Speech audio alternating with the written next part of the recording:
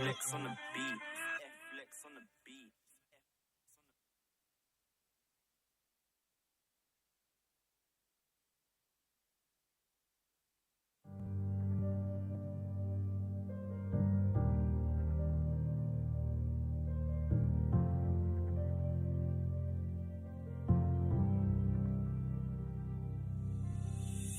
Do you feel what the eyes can't see?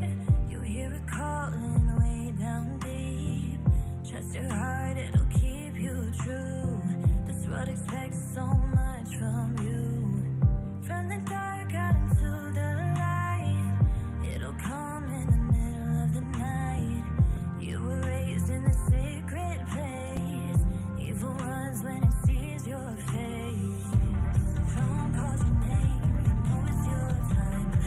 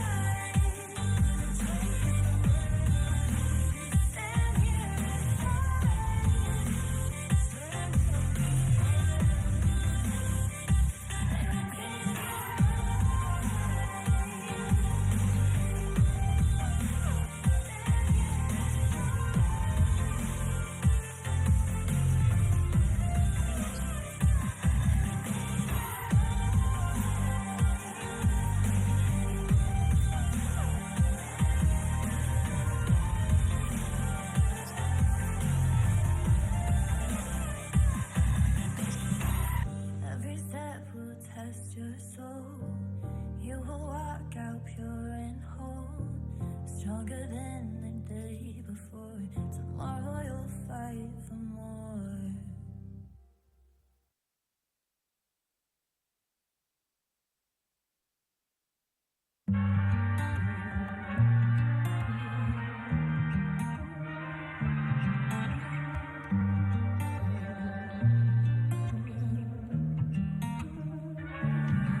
If I had nothing but myself, would you still be around?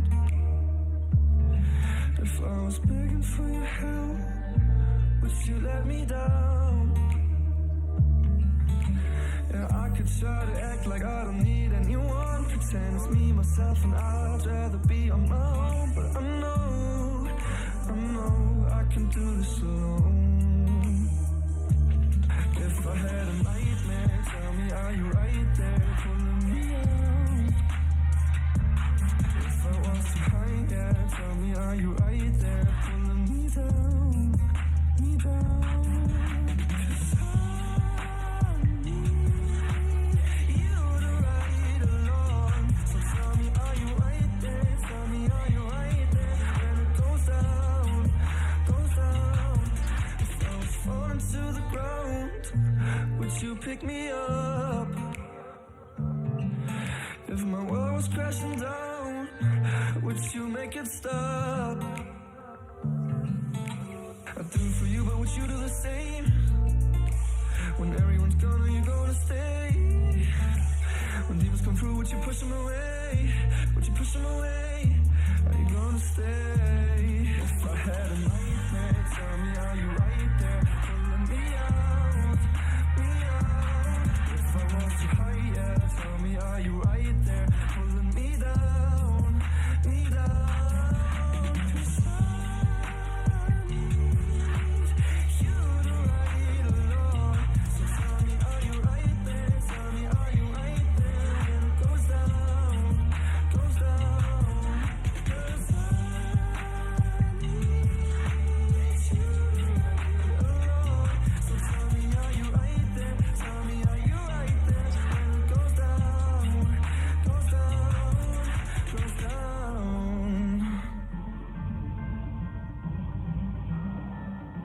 When it goes down, down, down, down, down. When it goes down, yeah.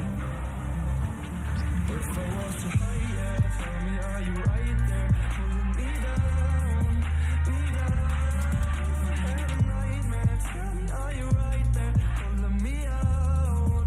Oh, 'cause I need you to ride along. So tell me, are you right there? Tell me, are you right there when it goes down, goes down? If I had a nightmare,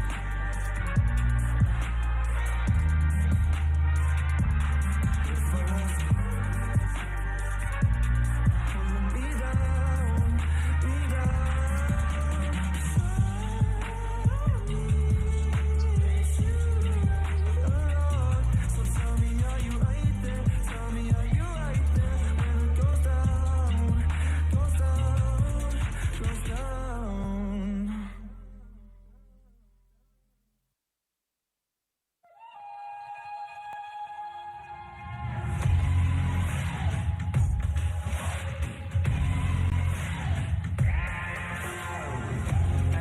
What I'm doing, getting right to it.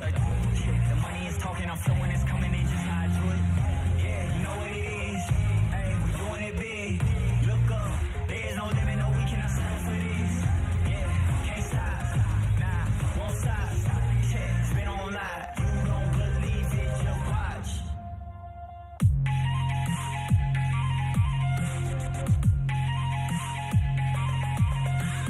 I had to deal with the cards dealt. Hey, when no one's help. When it's time for action, headlines and captions. Just imagine all of the hours that I put in running and gunning the passion. All of them clap, big applause, which I can pause all they reactions. Ooh, we know I never had a losing streak. I know you see what adrenaline's doing to me. I've been kicking game Bruce Lee. You ain't in the game too weak. Make them feel the pain too deep. Tell them get out the kitchen, you can't take the heat. What I'm doing, getting right to it. The money is talking, I'm flowing, it's coming in just how I do it. Yeah, can't stop, nah, won't stop. Yeah, it's been on live.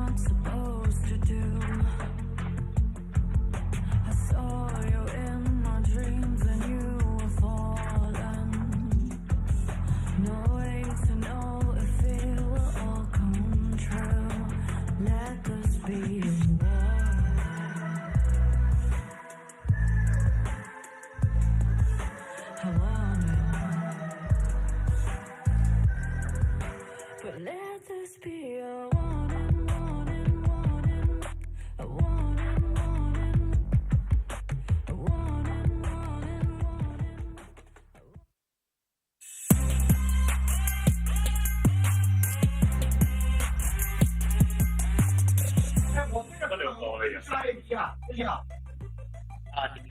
你可以玩好玩一点。加油，兄弟们！我这把不套路哦，这把不套路。对，我们正常就赢了是吧？好，好，打点血看一下。流头。用在这，用在这。你能丢掉吗？可以。来，5秒，能打吗？我会交大，看一下流头。阿曼来看一下。牛头，能打，那你小胖下手，流头，小胖下手来流这里。流头一滴，死了。他死了，我打我看死了。6次已经找到了，右的寒冰有技能。知道， OK，给个眼，你们双人线给个眼，我能给龙之让他吗？踩这个草，还可以来帮我上路吗？我直接推。我只能给三角。我不太能帮你，我上路有点力，我不太能帮你，我们这边得踩的，我们这边不能让的。完了，我需要来帮。等一下可以的话，给我河道4，我这样中路才可以，这样才可以冲他的。好，啊，不然我当时被他推。他还牺他们牲。吃龙了，龙给了。龙给了，我这波逼了去上，然后出来帮我把这个人排掉，你辅助跟牛头就闪掉。我回去。牛头没闪，有什么？好。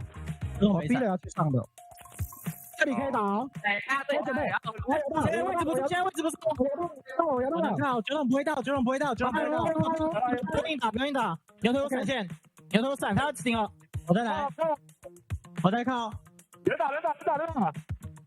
看到，就看我，要走，走吧。好，这东海路又回了。牛头在那个，绕快波兵，我需要逼了，好，走，看不了。好，看不了，别看，别看。我死了，我想出全 AP 的，感觉这把吃又缺3了。我现在需要慢慢发，我需要你就自己玩，你就自己发就好了。我自己玩会一直被虐塔，我们也没办法帮你，我们这边得踩的。慢慢发育。我先看一下阿波1点。排演，我来上，动了，退过来。我踢上绕背，他只有踢正面了。我直踢正面。我想去拼城。我可以压位置。对，主进来，还是拼城。往前打，可以打，往前打。要拉着龙源，要救我，别慢。好，拉着，直接拉着。10秒到，小心点手。我先推这个，我先推这个。我们不要让雷，不让。 5秒到，我来了。要3千血，我们在吃，我在开大，我干掉我上8000。哎，还有半血，很嗨。我想压大，可以往前吗？他们拉掉了，中场。地龙魂好像得接地龙魂，都要打，现在都能打的。这边能摇到了吗？可以了，看一下这边摇个大看看，这边摇大看。艾文。我在后面，我在他们后面。我还要跳，回去。打小龙对，听我讲，吃到底。然后茂凯去排演，对了，去对到，我可以来。这边到。OK， 打，哎，慢慢看，先打，来打。哎，小胖，不要看着，我来追到，吃到龙，小胖没闪，吃到了。OK， 我去整线。不要偷没闪，他又没闪。OK， 可以，太死。不要让我死。你别搞。我看。OK，发了好痛。九筒没闪。九筒会来吗？不太会。别死。慢慢来。不是。可以。我还要这了吗？他们开我，不要卖我。不用扛的。不用卖。准备反打，这边准备要打了。我想要快点。我想要慢一点。往前。压到了，都很好。看到我。九筒慢慢来。小心传统。慢慢看，后面。走。慢慢来，牛头可以帮吗？哎，牛头，试一下有机会，没事，我们有时候等一下没爆了。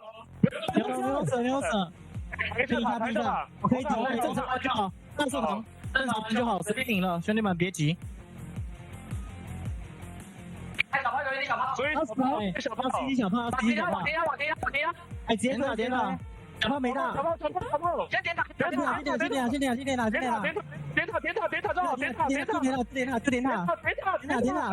点塔，Nice， 哇，我看不起的啊，我真的看不起的啊。哎，有没有前 AP 大树？好怪 C 吧？没事啊，你看前面线他吃不太多。你欠失误太多，没事。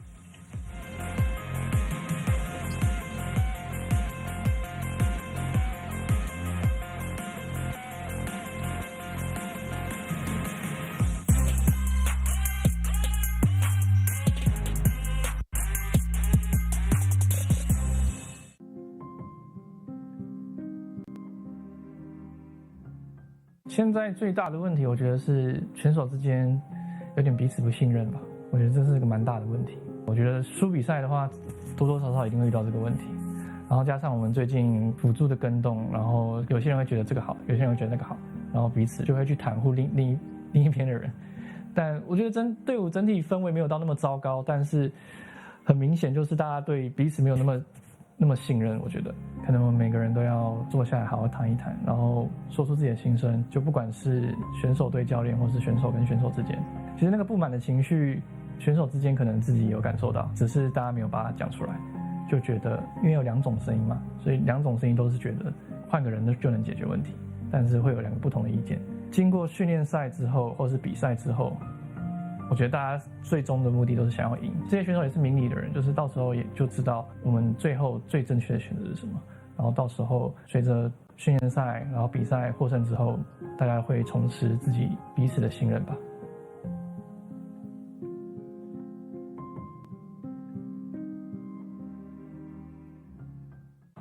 你只会玩酒桶，这互背。你只会玩酒桶。你有没有第二支？你有第二支吗？有啊。谁？对啊，他超比你猛。我也觉得。他昨天怎么那么屌？他每台车都开得到。对啊，每台车都开得到。还有 GPS， 很有钱可以装 GPS。也有校鞋给他装。我跟车长会认识是因为之前在 J Team 2队刚打职业的时候，然后之后在 J Team 1队也跟他同队，所以就认识算久了。他是买了枇杷膏，他沟通量很大哦。等下包厢在里面。然后去唱歌，你们要去唱歌，然后等下我要去那边跳舞，我赢了要去旁边跳舞。可以啊，欢迎。跟车长认识的话，应该是在 J Team 的宿舍吧。然后那时候跟他相处，就觉得他这个人很外向，会主动找别人聊天。其实他私底下他蛮害羞，只是他很喜欢做效果，然后他其实就想要逗大家开心这样子。尤其就是他赛后之后会表演的去跳舞嘛。他中了一些枷锁，并没有。哦，今天还多了个道具，是不是？哦，哎呀，滑倒了。哎，一代。然后对面开局就，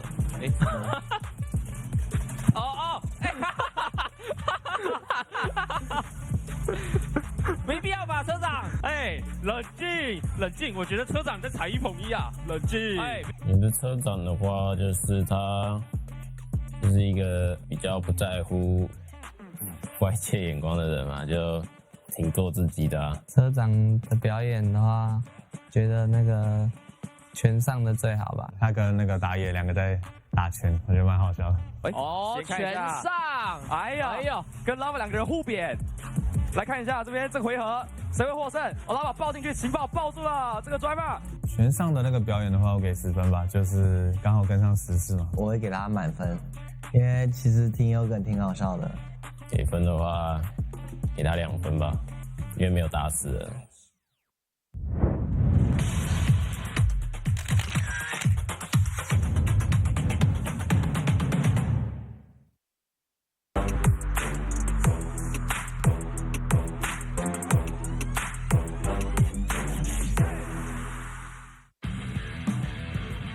有提到就是这个 combo 的配合嘛，就你只要瑞尔开到，你后续蓝宝大绝是很容易让武力特斯有个收割的机会哦，直接把对方吸干呢。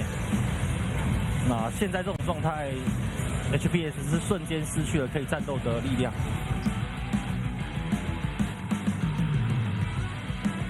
虽然说 J Team 他们有着双射手，但接下来一定是尽全力想要来阻止对方的龙魂。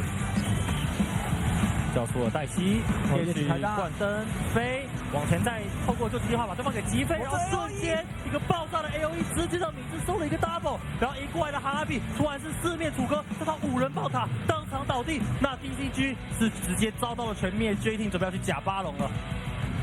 这开战开得太果断了，J Team。直接冲了进去啊！对，他在5个人阵型站好，然后蓝宝就定位的那一排就直接选择开战，而且同样也是夜曲进场完之后搭配露露的大绝起到一个留人的效果。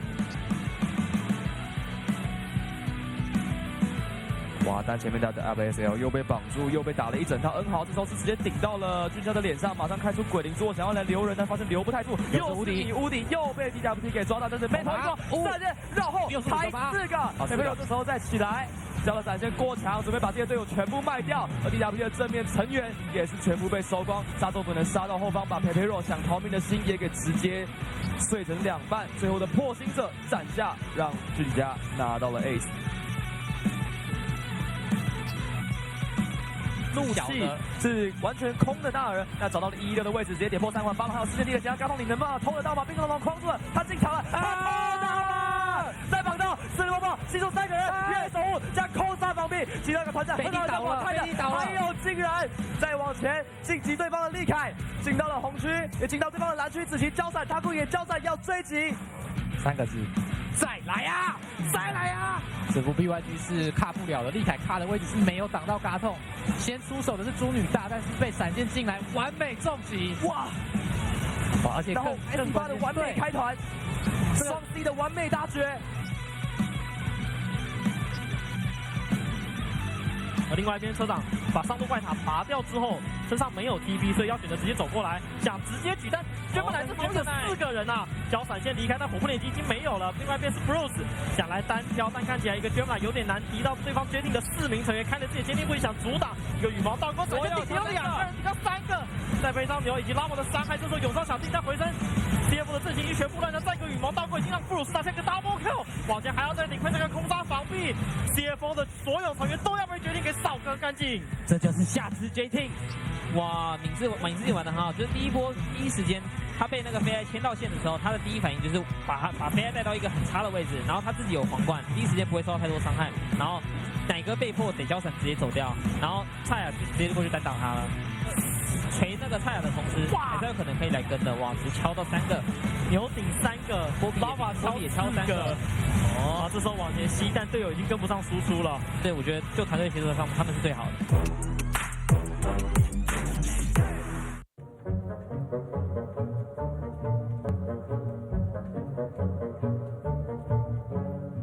来，啊，阿希尔，不错，啊。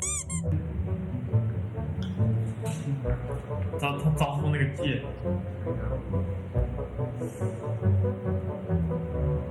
保罗是关键。好嘛，我是曹操。没有，我要给下一张。啊，那给你们看武器。剑刀我们也在这一边。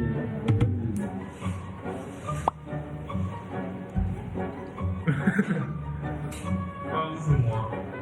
讲啊，刚刚是右手，现在左手。那不是这样子的这样。完了挂。稍微再剑出来，她应该是女的。好了，你下一把。有这一只吗？给你们，你可以公布刚刚那几个。没有，还有武器上。没有，我刚刚那是武器。身体。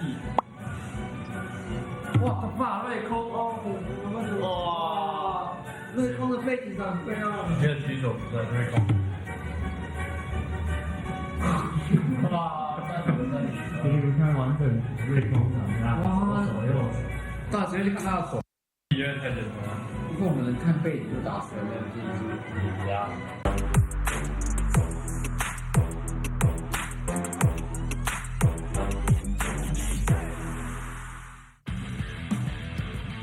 And this fight, it just started with Shalsey finding that engage over the wall and then the follow-up from the Rumble. So much damage on the Adiogs as well. You know, he is the one that can deal damage at this point, but I don't think he did any. I don't think he got the opportunity to. Tied as well, despite ulting, taken down to a level where you just can't fight on that health. Well, 2 minutes on that next drag, and I think that's where both teams will probably be looking. Ooh, some poke lands. Oh, Paranoia comes out. It's going to be a double knockup from that Wild Grove here and an instant double kill for Minji. Another kill is found as Minji does rocket jump out to get away from that Jax. And that's going to be a clean 4 for 0 and Baron now. Whether it's a Xayah ult missing, a flash down somewhere, people are getting picked. The wild growth as well, knocks up 2, and so much follow-up. Minji even once again being hooked, but not a problem whatsoever. He gets out. And I think from this point, now J-Team, they feel unstoppable. Pretty far in. Yeah, Junjia does have some escapes. He has the ultimate if he needs it, but it's going to be Woody who's paying the price for Junjia. But Maple comes in and finds 3 as Artie will arrive too. He's going to stay in the middle of that fight and just tank up everything. Wako flashing forward after that killer instinct will be able to secure himself 1 as Xiaotu is going to leave that full donut scoreline and pick himself up his first kill.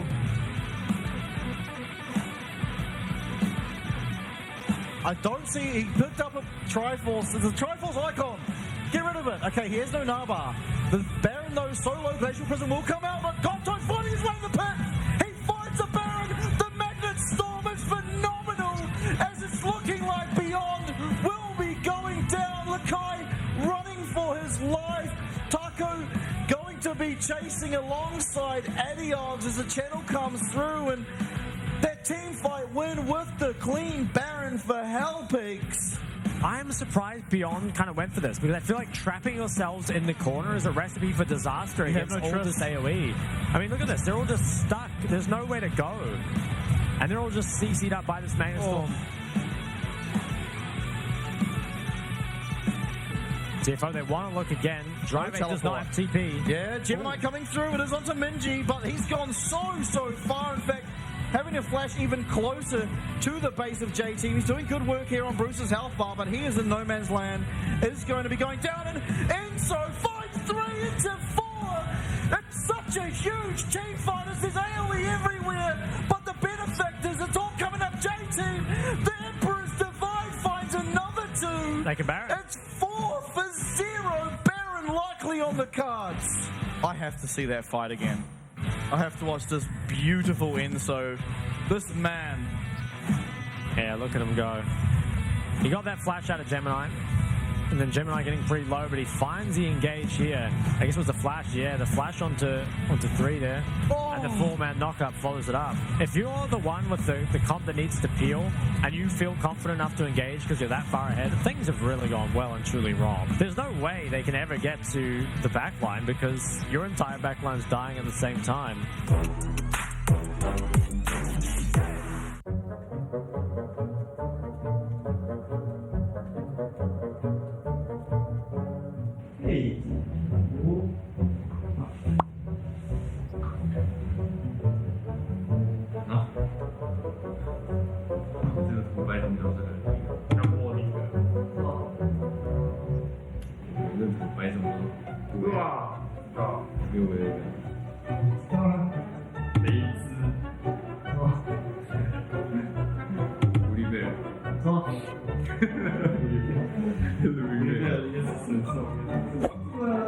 看身体好了。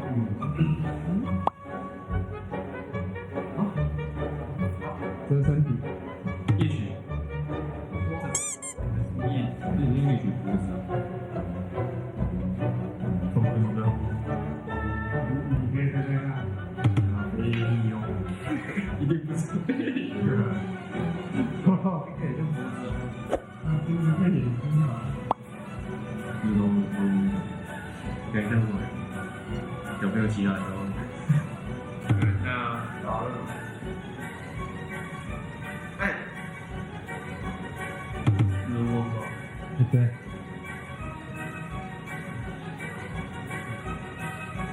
我跟你讲，你没人说。不错。好啦，那这个武器出来就知道了。对，丹娜。OK。在讲名字粤语是谁？粤语。哎，我越南的。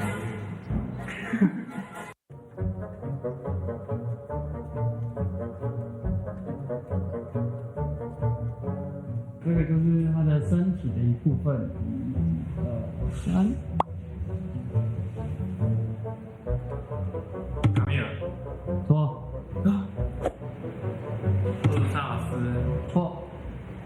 脚吗？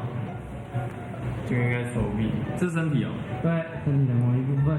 这应该是手臂。好，来给你们看，我想想哦。我以为那是腰哎。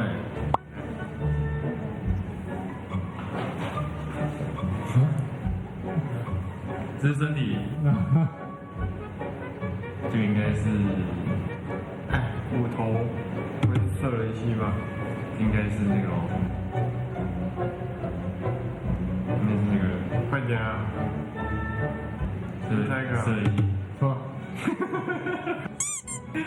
搞那么久，哎，背景就知道了。对错。啊？这是什么？是背景。背景。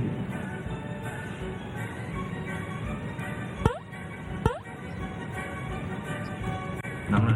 错。不是。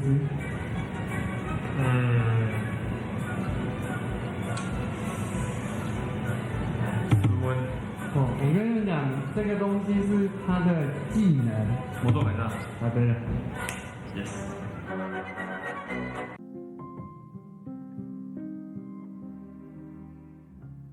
现在最大的问题，我觉得是选手之间有点彼此不信任吧。我觉得这是一个蛮大的问题。我觉得输比赛的话，多多少少一定会遇到这个问题。然后加上我们最近辅助的跟动，然后有些人会觉得这个好，有些人会觉得那个好，然后彼此就会去袒护另一边的人。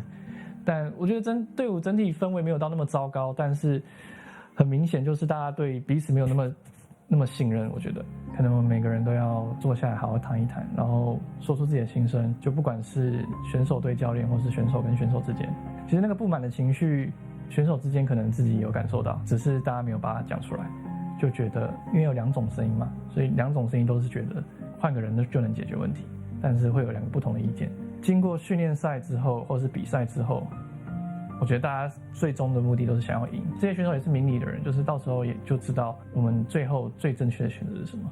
然后到时候随着训练赛，然后比赛获胜之后，大家会重拾自己彼此的信任吧。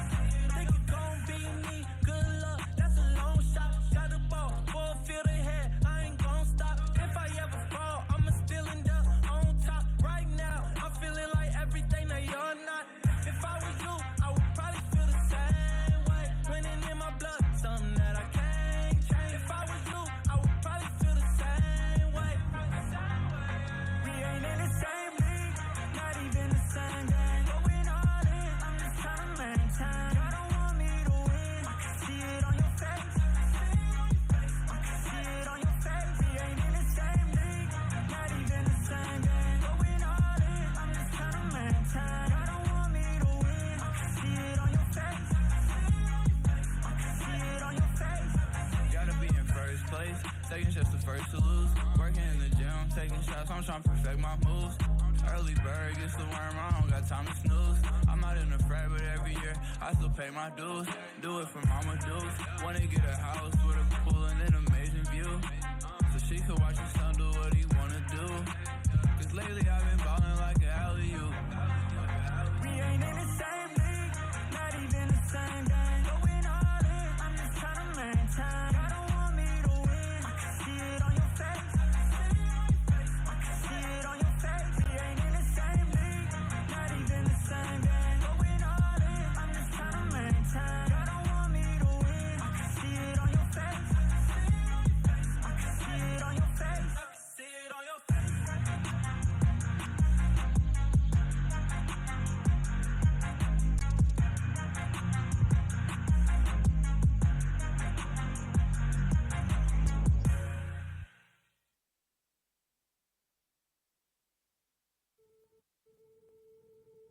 Lashes divine, I'll empty your mind, 'cause you want me to.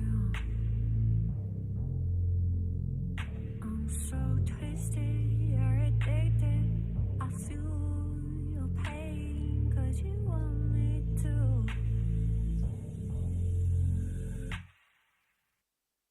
I'm so good for you. I'm so bad for you.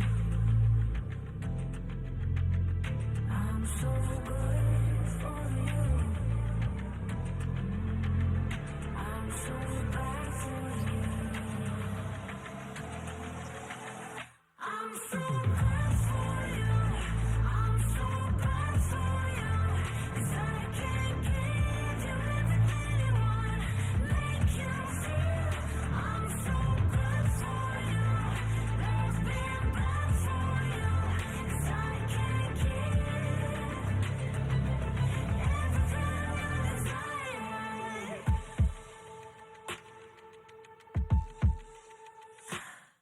So close the doors, let me in, let me taste the darkness in you. No one serves me like you. You ask me to slay you, to burn you, to haunt you, so you feel. So do you feel me now? I'm so good for you. I'm so bad for you. I'm so good for you. I'm so bad for you. I'm so good for you. I'm so bad for you. 'Cause I can't give you everything you want. Make you feel I'm so good for you. Love being bad for you. 'Cause I can't give everything you desire. I'm so good for you. I'm so bad for you.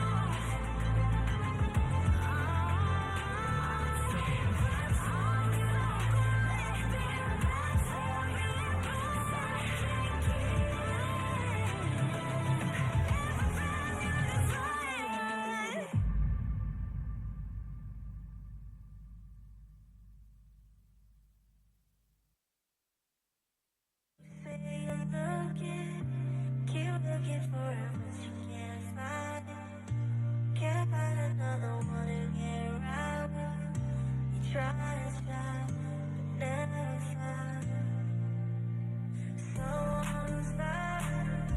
Keep looking for it, but you can't find it. Can't find another one to get around it. You try to stop, never find another me.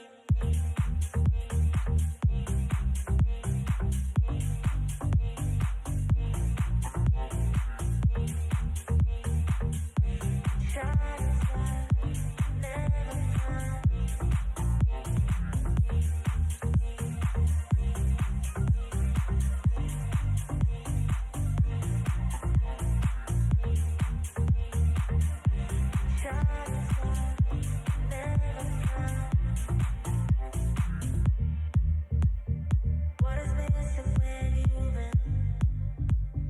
Tell me something I can hear. Body screaming. You won't admit that you will be close. I know your needs, you know I know. When you're with me, you feel it the most on the low, low, low. You say you're looking, keep looking for it, but you can't find it. Can't find another one to get around it. You try to stop, never find someone who's fine. Keep looking for it, but you can't find it. Can't find another one to get around it. You try to stop, never find another me.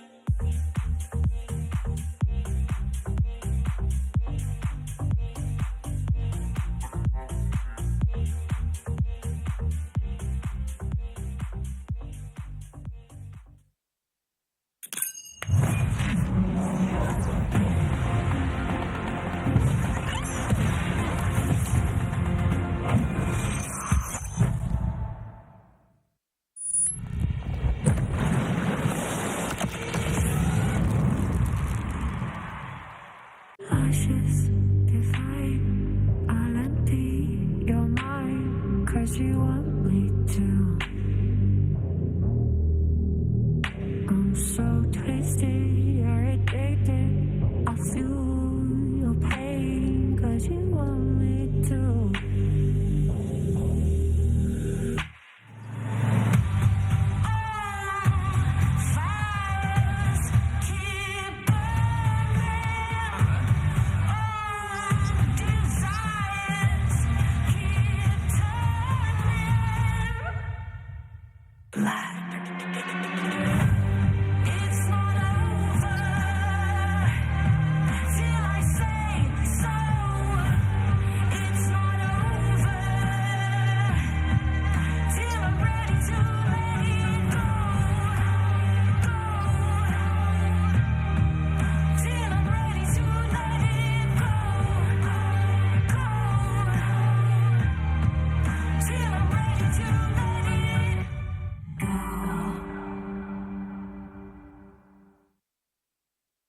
Ladies and gentlemen, welcome back now to week number 5 of the PCS Summer, brought to you, of course, by Riot Games and Carry Live.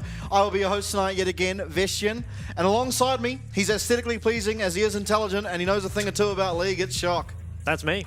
Look, and I've said this every week, but we are now finally on patch 13.13, so we're a bit behind the rest of the world. That does mean the meta has already been worked out a bit, and I think that could be really interesting going into this week, because we've started to kind of see the teams get pretty comfortable with 13.12, and now that's going to be shaken apart a little bit. Yeah, well, after 4 weeks, you'd kind of hope they're getting a bit comfortable, but I think in general, from patch 13.13, there's not a whole lot changes. Maybe some of the priority around Nico and LeBlanc would be like the main things, but I think other than that, in general, a lot of things are probably likely to remain the same as you take a look at the standings. as well is kind of a higher priority pick. But oh, true, absolutely. But take a look at the standings.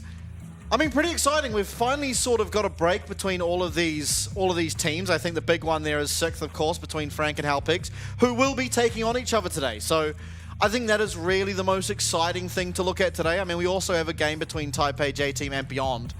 But other than that, I think PSG pretty firmly ahead and Duish Team very firmly behind. Does feel like that. And I mean, J-Team, they are only 1 behind PSG, but it does still feel like the gap is fairly large, I would say. Like, I don't know, if PSG and J-Team had a best of 5 right now, I definitely think J-Team would pick up a game, but I also don't think PSG would ever lose a series, don't you think? Yeah, I think that's a pretty reasonable way to view it. I would be skeptical on J-Team finding a win, I think mainly just because of how the teams play. I think drive is a big factor in that game, and Arze, he can pretty much play to whatever level he wants to, but yeah, I don't know. It is interesting. Have to find out sort of how these standings start to separate. Obviously, it is now only 2 weeks until it is playoffs, so it's really crunch time for a lot of these teams. And if you are Halpigs, Frank, and West Point in particular, I think you really have to start winning your games and be more convincing so you can secure a playoff spot. For sure, because it does feel like that 6th place spot is still very contested, right? Like West Point taking on Duish Team today, have to think they'll pick up a win there. And then Frank versus Halpigs, those are the 2 teams currently tied at 6. So there's definitely chances, I think, for all 3 of those teams, West Point, Frank, and Halpigs, to be the one to secure that 6th place spot. As we'll take a look at the 13.12 recap. Look how many games Maokai and Jace got played. Yeah, look how many games Zaya got played. Yeah, it's pretty insane. 34. Lost 23 of them, but I think that's a really misleading stat because a lot of the times it is teams like, I mean, Pepero had quite a few games on Zaya and obviously they've lost every game. So I think that in particular is a bit of a misleading stat. But in terms of Azir, Maokai, and Jace, I think both really good teams and the really bad teams picked those and found wins on them. Other than obviously Duish Team, but Azir did seem to be the best champion on the patch. Yeah, I feel like Azir is really strong. Maybe Kai'Sa, actually. Yeah, Kai'Sa's pretty much permabanned, as are a lot of the other kind of OP champs. You know, we don't see champs like Nico here, because honestly they didn't get through enough, but I'm pretty sure the Nico win rate would be fairly high. So, Tristana also missing, but again, another champ that gets banned away a lot. I think it lost a bit more than Jace. I think Jace in general won more games than the Tristana. At least that's what it felt like. I don't remember exact numbers, but it probably didn't lose, have such a bad win rate as the likes of the Cassante and the LeBlanc. I think the LeBlanc win rate is the most surprising, but it really was just, even when the good teams picked it, they weren't able to really play around the LeBlanc like you'd perhaps expect, right? Like, internationally, this champ was so dominant, but here in the PCS, it really didn't find its footing very well. Definitely agree. I think with the Shiv LeBlanc build, you want a slower game, and honestly, the way PCS play, they're probably just better off playing LeBlanc normally. Right, is much better at skirmishing and bursting people, at least in that early game.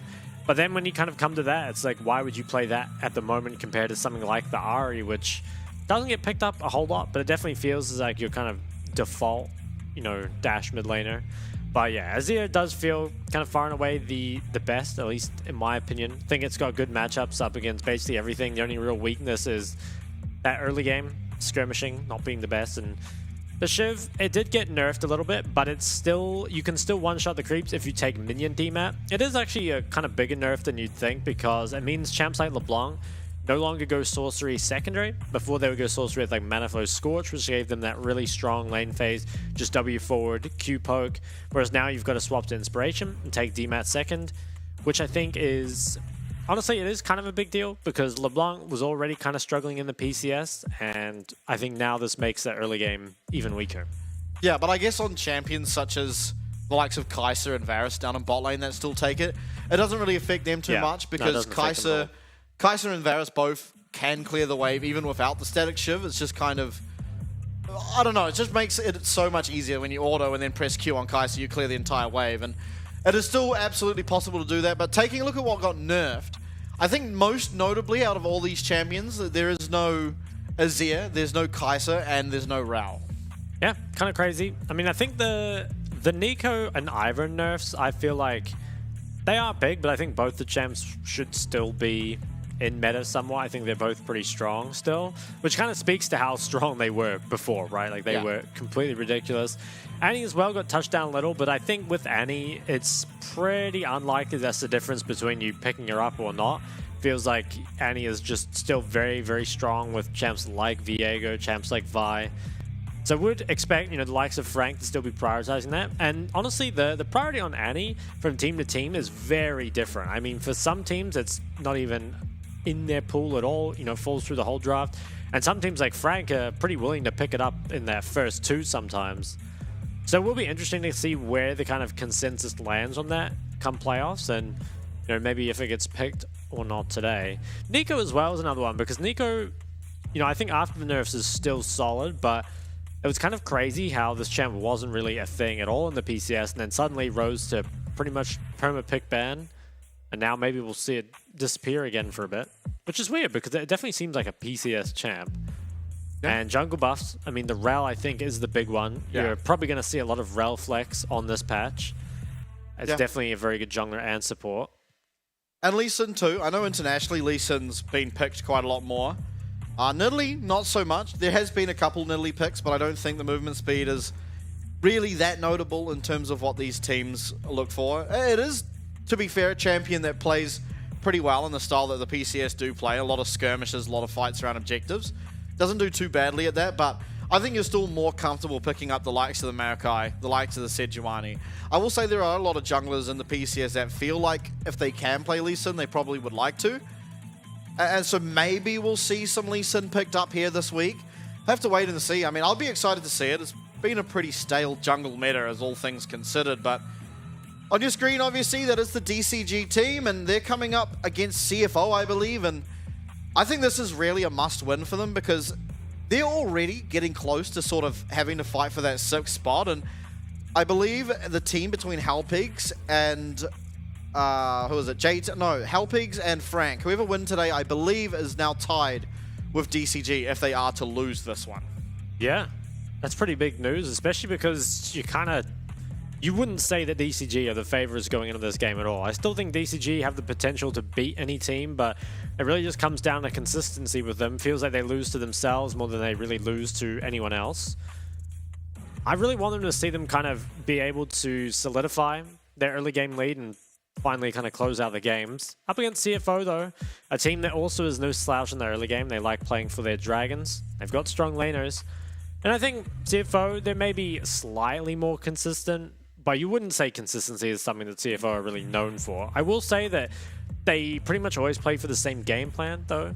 I think it's very nice to have just like a clear win condition of stack up the dragons, and then if the game does go longer than you intend, at least you have some kind of chance with that Dragon Soul, which seems to be CFO's kind of main objective. Yeah, I'd say almost most importantly is having that sort of almost one-dimensional playstyle and the one win con that you often look towards for most of your games can be a problem in many teams' case, but for CFO, they are so strong at that early game that they often do just get those dragons through their superior laning. So I think for this team in particular, the fact they have that and are able to execute on it so consistently is a really good sign of what they may be able to pull out. And I think against DCG, they also really want to win because they're going to want to start, you know, putting together some wins to contest for first, second, so they can get that first round bye in the playoffs. And they are a team that should be able to do it. I mean, they fell just short last split, losing down to Frank in what was a tiebreaker at the very end of the season. And I think they're currently sitting at 4th. They're going to really want to turn on and fight for those spots. Definitely. Stats comparison here between the top laners, and I think this is a matchup where counter pick is likely to be pretty important. I mean, both of them do kind of like to pick stuff that is good in lane, make sure to punish those blind picks coming through, and here we head into champ sec. Still LeBlanc and the Renekton banned away, Tristana and the Jace, of course. So question mark, I think, will be, does Nico make it through? You have to feel like CFO will probably last ban the Kai'Sa, or maybe we'll see a trade early on. Yeah, I wonder if Mission even wants to play the Nico. Yeah, because he hasn't played it previously, I don't think. No, maybe they might ban it. Like, they've banned the LeBlanc already, the Renekton as well. Ooh. Xayah, okay. I wonder if that's setting up for Rel first pick? Hard to say. I mean, there's still a lot of options on the board, but yeah, looks like Nico or Kai'Sa is getting through. And I could see DCG just ignore it and try and play like a 0 or something instead. Their Mission was very good in that champ last split. Actually, he's very good in this split too. Just very good. Does like his mages. Okay, so they ban away the Azir. So the question is, what do you take first? I think you take the Kai'Sa and you just pick your engage later, because you can pick Kai'Sa with no Xayah answer into it, which is pretty nice. This does mean, though, that you give over some pretty strong engage. You know, if they take something like Rel Nico right now, it could... Oh, Rumble's another champ that should be pretty high priority. Even Rumble Rel could be good. There's lots of options, really. And what do you answer the top lane with if you do just lock in the Rumble? Because it feels like a lot of Jaxes just get picked and you lose out on early game and hope to find like a nice side lane later on. But it does give so much early pressure to CFO. And I think with Jax locked in, DCG should just take Rumble at some stage. I'm not sure they will, just because they're going to want this Kai'Sa to be able to go AP, and there aren't really any other AD mids left. I wonder what they do go for here. I mean, still feels like the Rel, Nico are options that can be looked at. But yeah, I think it's difficult to go Rumble, I think, because you're just going to end up with so much AP. And while you could have Kai'Sa go the AD build, doesn't really feel like you're getting the strength of the champion. The Rel looks like it'll be locked in. This is a flex pick, of course. Ooh, and an Orianna being hovered. Yeah, I think you're just going AD against Kai'Sa if this gets locked in anyway. Maybe. I would give them some pretty crazy team fighting and maybe suggest that Hanabi wants to look for different counter pick. Okay, so they just lock in the Orianna. I mean, I think it is really good with the Rel. And what do you play into this as Jimmian? I mean, most of the matchups that do well on Orianna are pretty immobile, stuff like the Victor, the Syndra, and that could be difficult against this comp. Alternatively, I don't know, is there a melee you could play? Something like Sylas, it's a losing lane. Doesn't seem like it's super good. Looks like they're going to go for the Alistar pick instead. And I feel like the bans here for CFO almost have to be top laners, because this Rel can just be flexed. I wonder if they'll care about the Rumble or not. I mean, maybe just ban... It depends if you think there's going to be AP or not, because you could look at Rumble Gragas bans. Otherwise, you could ban away kind of team fighting tanks, something like Ornn, Zion. They ban supports instead. Interesting choice. I mean, I guess wanting to limit the amount of engage that come out, so there isn't something like Nautilus and Rel. But at the same time, it feels like even if these supports do just get banned, you know, the Rel goes support, and then we pick up something like Poppy in the jungle. Yone ban. Okay, so they ban away Jimmy and Yone, don't want it synergizing with the Sedge. I think that's actually a smart choice. Not many people would play it here in the PCS, but I think this game would be annoying to deal with, at least as a mid laner. Now, last man here. You take away the Leona. No pop. Okay, they are just going to take away the Poppy. Yeah, makes a lot of sense. Yeah, I think it's not only a flex pick, but it's very good into Jax. Yeah. So, yeah, definitely think it's a good takeaway. Limiting the AD jungler options here is pretty good. Last ban is the Varus. Ooh, by the way, 13-14, or 13-13, sorry, is that the patch Aatrox got his buffs? No, or that's 13-14? next patch. Oh, okay. We're so far behind. Yeah. Okay. So I wouldn't be too surprised to see this, just because there's not that many champs that you can play into this kind of hard engage comp. But it does have a pretty losing matchup into Orianna. And I think it's not that great with Sejuani either, because you know you're going to build Merc for a Sedge anyway. So, interesting pick. I honestly think that Jimin just didn't have a whole lot of options. And now the Vi, it could be picked up. I'd be a little surprised if they went for this. I honestly think I'd prefer to see the Rel go jungle. But we'll see. Okay, so they're going to lock it in. I mean, I guess they know that there's no ADC, especially with the Xayah gone, that can really be picked to survive this kind of engage. Which I guess is what they've gone for. Are they going to lock Cassante? I almost feel like Cassante's starting to feel like a little bit of a bait. Yeah, it feels like it hasn't found a lot of success, but honestly, it's quite good, I think, with the Orianna as well. Just you can put the shields on him. Okay, so they do go for the Gragas. I'm a little surprised that that's not a Rumble if they were willing to play AP top. And I wonder if this does just mean Kaiser's going the AD build. You'd have to think, because otherwise it's just too much AP that can come through. So what AD do you pick into this? I mean, it's really not easy to survive. Israel, you might just be forced onto it, but it does feel really, really tough to play against this comp. Yeah, there doesn't seem like many good options for an AD carry. I mean, I have to say, I think I like DCG's draft quite a bit more. I feel like it's pretty tough for a team with Ahri and Ezreal to really deal the damage they need in this game. I mean, you do have some skirmishing that can come from the Jax, but I really like what DCG have gone for, and I think it's, you know, relatively simple to play, lots of engage. Also think they have some solid lanes, right? You're expecting to have winning mid, winning top, and potentially winning bot as well. Definitely prior early into the Alistar, I think. So, DCG, I think this game is really up to them to show, you know, with this draft advantage, can you beat CFO? Because if you can't, or if you let CFO just run away with some of these early game skirmishes, they get that Sedge 2 involved, you know, maybe you don't belong in the playoffs. Yeah, we'll have to find out. I mean, I think both teams have fairly reasonably decent team comps, but as you said, it seems like onus here is kind of given to DCG to take over this game. And what we touched on before seeing draft is that CFO like to play through this dragon, and it doesn't seem like they really have that angle outside of mistakes being made by DCG to find early dragons. Whereas DCG, on the other hand, it feels like with so much priority given to every single lane, they should have the freedom to really play this game how they choose, while it does feel like Gemini is going to have to just go around trying to save 3 different lanes. And when you're doing that as a jungler, you often find yourself getting very far behind as well. So I think DCG looking really strong here, at least in the early stages. In fairness, they will have to try and tidy this game up quick, because it does feel like as you get to those objectives, it should be the AD Kaiser, and the Israel can put down a lot of pressure as he gets to like the 2-3 item mark.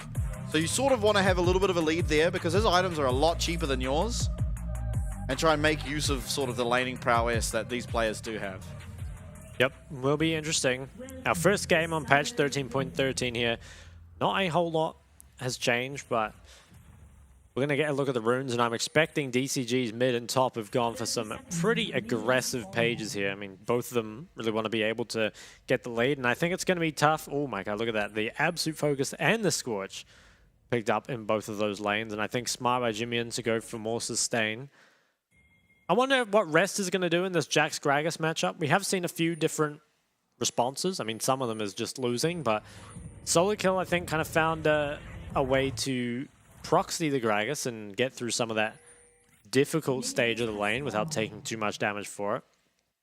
Yeah, and he did sort of it was not only in his lane though, they had to scout out where the junglers were as well, so he was able to look for that proxy. So we'll have to see if CFO are able to do that to allow Rest to have some breathing room in his isolated 1v1. And it looks like jungler, and at least Hana, should be pathing downwards. So after Rest does push this wave, if it doesn't get frozen just out front of tower, he should be able to look for a proxy, and it will be reasonably safe. Yeah, we'll be really curious to see his take on the matchup. We have seen the Jaxes just get annihilated. But if you can get into that kind of Herald in a reasonably even state, I think you're pretty solid from there. Jimmy, he's dodged, I think, the first 2 Qs. Nice electrocute trade. Oh, another Q dodged. Okay, okay. Damn. Jimmy showing how good his hands are. Botline Pro does go the way of the Kai'Sa. Not much Alistair can do here at the level 1. But this could be really tough, I think, for Gemini to find a way to do something. It's not very many lanes that you can really pressure. And not a lot of prio, though very early prio, I think, my favorite CFO here. You know, we often see the Jax kind of pushing into the Gragas and then getting frozen on outside the tower. Interestingly, Rest is remaining pretty healthy up there. Seems to be doing fine for himself.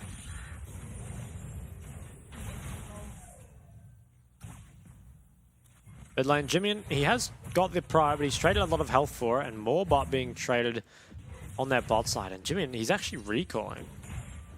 Is he just going to try buy a Darkseer? Okay, so he cancels it. Is deciding to stay. I think it would have been a mistake to base there. He's sticking around, but this is when Mission is starting to become a lot stronger in lane. And Jimmy is probably going to feel the need to use abilities to CS, at which point a lot of your pressure over the lane will be lost. This is something Mission does very well. Always kind of picks and plays for that laning phase and snowballs it from there. Ana does start up this bot crab. Has the mid and bot prio, so should kind of be a given. And I really want to see what's going on top lane, because Rest doesn't seem to be facing any of the issues the other Jaxes have run into, which is strange because Hanabi, he started in lane, so it's not like a leash difference or anything, and might actually be getting ganked top from the way Gemini is positioning. Yeah, that would be a disaster if that was to happen. I mean, he cancelled, he is going to go in, but this doesn't feel like you should. Okay, you get the flash. I mean, that's definitely decent. Yeah. Kind of surprising that he was able to even get that, but does work out for him. So flash advantage now afforded to Rest up on this top side. See if they can make use of it. It does feel like you might not be able to. Gragas is still pretty slippery in any case. PCS is starting to go to Mission. Jimmy and Kane clear out under this tower, but this is what we're starting to see. Just those DCG, they have picked for this, for these strong lanes. And mid certainly going the way you'd hope. Top lane, maybe not so much. This is very difficult for Jimmy to play. Maybe he can get some pressure here. Gemini's around and might find Mission if he walks the wrong way. Probably can force that TP out of Jimmy in here, but I really wish we had seen what happened top, because it doesn't seem like Rest really did anything different. Just didn't face the Gragas early trades or something. Ooh. Chelsea getting a bit bored down there. Decides to activate. Well, Shun landing a fair amount of damage here onto Orca. Wonder if he's going to look for a recall. He's quite low on mana. Is channeling it now. Shun opting for the teleport. The heal on Israel here instead of the teleport. Quite often Israels do take teleport just for the ability to keep so much uptime, as you are such a safe AD carry anyway, that the combat summoner often doesn't matter too much, but it is the heal. Means if there is to be a 2v2 down there, it's a little bit easier to navigate, although it still feels pretty hard nonetheless. Mission's gone for the Mercs as well, which, while it is good against the Ari Sejuani mid-jungle, you do wonder if maybe it slows down your early game a bit too much.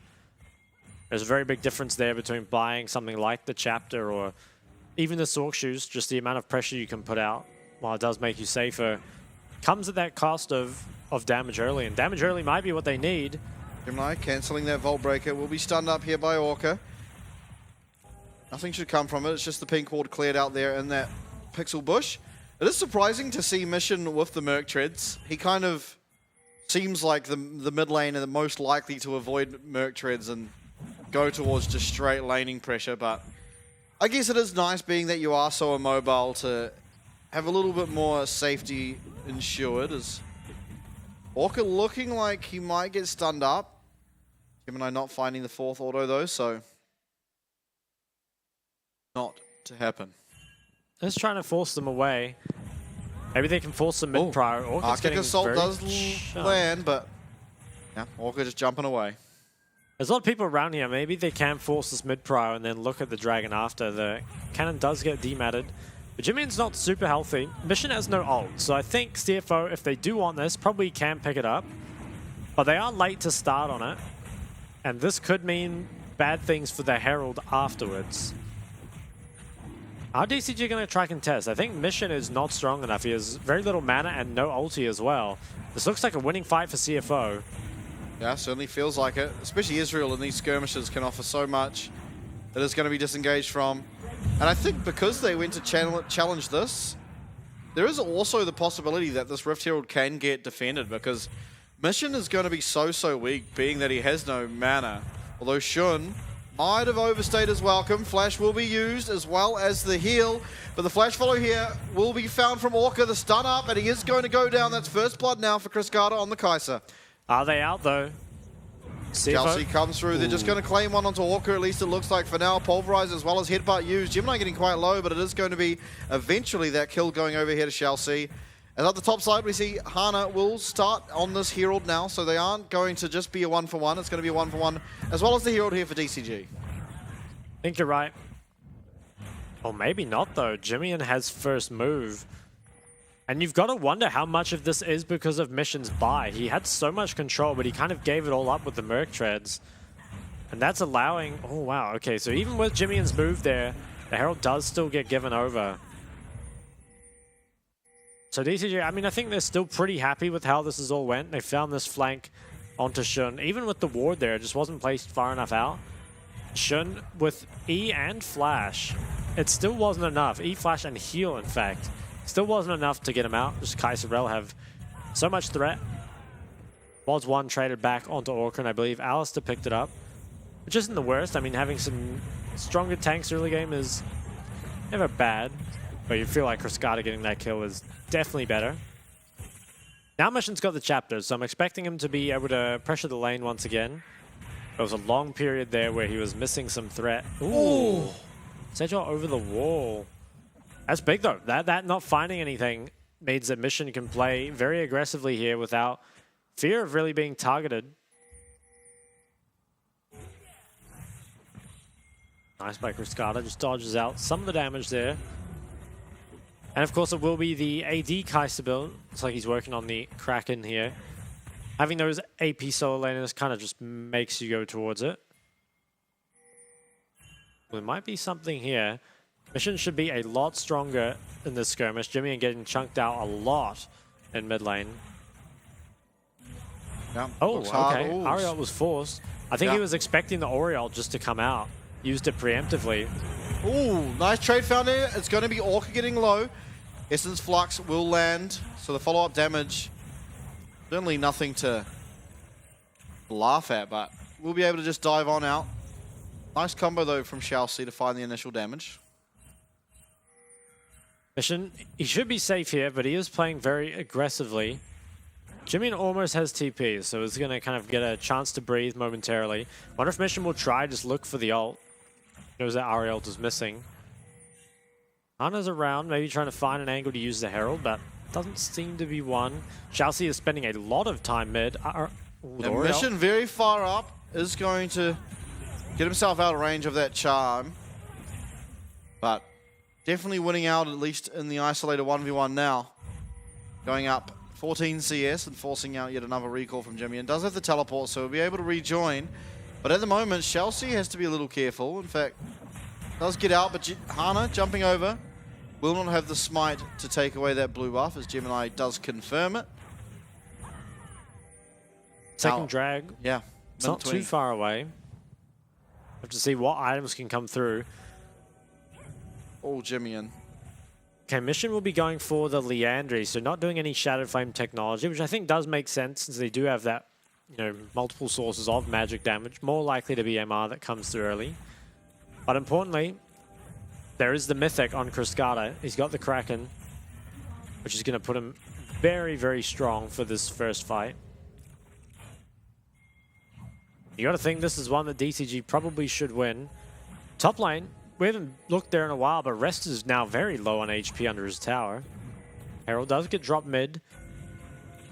Quite far ahead of time of the drag. Ooh, Rest dodges away from one, but is still just taking a lot of damage. Oh, engage found here from Shao C as the true shot barrage will come through. Orca gets really low. Magnastorm does come out, but it's going to be the first kill at least picked up here from Shun.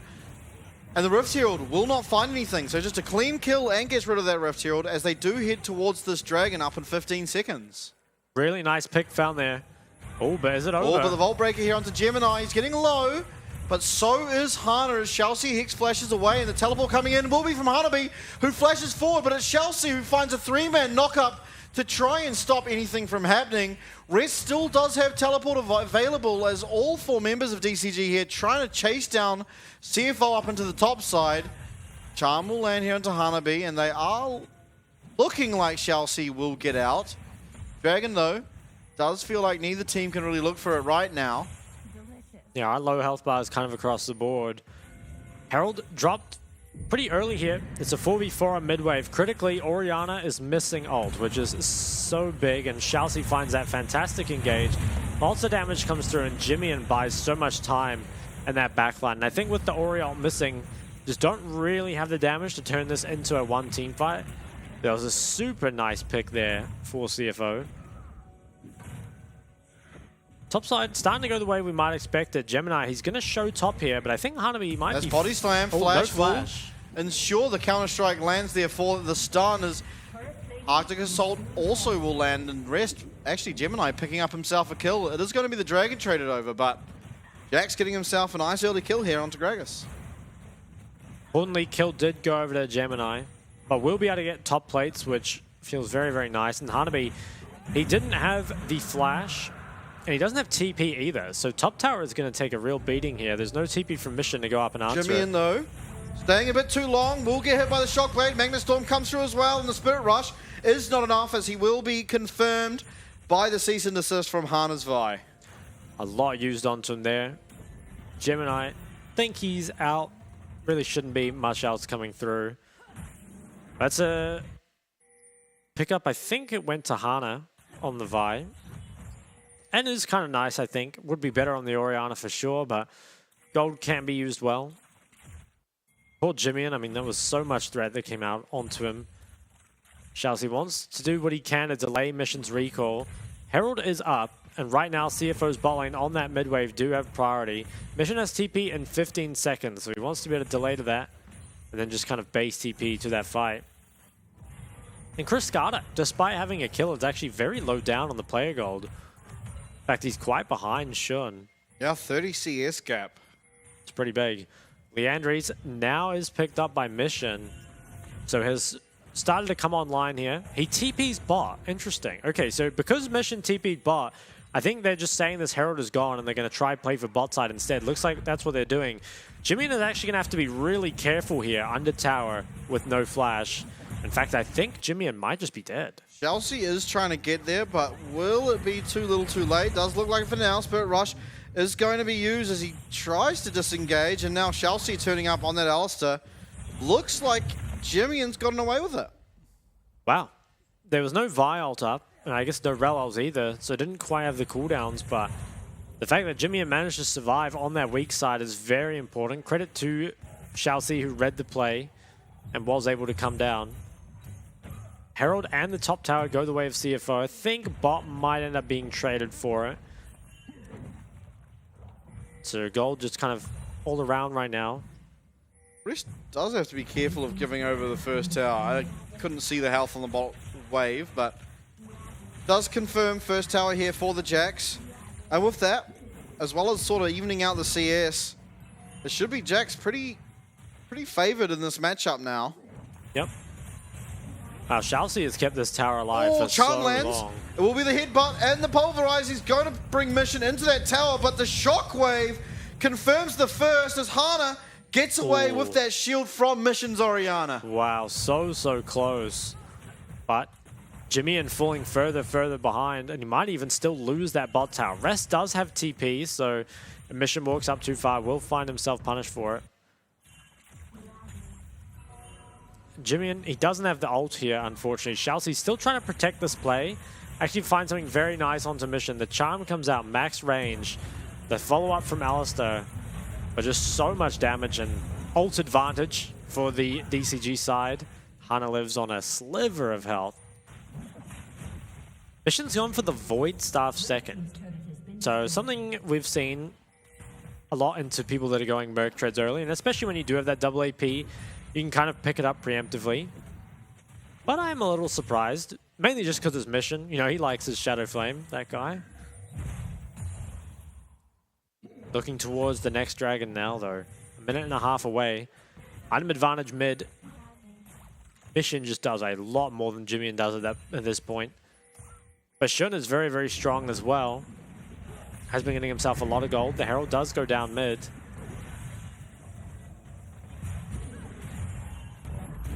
Well, it doesn't end up taking that much damage. They don't really have anything to back it up. I think focus might be around this dragon. Obviously, each team one apiece. I think it'll be important to see, can Shun pick up his mirror mana before this dragon? Definitely is close to it at this stage. Should only be about 1,000 gold. I'm sure he's had some CS since then. Can sell the Dorans as well. But if he does pick up mirror mana prior to this dragon fight, you'd almost have to feel like it's definitely CFO favored, I think. Maybe. I think it is pretty hard to say. I mean, gold is still very even at this point. Could just come down to, can Ezreal land some sort of poke before the fight starts? Jimmy and down 1,000 gold to Mission. Cascada's starting to catch back up. Has been just able to kind of freely farm mid waves. Now, Rest is pinging on his way to top. He does have TP, so he can get down here, but might be better just to have your Jax kind of split at this point. Not sure if he's going to be that useful. The way CFO seem to be positioning, it looks like they want to give this one up, but can they find a trade for it? Cascada could be the target.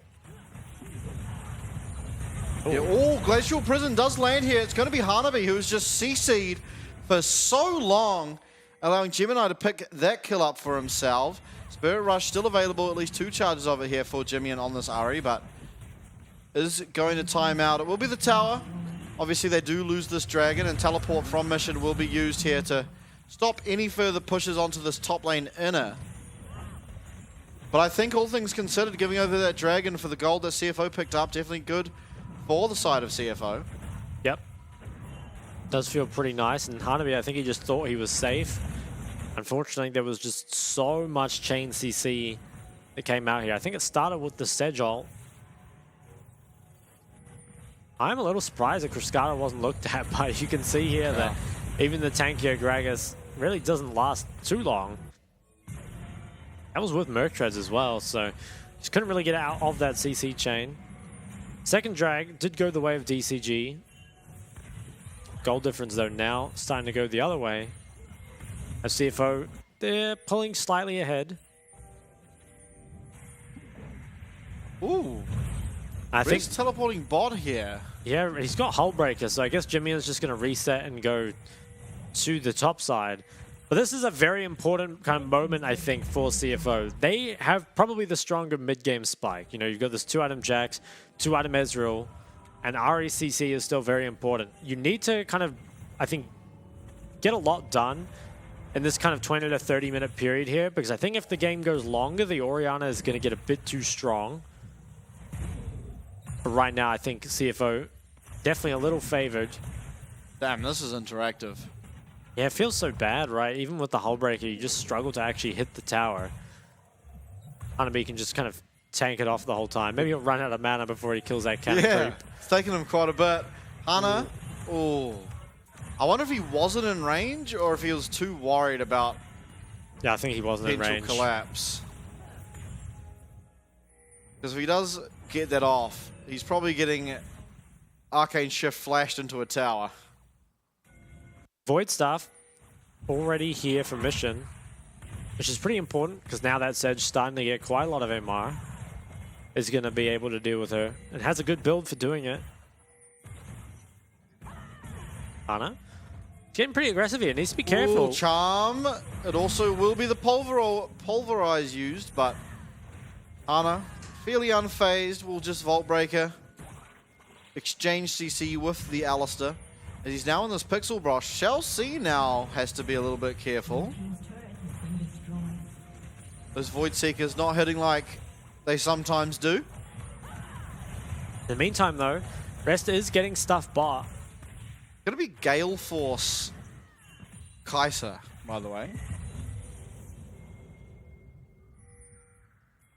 Not what we typically see, but nonetheless, certainly can't be too bad. I mean, it will, you know, give you an execute as you do follow up on what will likely be a Vi Orianna engage or even a Ral Orianna engage. There's a lot of engaged tools. Very hard to siege mid for DCG. The Ezreal just too safe, too much wave clear as well. 1:40 on this next drag. Now, Ocean Drake, very good for DCG, up against the Ezreal poke, of course. Question really will be, are CFO going to play for it or not? Because they do have a hull breaker on the Jax. Maybe they want to keep split pushing, but with that third dragon already, you know, maybe being looked at, maybe they don't want to either. A Banshees comes through on Jimmian. This is a very low damage build. But he's not there for damage, really just wants to be that utility. Mission now probably working on the Rabadons. Just a minute away, and I think whoever wins this next fight is going to be in a very controlling position. Both teams should have the damage to deal with Baron at this point. Abyssal Mask on Gemini, so the Void Staff by Mission is really paying off. Definitely. And I wonder, it looks like next Jack's item will be the Black Cleaver. I mean, it still could be something like the Steerax, but it is delayed obviously by one item since the hull breaker has been picked up. It also means that if there is any Zhonya's to be looked towards for Rest, it'll be coming through at 4th item. So a lot of delays because of this hull breaker, and it feels like it's pretty meaningless because the Gragas doesn't feel like he's under pressure. Just sits there clearing your wave. Yeah, I mean, maybe the argument is you are keeping Gragas in the side lane rather than grouped, but at the same time, you're not really making any headway. And now, Dragon spawning feels like this Hullbreaker Jax will kind of be forced to group. I think this is a fight that DCG should win, but could, of course, just come down to execution. It is CFO that have the control. Very difficult to face check this for anyone, really. Ooh, Oriole just onto 1. Yeah, that's a big cooldown that's been used. Obviously, it does chunk Shun a little bit, but Ocean Dragon Soul means there are just honey fruit all over the place, as well as this Alistair sustain was... And he took a red buff. Yeah. Well, felt pretty pointless there. And Mission, the way he's kind of built is to deal with tanks, not to deal with squishies. So focusing Shun there honestly feels pretty inconsequential. I mean, they could turn to Baron, but without having the Orianna ult, feels like a problem.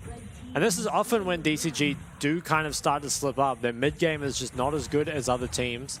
They often find themselves with those big leads early, but either macro poorly or team fight not so well. 2 dragons apiece, full CFO, and I think we could be looking probably just towards the next dragon. I mean, neither team really wants to fight, feels like. Just gonna keep picking up items. Rest content to continue pushing on bot. As level 16 here, pretty early on. Gemini here spotted out, so Mission should be fine to sit here for a bit. And Mission really wants to see if he can get his Rabadons before the next fight. Oh, lots of damage onto Cryscata. I wonder what the break point of this game is going to be. Because at the moment, it seems like both teams are happy just to sit here scaling. But at some stage, something's got to give. It could be over a Baron or it could be over a split push, but I think the Jax and the Gragas are containing themselves in their lane, and then a sort of between the Sejuani and Vi, a lot of face checking to clear visions going on, and then it's just every now and then the dragon spawns. There's not even really a fight over it. One team just realizes the other team's got the priority over it and give it. Yeah. But there's got to be a break point somewhere, and it does. It feels like, I don't know, it almost has to be on one of these big objectives because it's just so hard to pick when you've got this Ezreal and the Ahri. Just so mobile. There's even a Hex Drinker for sure, and now a stopwatch as well on Jimmy, and so not a lot of damage, but certainly a lot of survivability. 3 minutes on next drag. Mission, he's got those 2 rods. Not sure if he's going to be able to upgrade it, but would be a huge spike for the next one. 3 minutes. I think it's doable, as long as he is able to access minion waves. But at the moment, it is Cascada just clearing them up. He should have the top wave coming in that Jimmy's pushing right now. Mission finding himself at a fairly comfortable CS lead, obviously, up 40 CS here over Jimmy's Ahri. It does mean that he's likely to get to that 3rd item. That's a massive wave coming in, so I feel like he will have the Rabadons prior to this next dragon. And saying that, though, if he uses his ult how he did last time, could just mean they lose out on the dragon anyway. I think it's important to see how that shockwave is used. It almost feels like at this stage of the game, unless there is an egregious misplay from Shun, that you probably just want to chuck it onto your Rel or chuck it onto your Vi and just have it as follow-up for their engage. We'll have to see, though. He picked up level 16 there as well, so he does have a lot of damage on his ult. Shojin is the pickup here for rest. Wow. Have some very low cooldowns. And I'm not sure what happened with the Kai'Sa items, but I think she went PD second, Navori third, so no Gale Force. Oh, so she just got the BF sword to upgrade Q and then went Zeal into Phantom Dancer. They're different. You can build whatever you want on that champ. That is true. Okay, a minute and a half. Very slow game from 2 very fast teams. Not what we'd expect. Yeah, that's what I was going to say before. Is it feels like out of every team in the league this split, these are the 2 teams that want to win early. But here we are, almost at 30 minutes with a fairly actionless game. In fact, gold is pretty much entirely even. Yeah. 300 gold isn't really much to speak of. No. Pretty much everything feels even at this point. Mission is recalling. Is this just for mana, or does he have the death cap? It is a full... Okay, he does have the death cap, and a more picked up for Shun. So some huge spikes coming out right now. And really, I think it does just come down to execution. Maybe slightly DCG favored, but I mean, if we get some one-man Orioles, it's not going to cut it. Jimmy feels like it might be too safe a target to be looked at. Has Banshee and Stopwatch. Also just doesn't deal a lot of damage. Feels like almost a waste of time to look at him. You know what I find interesting about Rest's build? As he went Hullbreaker second, which is really good for side laning, and then Shojin third, quite good for team fighting. Feels like he's just not sure exactly what he's doing here. Does feel a little all over the place. I wonder, is there potential for DCG just to trade this dragon for Baron? It feels like they don't have enough control on bot side to really get to it. They are kind of posturing around top side. Maybe don't want to start up Baron versus an Ezreal, though. Would take a lot of damage. Cascada, nice dodge. Yeah. Supercharge just gets him out of the line of that true shot barrage. It does seem like they're turning their attention towards this Baron, but I don't know if they know that the entirety of CFO are in this region. Mission looking for Jimmy, but he's not over that wall. It is a Baron down now, quite low. Gemini, Arctic Assault in, will find that Glacial Prison here onto Cascada. Jimmy jumping in, does have to go golden with that stopwatch.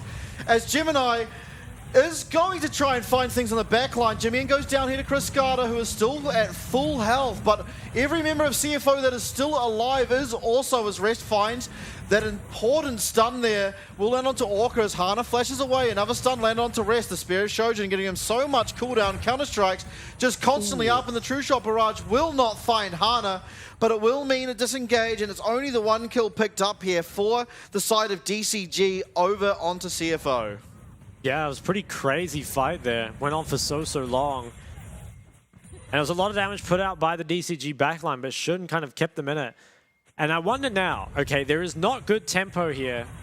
Well, we'll look at this replay first, but I wouldn't be surprised to see DCG is back on this Baron when we head back to live.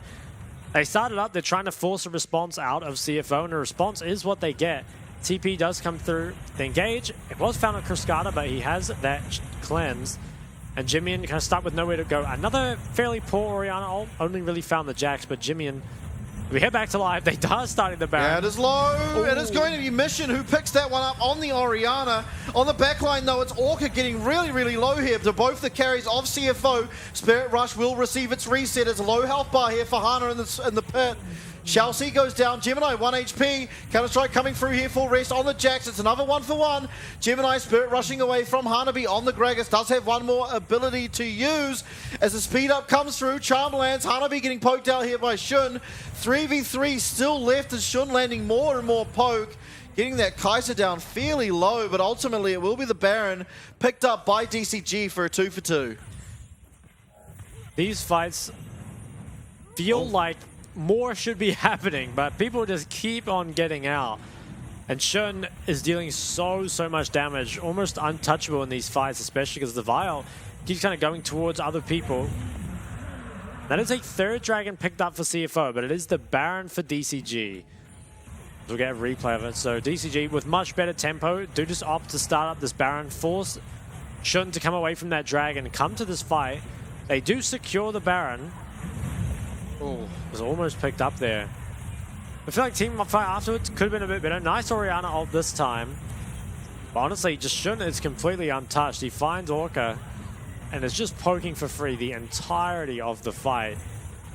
Rest was altered, but it does come at Hana's death, and Cruscata can't even chase him down. 2 towers already picked up for DCG, so 4K Baron power play. Can they get more? I think they want to be able to break the base. Chelsea. Ooh, okay. Almost that found. was close. Now, there is no cleanse on Cruscata for a small window. If they can find something onto him. They've got 2 cannons here. It's not easy to take these out either. The Ezreal has to get past this creep wave. Tower's taking a lot of damage, and I think Shun might be looked at by Oriole soon if he's not careful. Yeah. Oh, Arctic Assault as well as the Glacial Prison lands onto Orca here. But at least for now, it looks like that is simply trying to relieve some pressure.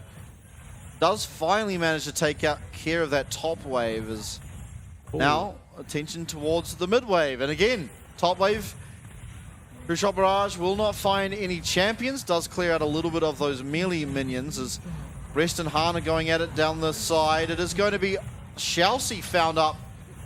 Not sure what happened there. Shockwave still available here for Mission, so CFO having to be really careful as they lose the Inhibitor tower now.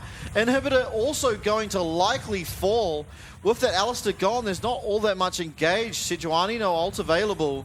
It is going to be 2 inhibs now found here for DCG, and they're looking for more. Cruscata still alive, very healthy, as are all of DCG. As Rest gets poked down, he's down to half HP. Shun stunned up, but does manage to channel that dash away. Hanabi getting very, very low here.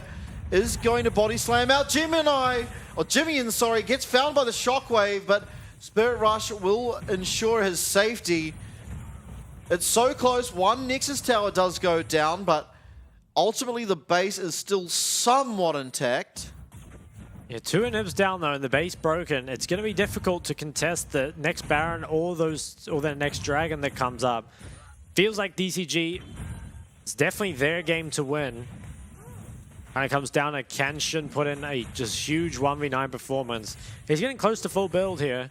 Cruscata even grabbed himself a QSS.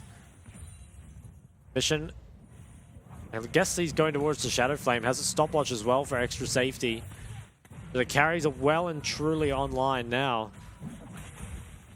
Looks like Rest will start working on his Zhonya, which I think is actually pretty big. Can use it on the Oriole.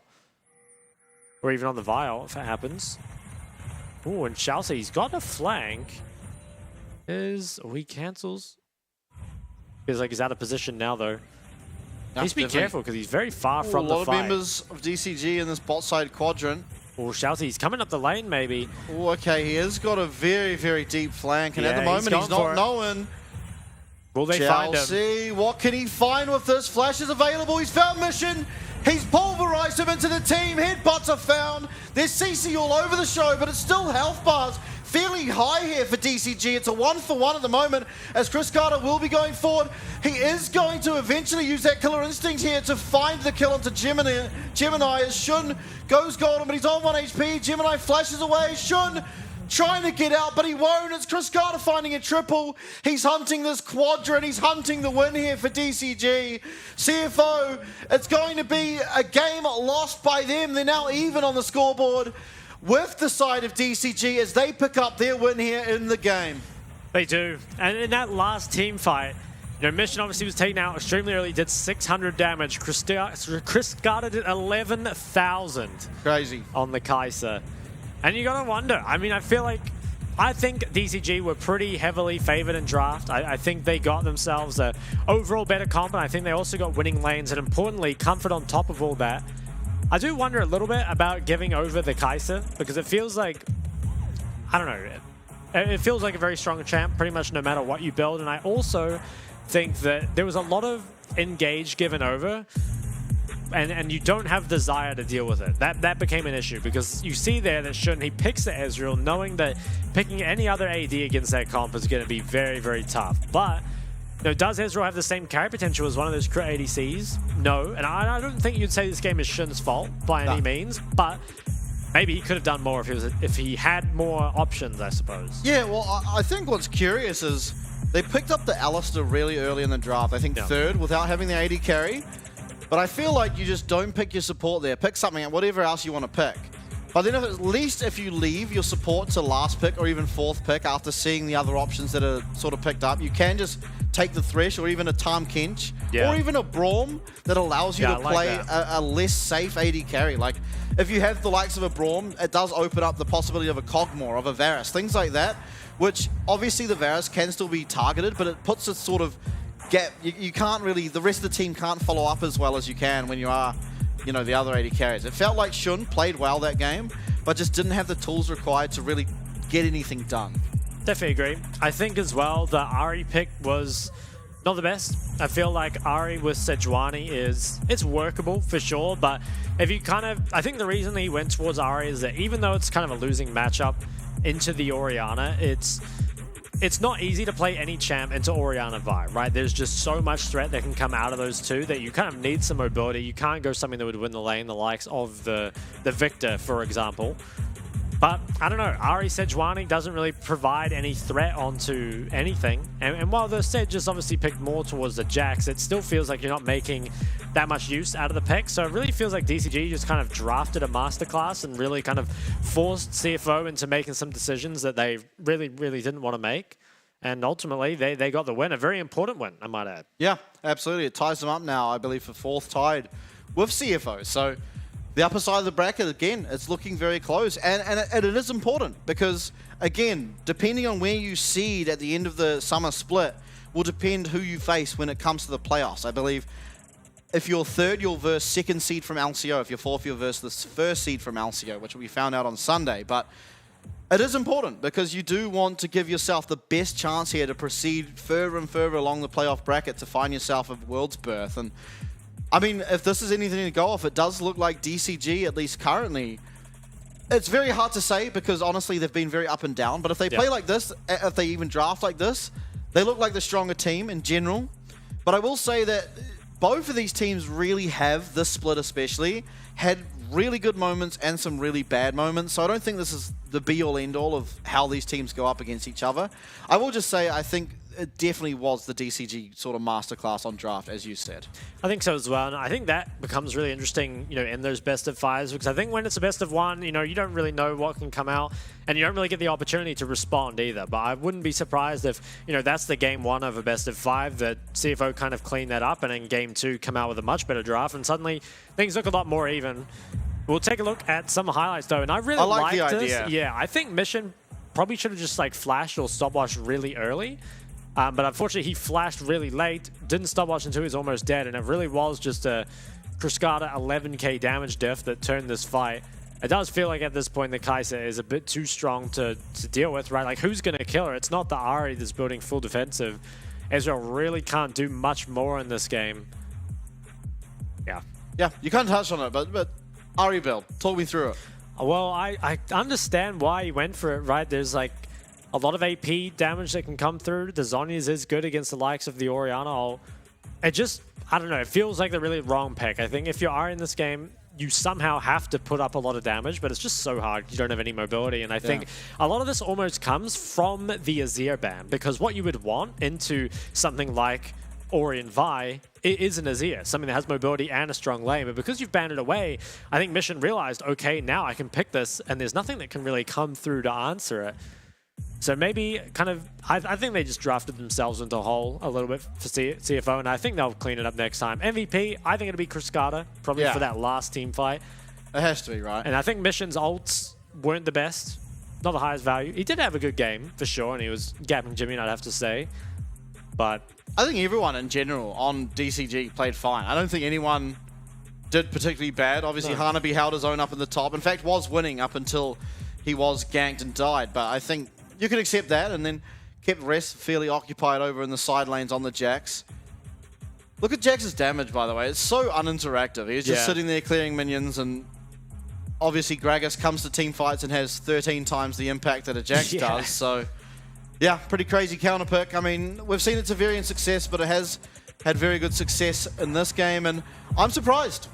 High kill participation, but I am very surprised, especially after that last team fight. Yeah, I'm pretty surprised too. I mean, we'll have to see kind of the highlight reel for him. I can't really remember any particularly inspiring vials. He did do a good job of finding Jimmy, but also Jimmy's not particularly useful. I guess the smite was pretty important, although it was Mission who got it. Nice Oriol did come out into those two, and he does a good job here, Hana, of peeling his ADC. I have to give him that. Is keeping these people off of him. I'm not sure if that's worth it, to be honest, but he got him. Ooh, this was pretty important. This was very good, yeah. This feels like both of them played this very, very well. And nice by Hana as well to be here, because Chelsea was kind of looking to disengage this play the whole time, and man, lived on just a 1 HP here, really. So low. Yeah, if he didn't get the extra distance with the Q, I think he actually might have died before that shield came out. Oh, true. Getting close to the mission there. Wow, interesting. I mean, honestly, it is hard to pick the MVP, but I think ultimately all of DCG played well. And MVP to the coach, honestly, for the draft. Yeah, absolutely. And I think that's important, though, is that they all played well, whereas in the past, even on their wins, it was usually Mission just having a crazy performance, or perhaps Cascada having a good performance, but it never really was the whole team in unison playing well. Yeah, I think I can agree with that, and it is a good sign for them to be more well-rounded, and also a much slower game than I would have ever expected from DCG. They did actually play it quite calm and collected, and while there might have been windows for CFO back end, like with that kind of Chelsea flank at the end, feels like they closed up enough of them that it never really felt like the game was slipping away from them. Yeah, and I think importantly with that Chelsea at the end, it was honestly played so well by the whole team. Obviously Mission kind of got caught out, but trading him for just giving free reign for your Kai'Sa and then the whole team fight, feels okay to lose your mid laner for that. But ultimately, that is going to be the game done there for game number 1. Coming up next, we do have West Point versus Duish team. See you soon.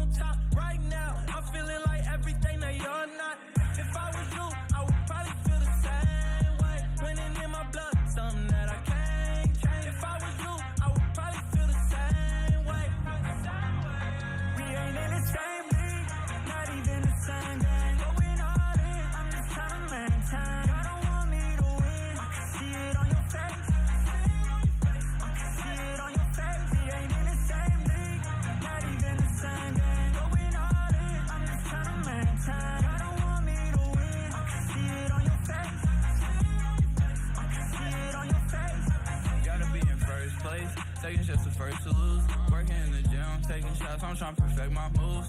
Early bird gets the worm, I don't got time to snooze. I'm not in the frat, but every year I still pay my dues. Do it for mama dues. Wanna get a house with a pool and an amazing view, so she could watch her son do what he wanna do.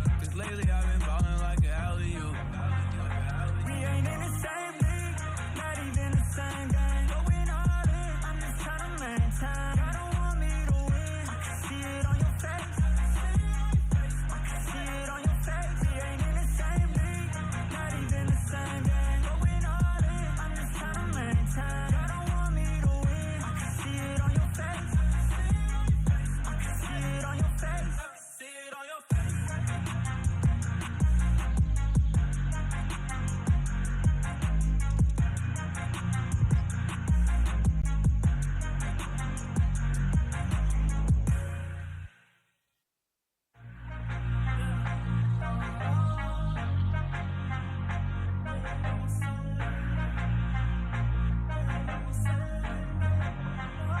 We ain't in the same league, not even the same game. Going all in, I'm just trying to maintain. I don't want me to win. I can see it on your face.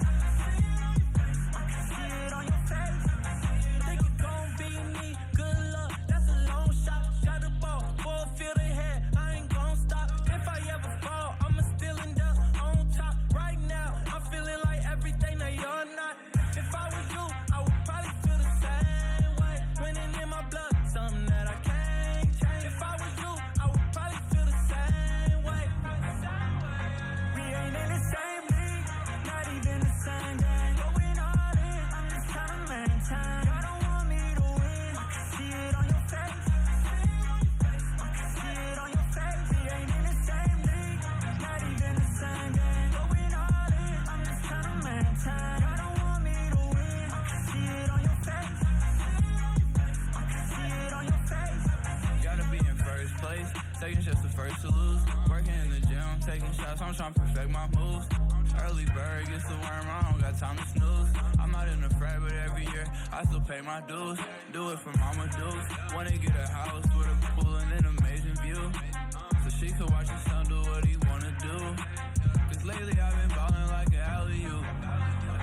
We ain't in the same league, not even the same game. Going all in, I'm just trying to maintain. I don't want me to win. I can see it on your face. I can see it on your face. We ain't in the same league, not even the same game. Going all in, I'm just trying to maintain. I don't want me to win. I can see it on your face. I can see it on your face. I can see it on your face.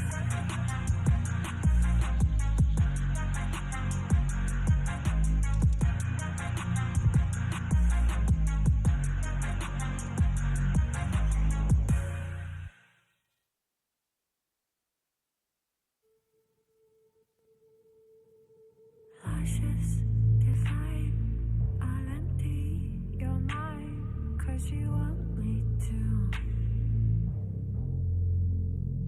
I'm so twisted, you're addicted. I feel your pain, 'cause you want me to.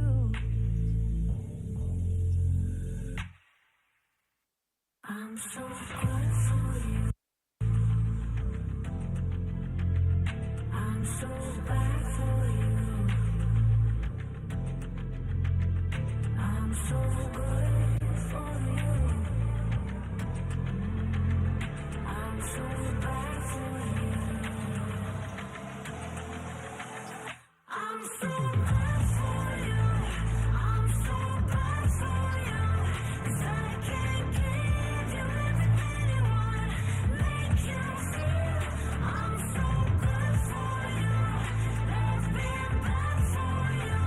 'Cause I can't give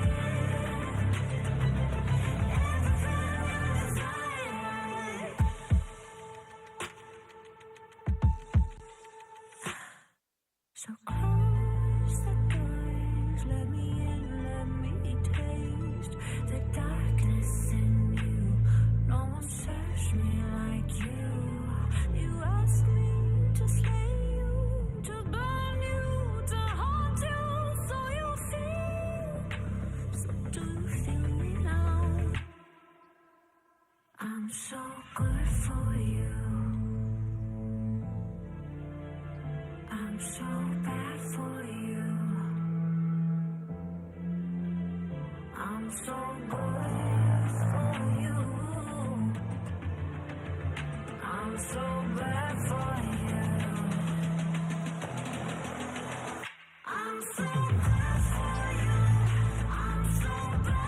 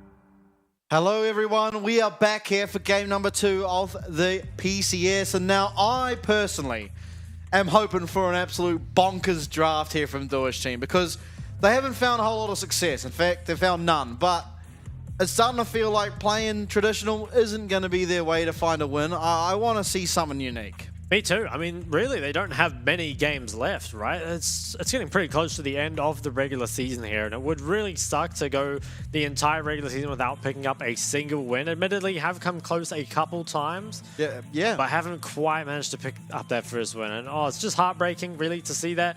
I'm not sure what it's going to be that's going to get them the win, because I don't know. It feels like no matter what they pick, whether it's meta or off meta, they sort of struggle at most stages of the game. The closest was up against, I believe it was Impunity, yeah, and it went pretty long. They had about a 6-7k gold lead at some point. Yeah, they were well. They should have won, but they didn't. Now this game, it's time for Zed. It's time for Zhao 2 to lock in Zed. You know, he tried the Xin Zhao, not the most traditional of mid lane champs. In fact, it's the first time in the history of LoL Esports that Xin Zhao was picked in the mid lane. Oh, Relia. No, he's made here. it to the studio. He's in the studio. He's from the Philippines, right? He's traveled all the way over. Yeah. That could Maybe be good that's the signs. difference Maybe maker. they're committing. They are close. They are close to that 6th spot. So I guess having Relia here, and importantly, one thing actually that is important is he will now be playing on the same ping as everyone else. That is true. Instead of being on like, I think it's something like 80 that he probably 80? plays on. Yeah, No well, shucks. the Singaporean players play on like 80. That's a lot. And the Philippines isn't that far from there. So I imagine maybe it's like 60, but still. Yeah, that's very high. Compared to what I imagine is like the 10, the sort of 5 to 10 that everyone else plays on. It's a considerable difference. Yeah. I mean, maybe this could be something good. Maybe this is going to be good. He plays so many mechanical champions up in the top lane that a ping disparity can mean the difference between your sort of outplays happening. So this could be cool. This could be exciting to see how well he does now that he's able to play on the same ping as everyone else. Could be. Other side of the rift, though, is Duish team. And I think, look, I really need WCL to put in the big performance, I think. He was the one that got them their wins last split. Nidalee did just get a slight buff. So maybe it'll be his time to lock in the Nidalee again. I think the sad thing is that currently it looks like JP's best champion is Gwen. Doesn't set up for the Nidalee a whole lot. In fact, probably one of the worst champions in the game for setting up a Nidalee. But we'll see. We'll see if he can somehow bust it out. I'm sure JP can play Renekton. Every top laner at the moment should probably know how to play that champ. And Renekton, Nidalee, a timeless classic when it comes to Nidalee setup champs. Yeah. I wonder, maybe they can get some sort of setup in the mid lane for it. You know, play something like Gwen, Nidalee, and then... Zed. Well, Zed's not really the... I mean, maybe Xiaozu could play Renekton mid. It wouldn't surprise me. He plays lots of other kind of weird stuff here. Oh, one thing stands out pretty big here. Yeah, I mean, look at that. Was 2 things for me. 10 isolated deaths is pretty high, but also first in champions played there at 11. He's even got the Xin Zhao in there. Yeah. Maybe we'll see Xin Zhao top now. Maybe they're just filtering True. it through every lane. It could be a triple flex for them. Yeah, I mean, all things considered, there aren't that big differences here. It is a little surprising the WTL's forward percentage is so low, given that he does kind of like to play some of those carry junglers, but I also think it could just be that his lanes don't have a lot of priority a lot of the time. And on the other side, you know, on West Point, 665, he normally does have mid priority. Nully's been playing pretty well, I think, most of his lanes. And they've been working really well as a mid-jungle duo, so if there is a way for West Point to make it into playoffs, I think it will be off the back of that mid-jungle. Yeah, but I think I really want to see Duish team pick up a win because, I mean, it feels terrible just going through an entire split and not finding a win. I think they got 3 in spring. I'm pretty certain they got 3 wins, and so you want to at least match that. Obviously, there is only 6 games left, so you'd have to win half of them. West Point, though, banning out the Gwen, so JP won't be able to pick it. Also banning out the Renekton, so it does weaken the possibility of a Nidalee as well. On the other side, though, Azir, not surprising. LeBlanc, not surprising either. Nico, the final ban for West Point. And I mean, do you look to ban something like the Jax? You could just drag us into it. Okay, Tristana. So Jace is open. There is no other mid 80 to flex with it, but it will be the immediate Kai'Sa lock-in. Yeah, does it just get traded by what, like Jace Maokai, maybe? You know, it feels like if you give over Kai'Sa Jace Maokai, you might be in trouble. I mean, maybe we could pick up something like the Rel Rumble into it. Would mean that you have a way to kind of face off against that poke com with just having a ton of engage. Yeah. The Rel does feel like a good pickup though. Question is, what do we pair alongside? I mean, I would be kind of down to see the Rumble. But I'm not too sure about this though. I feel like, well, I mean, they're going to have a lot of engage. If the poke comp does come out of West Point, Duish team do have the tools to deal with it already. It also does alright in the lane against Kai'Sa. Obviously, just how much range that Ashe has means it's pretty hard for any AD carry that isn't called Caitlyn to stand up against it. So do you lock in Jace Maokai? I think the Maokai is pretty much a given. Question mark around the Jace. I mean, maybe you want to wait a peel. Okay, apparently not. Jace Maokai is locked in, and that is probably the strongest 3-man I think you can pick up, at least last patch. Feels very, very hard to deal with and gives your comp a lot of what it needs. And where do you go from here? I mean, feels like the Rel is a flex still. Karthus? Ooh, okay, this is a WSL champ. Yeah? Lock it in. Lock it in, Eddie. Okay, there we are. We've got WSL AP carry. Or is it going to be Zhao who's Karthus mid? Or Pepero might be playing it down the bot lane. This team plays everything. They do. Okay, but most likely it will be that Karthus in the jungle. So now I have to kind of figure out where you want to go from here. Surely a Kindred ban. Oh, actually there's a Maokai. Hold on, we don't need a Kindred ban. Ban away some of those engaged supports. Could be good. I mean, now you've got, well, you've got a lot of options, really. Are they going to look for them? No, they have to play I honestly Rel support. feel like West Point should ban AD mids. Yeah, but there's so many to ban up against Zhao. I mean, normally the only viable AD mids, right, are the Tristana and Jace. But if we're considering Xin Zhao mid viable, then basically any AD mid can be played. Okay, Yone makes sense. I actually, you know, Yone, he has played it before. Honestly, I feel like at this stage you just give him the Yone because he died 12 times on it last time. Yeah. But taking it away, I mean, do you ban Yasuo? Pairs okay with Rel. Doesn't have the setup from the jungler though. It should just be targeted bans at whatever Zhao 2's AD mids are, but because he has so many, it's yeah. so hard to choose. I mean, maybe you could ban away a top laner for what you want to pick. You could ban, I don't know, what else does JP play? You could ban the Jax, but maybe you want to be the ones to pick it up. You'll have to Last see. ban is Aurelia, okay. I mean, they're just banning away AD champs. Obviously, yeah. The rest of Duish's team comp should just be AD champs. There shouldn't be anything else. I think a Zed is actually not the worst pick in this draft. Cassante is the hover, so... Probably for Zhao too. Yeah. Probably is for Zhao too. I think it is a flex still, though.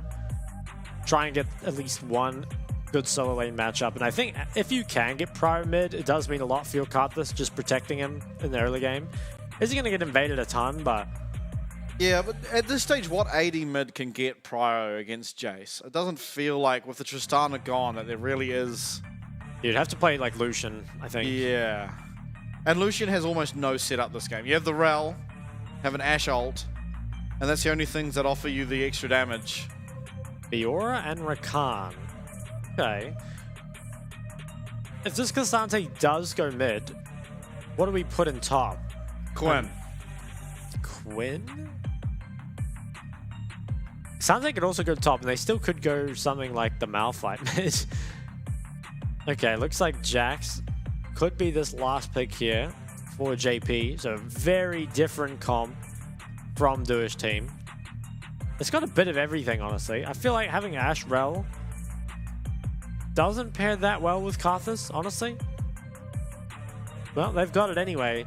I think you have to give probably the overall comp strength to West Point, right? They have so many of the strong meta champs, basically everything barring the Fiora. I do kind of like what Duish team has gone for, though. When they have found success in the past, it's been off WSL being on an AP jungler. And they've got some AD solo laners around it. They've got a strong bot lane. Is it going to be enough to beat West Point? I don't really think so. But I do think this is one of the better drafts for Duish team. Yeah. Just in terms of their comfort. Yeah, I certainly agree. I think getting WSL on an AP carry is pretty much their only way to success, it seems like, at the moment. I almost wonder, though, with sort of how the end of the draft went, if Elise would have just been a better pick, and then giving the option for an AP mid laner. might have been a bit nicer. Maybe. Just because it feels like you are losing mid matchup. Yeah, the APs definitely do better into Jack or into Jace. It would have been nice if he could have picked one of those up. Yeah. Overall, though, I mean, the Karthus does give them that very strong kind of scaling win con. Definitely. You can't really itemize magic resist so easily this game. No. Ashe, obviously, nowadays does a lot of DPS, especially with that Triforce build. And then following up, obviously, Kazante, not so known for his damage, certainly can offer it. It is quite a lot of true damage as well as physical damage, particularly in that all-out form. I think ultimately, yeah, a lot of this damage will be reliant on the Karthus, and the fact that you have the 3 ADs means that I don't really know a good way. I mean, to be fair, there aren't really tanks. There's the Maokai, who is likely to go the AP build this game anyway, just based on the fact that there is 4 ADs coming across, or 3 ADs, shall I say, for West Point. We'll have to see, though. I mean, so far, at least in terms of draft, as you sort of touched on, Duish team got a draft that they have actually found success on before. So I think we really want to see if WSL can prove to us that this team is worthy of picking up a win here in the PCS. Pretty interesting, though, is WSL's gone for Dark Harvest instead of the First Strike, which, I mean, you pretty much only see in solo queue. And even then, I feel like First Strike oftentimes seen more in solo queue. That's a little surprising to me. Well, we'll see what he actually gets done with it. I think it's a big risk reward, but if you are able to get the kills and get that Ultimate Hunter stacked up, you do feel pretty nice. Yeah, I think that's actually the big part, really, is just the Ultimate Hunter being able to kind of just pop it more often. Because I think on Karthus is probably the champion that benefits the absolute most out of Ultimate Hunter, simply because of how long his ult cooldown is. Yeah. The percentage just is worth more, and they're looking for an evade. I like this. Karthus will be able to... Yeah, he's very strong level 1. Pressure most junglers at this stage of the game. It is 665 picking up the smite, but importantly, he can't really do anything more. Oh, this is crazy. The strength of Ashe early game, as well as Karthus early game, should mean that this red buff... Wait, why are they leashing it for him? Hey, they need to stop this. Here we go. Okay. Now fight breaking out. This is chaos. This is a Duish team game. Inhao getting so low. It looks like Prage might be able to pick up the first kill. Nice. He is. The kill is traded, though. It's going to be ultimately Inhao picking himself up one as well. Dark Harvest stacking up, 665 flashing away. WSL should be able to find them. In fact, Pepero does. I think you'd want both of those kills onto the Karthus, but ultimately the 2-for-1 in favor of Duish team. Off to a good start, 500 gold in the lead, 2.3 minutes in. Yeah, that's really, really good. I was a little worried that Karthus wasn't going to end up getting that red, but obviously did have that smite advantage. And I think here, wow, he actually hit both of them and they still lost. I was thinking maybe that only hit one, but lots of damage comes out on a char. And the problem is Prey just put all his damage onto the support. Doesn't have anything left really for Pepero. And I think this was really, really smart invade. You know, you invade on those Raptors, you force the smite out of the Maokai, and he's got no smite for red. I'm a little surprised that they didn't just keep hitting it for longer. You know, allow WSL to kind of just like smite it and get out for free. But ultimately, it ended up working in their favor, and they got more kills out of it than they probably ever expected to get. I think that really just speaks to the strength of Ashe level 1. Yeah, and Karthus, of course. I wonder if anything goes differently if they put more focus onto Pepero in that bush. Ooh. Rel here. I did see the on the way ping earlier. Now, WSL actually pathing pretty smartly. Ooh. Will find himself safe to get to his Krugs. There is a ward on it though, so the entire side of West Point is very well aware that this is being done, but actually Rally are coming back down again. WSL should know something's amiss. JP should have told him that this... Oh, no flash. Yeah, no flash. This is going to be a double buff now for Rally on the Fiora. It's a very bad Very death. surprising that that is ever able to happen. Yeah, and I think we'll even end up losing the buff as well. Yeah, it's pretty crazy. I mean, Rally has had Prio, I guess, for so long.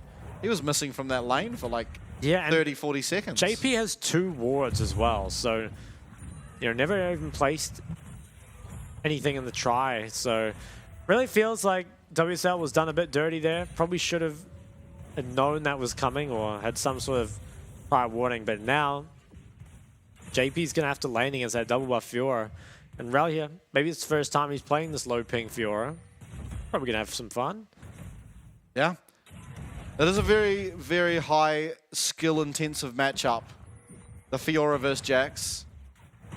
There's not really anyone champion favored there. It is really just the difference of how you use the counter-strike and how you use the parry. As WSL heists away another Raptor camp. He's getting some good gold for himself. Yeah, definitely. Want to hit 6 as soon as possible as well. I wonder what build he'll go. There is like, you can go Night Harvester, you can go Ludens, you can go Leandries. Yeah. Yeah, there are options. I think, honestly, might just be Ludens. Yeah, I think this Ludens game. is the best. I hope he goes for it. Lots of early game damage. Ooh. It will be Ludens or Night Harvester would be the two best, I think. I don't think Leandries finds all that much value.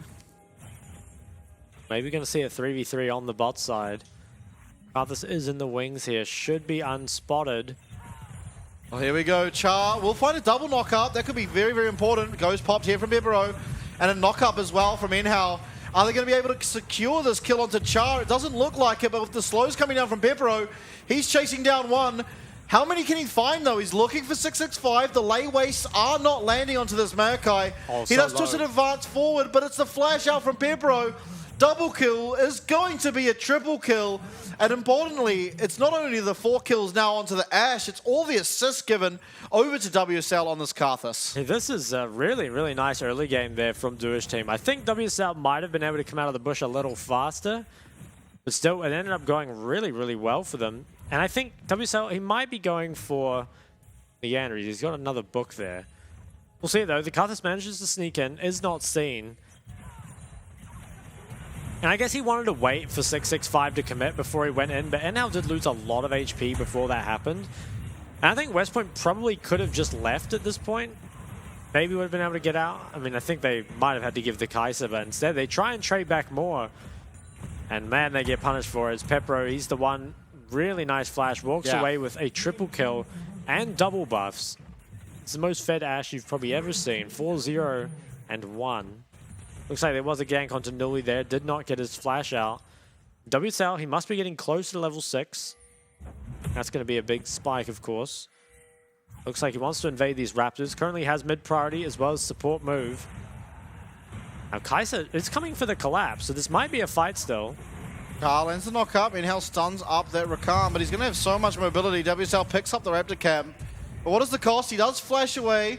Is certainly going to go down, but it's Pepero trying to find some damage over the wall. Auto attacks are coming through as Xiaotu running forward. Late waste landing. Ooh. They managed to kill one. That's Parage going down, and Nuli now doesn't have flash. Natofo strikes will confirm the knock up there. Somehow Inhao just walks too far forward, gets caught out himself as the fight continues. Pepero is here now. He picks himself up a 5th kill. Flash comes out of this Maokai, means that the play will stop there, but again, Duish team coming out in favor. Yeah, that was pretty insane, honestly. I hope we get a replay of it. Feels like Xiaotu on the Cassandre got so much value in that team fight. It was a really nice all-out from him. Invade on the Raptors here, I think, might be a little greedy. Currently, Ashe catching bot, but Kaiser, no need to be in lane. So this ends up being an even numbers fight. Now, Nui did not have combo with his range, so was just forced to flash over in melee. And then doesn't have the damage to finish this off, which kind of forces a lot of extra time here. And Prage, he probably felt like this was going to be free, but watch Xiaotu's combo. He all-outs, and it gets him closer to Nuli, who has no flash, and really nowhere to go. Enhao probably could have just left him. Yeah, would have just been gone. This is at level 3 Rel. Just gets one shot. And here comes the raid boss. Yeah. The 4-0 Ashe, now 5-0. A lot of flashes burned as well. It's pretty crazy though. And I mean, this is, it looks like it will be a Leandries Karthus is working towards it. And this is going to be an absurd amount of damage coming out of him. He's going to die again, but he might just pick up a red buff. He's not going to die. Or is he? I think he's fine. Looks like he's going to grab it. This is a trade for mana, This is a trade for that Herald. Maybe looking on bot now. Yeah, they're going down. WSL does not stop. I think 665 is going to get more camps than WSL is for this whole play. But Does find himself some camps. Does have access now to the Karthus ultimate. Requiem. He does. That is when Karthus becomes fun. Now, JP, pretty pushed up in this lane. He's leaped forward. This could be a disaster. 665 in the area. Nature's Grasp will come out. Got flash. Twisted Advance likely will be able to follow the flash as it is all these vitals getting procced. Okay, does actually get away. Well played. Yeah, very nice there. Does get out. Nully has to be careful if he gets hit by one more. Might get altered. Does get taken low. It's just going to shove that in. I feel like Karthus can even take some of this gold from the Cassante if he wants. Probably best. Yeah, Cassante, very good low resource champ. To be honest, uses resources very well as well. Just a very strong champion. This is going to be 2 plates picked up here for Zhaltu and almost one more. Okay, this feels a little dangerous. Might be in trouble now. No mana really for Nully. Managed to land that slow and nice sidestep on the shock blast means he should be fine. Nully really, really low on mana. Actually might end up just being the 2 plates after all. Depends if Zhaltu feels confident enough. Probably can just let the creeps get it as long as you stay around. Oh, he's actually going to walk up and tap it. This seems really greedy. Oh my goodness, all out comes out! Oh, he lives! The Ignite's going to secure the kill, but WSL in the area. Kaiser also coming up, as you just saw. Char actually picking himself up a double as the quickness going to be used. Grand Entrance still being kept, and the Killer Instinct will secure that one. In fact, it's 665 who picks up himself another one. WSL is dying a lot, but, you know, Karthus passive. Just making use of all of these Karthus abilities. What a wild game. I mean, there's been 18 kills already. This is going to be a lot of gold picked up by West Point as their Herald is dropped here. But some pretty important spikes did just get completed. Normally teleporting bot, so... Okay. Now, I feel like this was too greedy from Zhaltu. I think he probably could have just grabbed this plate without having to auto it. He tries to take Nully away, and he did. But they also had to invest a lot for it. And it was Char that picked up the shutdown. WCL without a flash. I just didn't have anywhere to go at that point. I think, did Prage get this kill? I think, no. Okay, 665. Well, I mean, that might be better. I mean, he gets the demonic early. Ooh, JP. Wow. Rally completely out of mana. JP getting the better of that trade, at least for that time. And I think, credit to JP. Had to lane up against Rallia, who found himself a kill early as well as a double buff, and has kept things all but even as Zhaltu now the focus. Will have to flash over this wall, but it's followed. 665 will come with him. Nully as well, but the shock blast misses. The Tofu strikes will be a double knock-up, but the slow coming out of that hammer will secure yet another kill here onto Zhaltu. It's picked up by Nully. As WSL continuing on with this bot side invade, shall I say. Okay, bot lane could be in trouble though. There are no TPs up for West Point. Oh, and that's the cleanse out of Prage. Does have access to the flash. There is no ults though. The Magnet Storm comes through. Char getting really, really low, and Pepero is not tanking. He's just going to claim some kills. WSL and Pepero picking up one apiece. It was a shutdown that went over to Karthus as well, which is very, very crucial. Getting more gold on that Karthus would definitely not say no to that. And it is kind of crazy that the gold is so close when there's a 6-0 Ashe. Yeah, I think so much is on this Ashe. You thought the Karthus was the carry. Well, you were wrong. Yeah, look at that gold. Pepero just well ahead. It's really JP kind of feels like the one that's behind, down 600 to Rallia. A lot of that is that first blood. Looks like he got some plates for himself though in top lane. I think impressively Zhaltu's ahead in gold. Yeah? As the Cassante in the matchup. Well, not long left on the plate. Ooh, stun comes out. Nice parry. Going to commit the ult here is Rallia. But JP trying to run away, getting to the wall, will deny the further vital, but massive trade in favor of Rallia on this Fiora. And I wonder if JP TP's back to this. 665. Ooh, base does get off. Yeah, does have teleport. Be careful though. Do they kill him though? I don't feel like they do. No, he has flash. I think he's safe. It's more that if he TP's top, Dragon will be gone. True. And this red buff might actually be gone. WCL, he doesn't have the most mana in the world. Okay, that's the Grand Entrance used. Oh, Hex Flash. Doesn't go for it. This is going to be a fight, I think. over this red. Oh, lots of damage landed onto WSL. I think West Point should avoid any fight that involves Pepero, at least for the time being. Relia claims first tower, but is it going to cost him his life? JP on the chase, flashes over, but Relia flashes at slightly different angle. Yeah, I think he's gone though. Yeah, JP picking himself up a kill. Oh, on Ball bot out side. now. Bot side, Newly getting low. It is a 1-for-1 trade at the moment, but Pepero is still full health. Killer Instinct comes through, is putting some pressure now onto this Ashe. But nice kiting from Pepero, still is half health. Forcing out the flash from Prage. Ultimately, all things considered, 2 for 2. But that was mainly thanks to JP picking up a solo kill. Newly getting low, but 665 twisted advance. So many low health bars. There's Karthus ult in 2 seconds. Oh, is it going to have the damage? It doesn't look like he's holds going to use it. I'm a little surprised. I feel like with Dark Harvest and the alternator, I think you would get them. I'm a little surprised also that he didn't use ult in this fight. I mean, oftentimes it's Karthus, even if you can't pick up any kills with it, you kind of just use it after you die because, you know, that's going to end up changing the fight a lot for your team. I kind of would have expected it to come through here, and maybe that would have made the difference to Pepero being able to clean up this fight, but chooses to hold on to it instead. It does feel a little strange. Yeah, I mean, he hasn't used it at all. And I mean, I kind of understand why. I mean, there haven't been great opportunities, but feel like that there were maybe like a couple of them there. Second Dragon, though, goes over to WSL. I think WSL should have 4 stacks on the Ultimate Hunter ride. I don't think he has one on, obviously he doesn't have one on Relia, but yeah, every other member, he should have got at least 1 stack on. So this Karthus ult feels like it should be getting utilized a little more. He's got more ability haste from the Dragon now as well. Yeah, true. Yeah, I feel like even if you just get 1 Dark Harvest proc, it's better than leaving it off cooldown the whole game.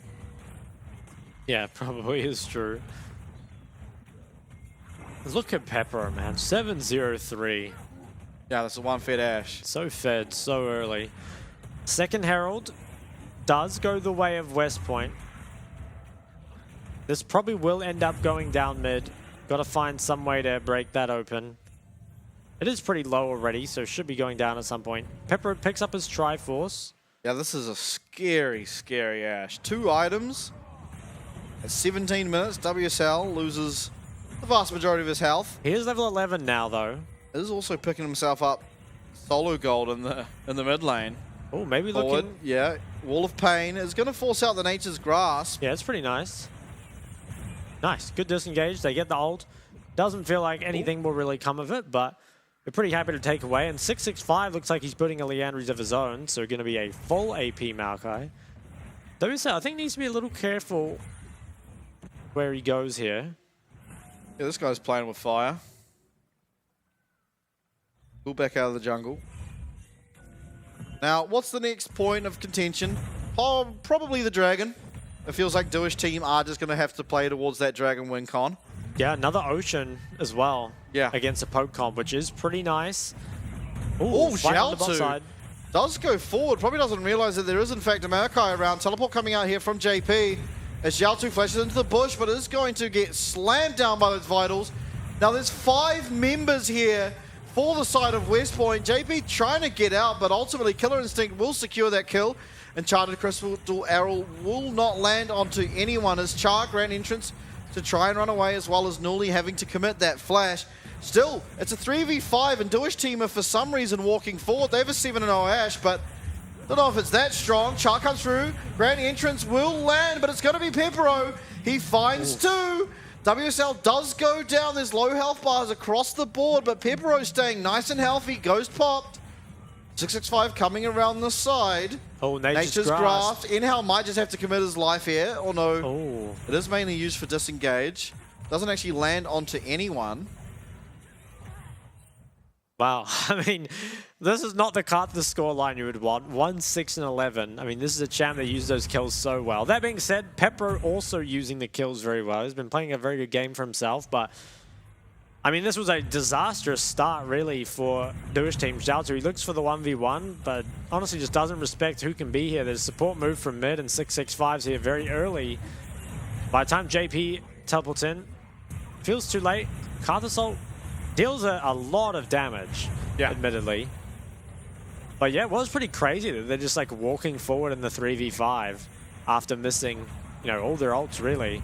Still felt strong enough to just walk forward, play on their range. And live though, Nuli. Okay. Nuli does get shut down by Zhaltu. Zhaltu, 4-4-1 now on the Cassante, finding himself a solo kill up here in the top lane. And a tower. Yeah, good pickup. Oh, 665. 665 is the next on the chopping block. There's kills. There's never-ending kills. It's another 500 gold now given over to Pepero, who is now 9, 0, and 4 on this Ashe. Yeah, and maybe looking at a 20-minute Baron here. Nuli does not have TP. 665 is down. Can the rest of them stop it? I don't think they can. This should just be a Baron going over, essentially for free. Now they will actually... Okay, it's not for free. They trade a bot tower and maybe a mid tower as well. So gold picked up. But with this Baron, I think Duish team can get a lot done. And they should have first move into the Dragon as well. Oh, Zhaltu. It's down. Okay, he's still going to fight. Nuli. Doesn't he know Cassante released more recently than Jace? Tried to fight. Admittedly, it looked like it started off pretty well, but just Cassante's cooldowns are so low, and once Jace has used everything, you know, nothing left to do really but try run away. Zhaltu realized, punishes that hard. Third Dragon up in 8 more seconds. Shadow Flame, pleaded on WSL, does have Requiem available. Yeah, it's a very fake Karthus. I don't know why I'm talking about the Karthus. Ashe has Flash available. That is true. I mean, honestly, Karthus does a lot of damage, even if he instantly dies. That's the glory of it. WSL, a man that has been known to die, is now playing a champ that benefits from it. It is. Really nice flank here from Rel here, though. Zhaltu's looking for one of his own. Really just comes down to can Pepper survive and can WSL get himself into the middle of the team. Ooh, he's chunked very low here. He can't really get in. If he flashes in now, we'll be taken out. He does have red buff regen. Oh, he's getting so low. Relia's going to snipe him, I think. Yeah, Relia comes over. Ooh, does not land the Q. Relia, Killer Instinct going to be used too, but it's going to be Prage going down. WSL stays alive. Pepero finding at least one kill in there, and Relia is low, doesn't have parry, but WSL not going to commit that ult. It was Dragon, though, importantly picked up there from West Point, so they do delay the Dragon Soul potential coming from Duish team. But with more kills coming over, as well as this bottom tower, you have to say, definitely trade favoring, yet again, Duish team. I think so, and while they might be done for now, they've got themselves a pretty impressive lead off that Baron. Get a replay of it, and the fact that WSL lived here for so long is kind of insane. I mean, if just a bit more poke had landed, or if Rally had been able to get this kill without dying, I'm surprised he took so long to go in, because I think there could have been a kill, and honestly, it would be worth flashing for it too. If you could get WSL out of this fight before he commits anything, that'd be really good, but so much used, and they couldn't even take him out in the end. I think if your Kai'Sa has to dive into Karthus, that feels pretty bad, because there's always just going to be so much damage coming out after his death, as well as the ult. So I don't know, felt misplayed. Oh, okay, doesn't quite land. Now, Duish team, they're working on some Zhonya's in their top jungle. Ashe. Yeah, that Ashe is super strong. She's got a stopwatch as well. Stopwatch for Jax too. Not easy champs to deal with. Wait, JP's just going second item of Zhonya's. Yeah. Bro's just disrupting. I mean, that's all he needs to do.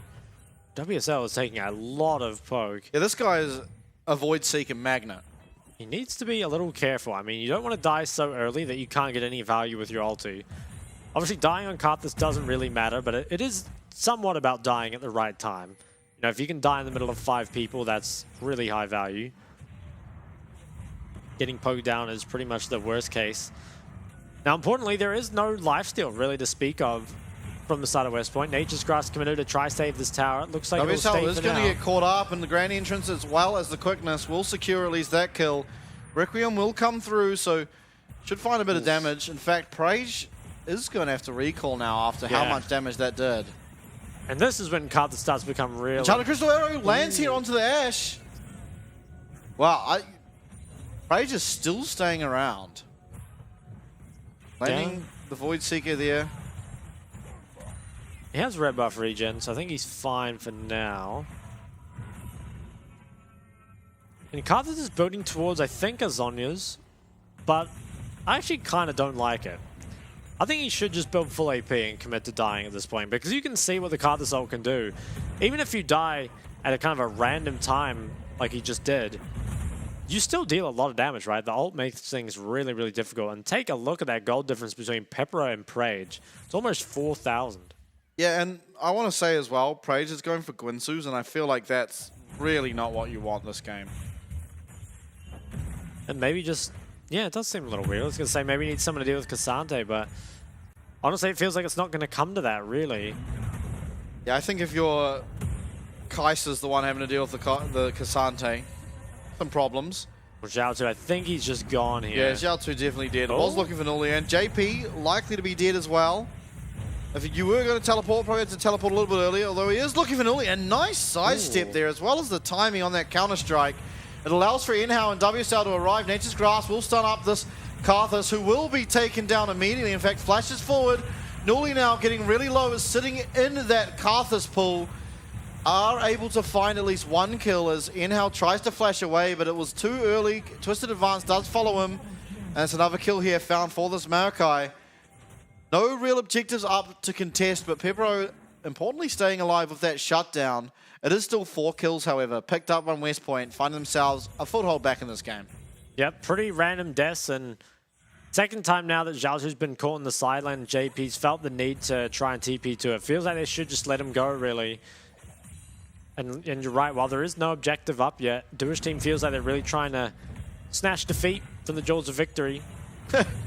Zhao, there's just no real reason to be here. I mean, there's no objective that bot prio would help you get at this point. And the TP as well from JP feels even more unnecessary. Yeah, you needed to commit that like a good 5 seconds earlier if you're going to at all. Critically here as well, WSL does not have the Karthus ult. It is almost up, but not quite.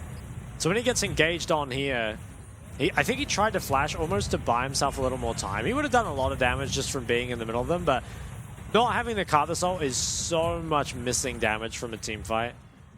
When how uses fly, I mean, that is, it's big cooldowns used, to be honest, ahead of some pretty important objectives now, both Baron and Dragon alive.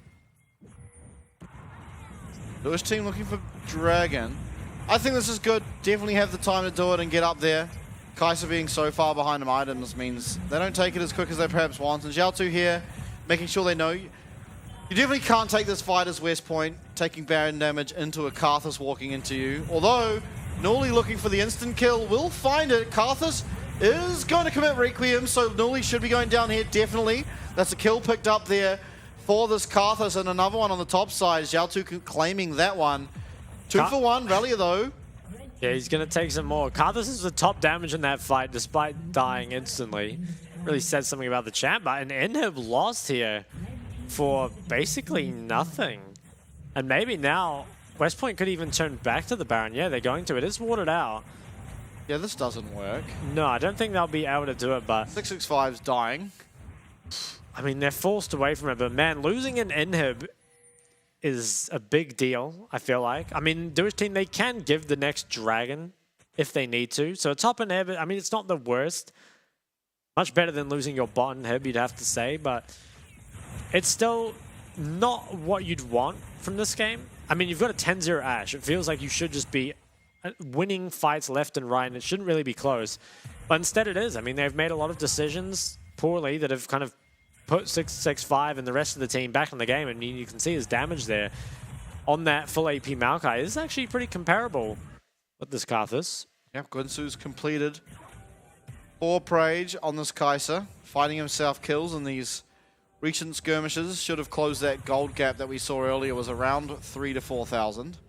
Definitely should have closed quite a bit now, although Shield Bow completed out for Pepero, meaning it's going to be a little bit harder for Nuli to finish off this Ashe, although Nuli not really having any say in that, at least thus far in the game. No, it does not feel like it. And Karthus level 15, not sure how close he is to 16, but that'd be another important spike. They need to decide what to do here, because that Fiora with the Hullbreaker has herself a huge lead over Jax right now. I mean, look at the top lane items. I'm not sure if Jax can hold the towers. I think they might slowly bleed. And that's going to be a big, big problem. I think it might almost be better to send 2 members bot from Duish team, maybe the Cassante, and just have Karthus clear your top waves. And yeah, JP forced Zhonya already and goes back for more. Yeah, Rally are having a real good time with it. Starting to get to work here on this bot lane inhib tower. Is backing out now as Xiao2 arrives to clear the waves. Xiao2 no teleport though, importantly. JP does, so can come from base if that's what they want to do. In fact, is going to Enchanted Crystal Arrow, comes through, does land, but it's going to be onto Char. This Rakan, definitely not the target you want. JP coming forward, will jump in, but the Twisted Advance sort of denies his engage. The Magnetic Storm, however, will not be denied as Pepero trying to find the damage, but there's 3 people flashing onto him. He's going to get shot down, and that's 1k gold over to this Kai'Sa. Duish team trying to run away. WSL not long for this world as a teleport comes in from Xiao2. Relia trying to really get this, whatever he wants done here. There doesn't feel like there's any threat onto him. Does get a little bit low, but ultimately will end up confirming yet another kill onto in-house. Xiao2 trying to do what he can, but it's going to be a triple for Relia. There is no teleport available, so won't be able to just immediately teleport to look to end, but I think they... Baron as well as an ace means pretty good for them. And the Karthus ult wasn't used at all. I mean, he had the chance in his passive, obviously, but just didn't use it. And I feel like if you ever play out a fight and your Karthus ult gets unused, something has gone horribly wrong. I mean, just cast one too many Qs, I guess, in the passive and ran out of time or something. Feels really weird. I mean, now Duish team, I think if they can get this 4th drag, they might still have a chance. But Rally has become a massive issue in the side lane. And there was a lot of gold picked up by Prage here. We'll take a look. So TP comes in very early from JP. Problem is the follow-up is really, really far away here. You've got a lot of ground to cover. So by the time they get to here, Pepper is just kind of in an awkward spot with a Fiora TPing behind him. And WSL, I can understand why he didn't ult here because you know it's just going to get cancelled. But I really think after he was put into passive, probably should have just used it. He's getting close to Rabadon's. If he didn't have that Fiendish Codex, probably would have it by now. And having that for the 4th Dragon Timer would be so, so important. I just worry what you're going to do about this Fiora. Doesn't feel like you can do anything. No, I don't think she's really stoppable at all. It feels like Karthus just needs to get this Rabadons and hope they can win a team fight off of that. I mean, there still isn't a whole lot of sustain that can come out, but Hex Drinker picked up by Jace, I think that's pretty important. And Prage is a stopwatch, so he can stopwatch the next Karthus ult. Looks like this tower, it is going to fall. Rabadon's is completed, so just in time.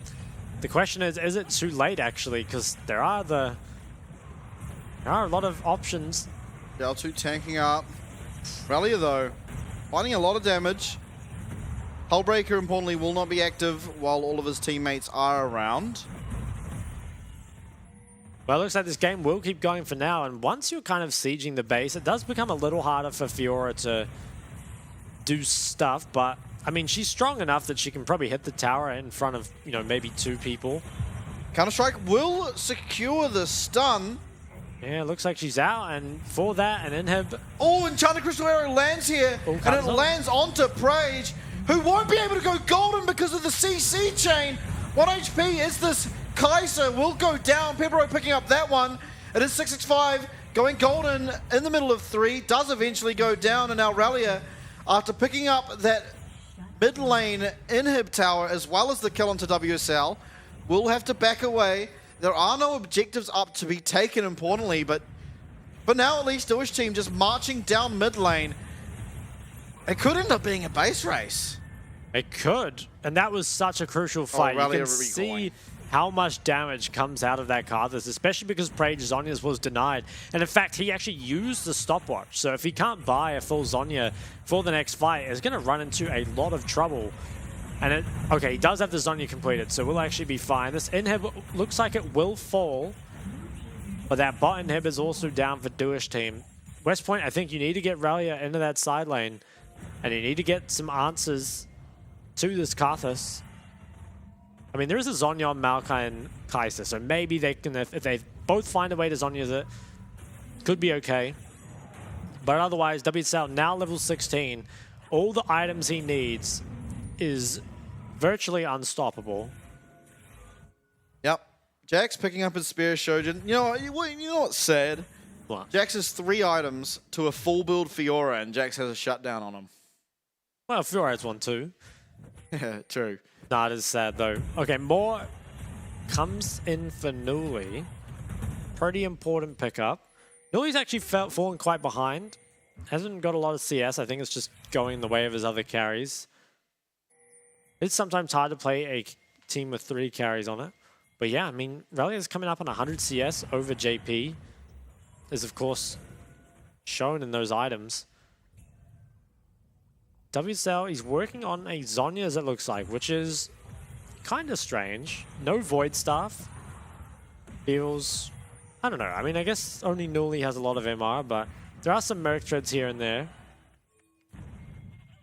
30 seconds on the Baron, which is going to be very hard, I think, for Duish team to contest with that bot inhib down, especially because Fiora could just run in and take all your inhibs. Could honestly just skip pushing the wave and just dive into your base. I'm not sure how Duish team are going to play this out. It feels really, really tough at this point. You don't really have the option of picking the Fiora. She's just too safe and too strong. Maybe you can try one-shot the Baron and then run back to your base, but I don't know. It feels like West Point, despite the fact they might lose a team fight, they're so far ahead just because of this Fiora threat that Duish team can't even get the team fight they want. Ooh. Poke lands. Yeah, both carries on the receiving end of that. There is a Honey Fruit nearby, but Ralia now should pretty much have his will on the minion wave. In fact, Jack's going to ult to try and clear it out. The Fiora ult, though, landing pretty much all the vitals. Now, does eventually back up. There are both teleports available, but this Baron is getting absolutely destroyed by Kai'Sa. It's down to 3k. It's going to be going over to the side of West Point, and the ensuing fight, Prage goes forward. Prage goes golden, but WSL, he's right next to this Kai'Sa, but he's so low. Dodging out of that Void Seeker, eventually it is going to be the kill found here by 665. But meanwhile, Relia is having his way in the base, does parry that Requiem, and Nuli coming in confirms the win. Oh man, how bad would you feel as Pepro to lose a game as an 11-1 Ashe? I mean, that is just absolutely tragic, but it feels like Duish team made some really critical errors that stopped them from winning that game. You know, if you cast your mind back to very early in the game, the Fiora getting the first, wasn't first bluff, Fiora getting the kill and the double buffs onto the jungler was really big. I mean, accelerated what ended up being a virtually unstoppable Fiora. And remember, this was Fiora blind pick as well, so the Jax was picked into it.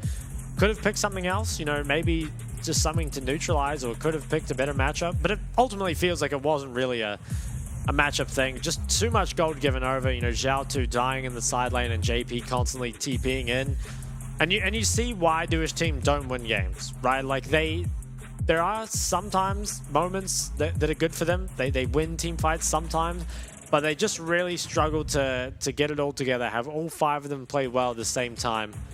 I feel real bad for Pepper. I swear, that game, you just keep your Jax against the Fiora. Sure, he might lose slowly. And then you just take a big 4v4 with your 10-1 Ashe and win the game. Because that Ashe was so far ahead. And then there was a whole lot of dancing over nothingness and WSL getting caught. I think WSL had like 10 deaths or something that game. Yeah, I think WSL's Karthus was not that great. I really liked what they did with the level 1 invade. I think that was really smart, but yeah, I think there were, especially early game, quite a few Karthus missed opportunities. There was sometimes in team fights where it didn't get used. I think item build could have been a bit better, so I don't know. Duish team, they make things really hard for themselves. But West Point, I mean, ultimately it was a pretty close game, right? They probably shouldn't have got away with that win. They do, which is important, especially for their standings, but yeah, they've got to do better if they do want to make sure that they're their 6th place team. Yeah, well, absolutely. I think this puts them 1 win behind. Yeah, I think so.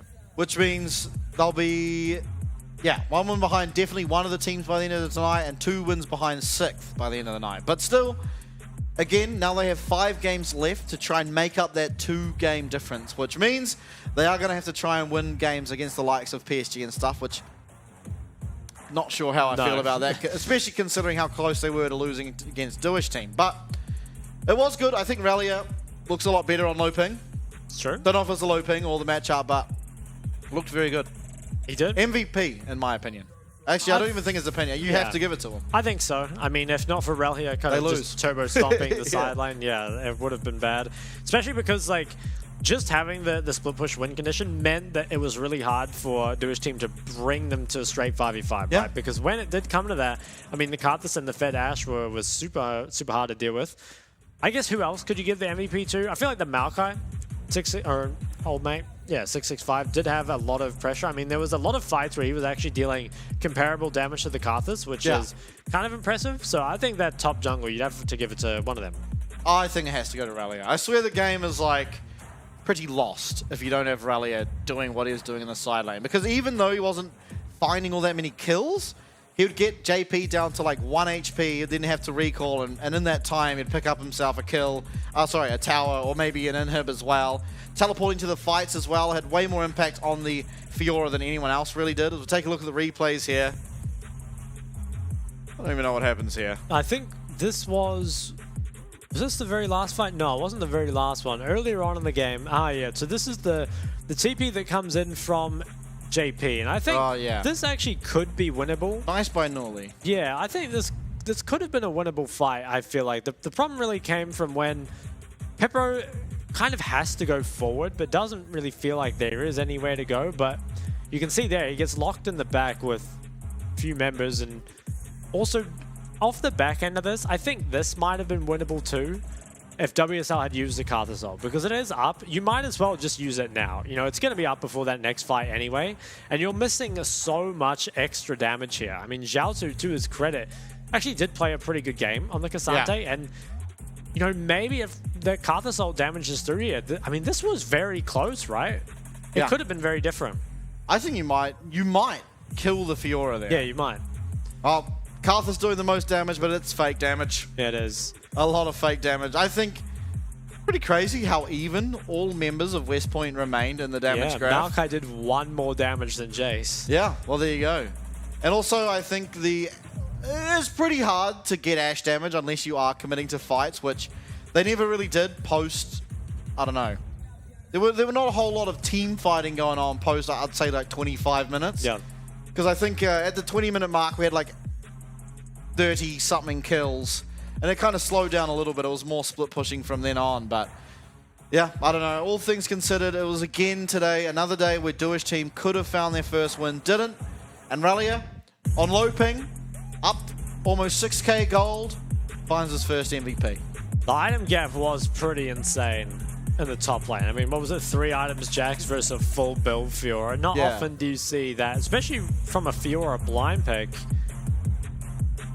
I think this was the pretty much last fight of the game, and Relia this whole time, he can 1v2.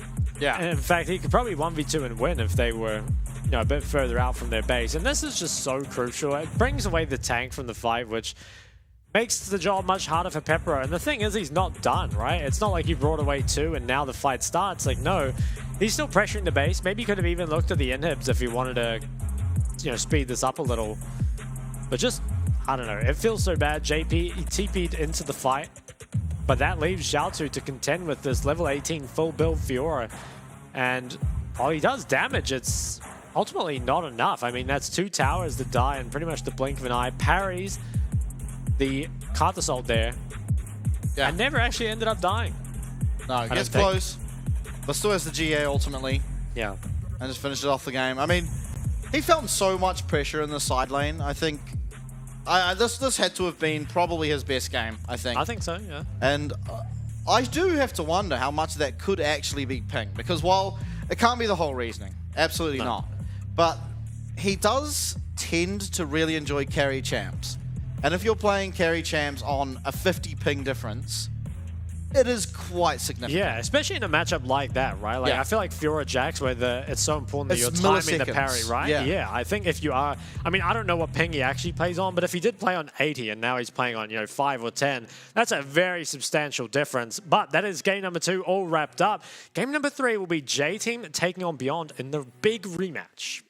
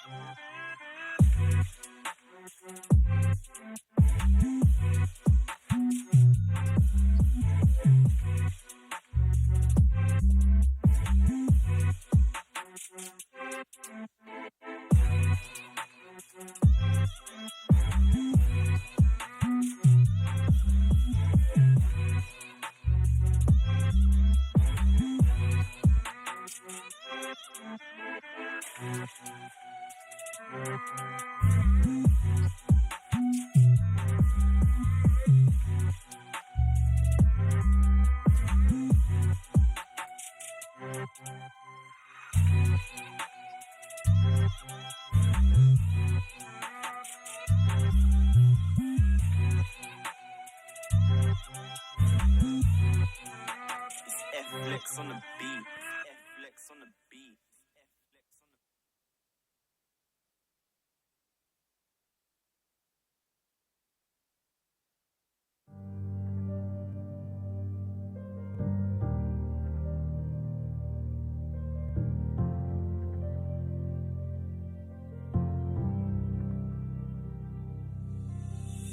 Do you feel what the eyes can't see? You hear it calling way down deep. Trust your heart, it'll keep you true. This world expects so much from you. From the dark out into the light, it'll come in the middle of the night. You were raised in a sacred place. Evil runs when it sees your face. Phone calls your name, you know it's your time. Good will stand and the shadows will hide. 1,000 souls will stand at your side. Take your people into the light. They won't take you alive. Stand here and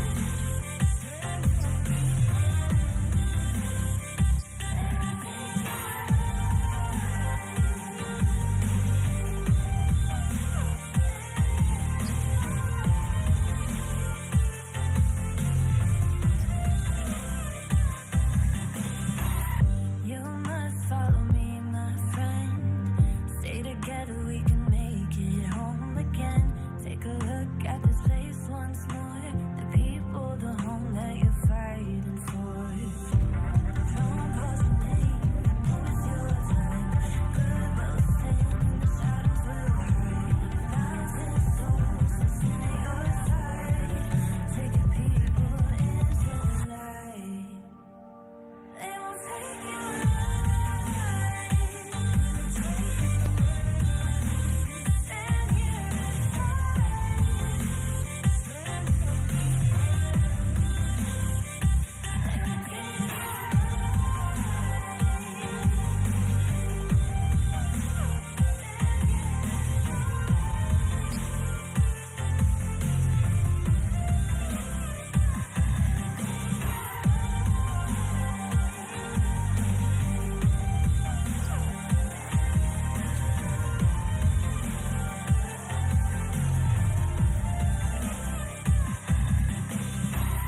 every step will test your soul. You will walk out pure and whole, stronger than the day before. Tomorrow you'll fight for more.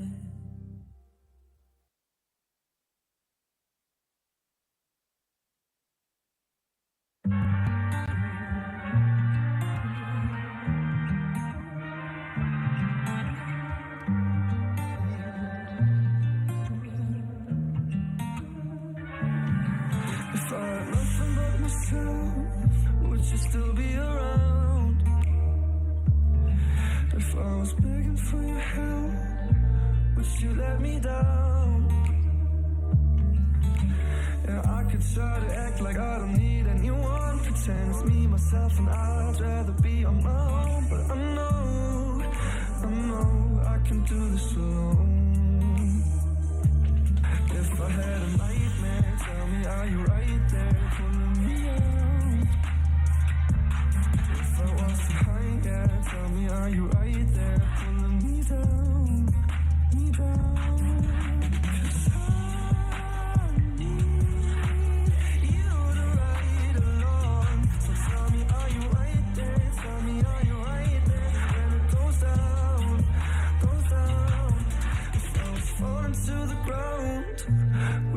wake me up.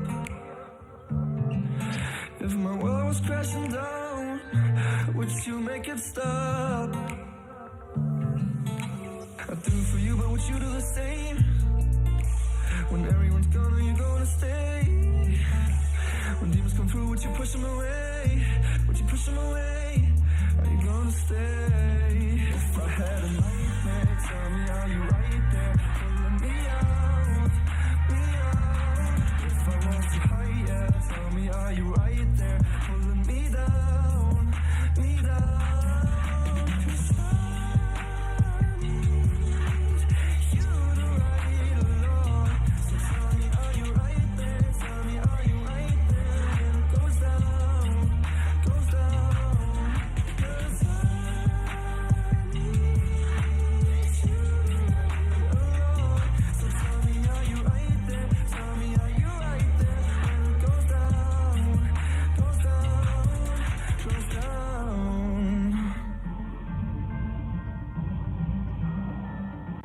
When it goes down, down, down, down, down.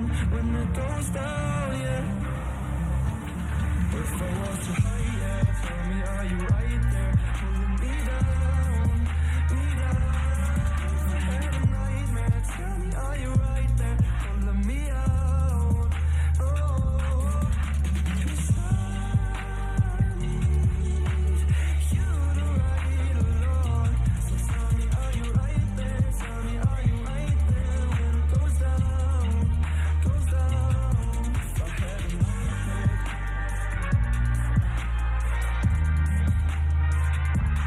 If I was pulling me down, me down.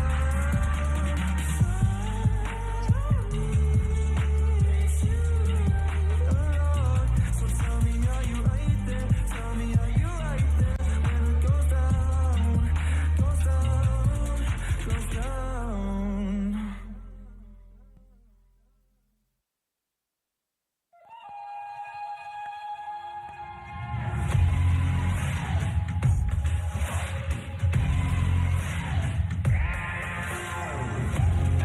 What I'm doing, getting right to it. The money is talking, I'm feeling it's coming in, just how I do it. Yeah, you know what it is. Hey, we doing it big. Look up, there is no limit, no, we cannot settle for this. Yeah, can't stop, nah, won't stop. Yeah, spin on live, you don't believe it, just watch.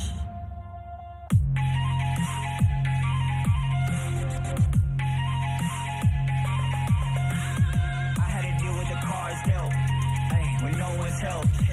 When it's time for action, headlines and cash.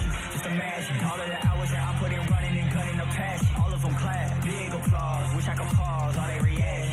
Ooh, we know I never had a losing streak. I know you see what adrenaline's doing to me. I've been kicking game, Bruce Lee. You ain't in the game too weak. Make them feel the pain too deep. Tell them get out the kitchen, you can't take the heat. What I'm doing, getting right to it. The money is talking, I'm feeling it's coming in, just how I do it. Yeah, can't stop, nah, won't stop. Yeah, spin on live, you don't believe it, just watch.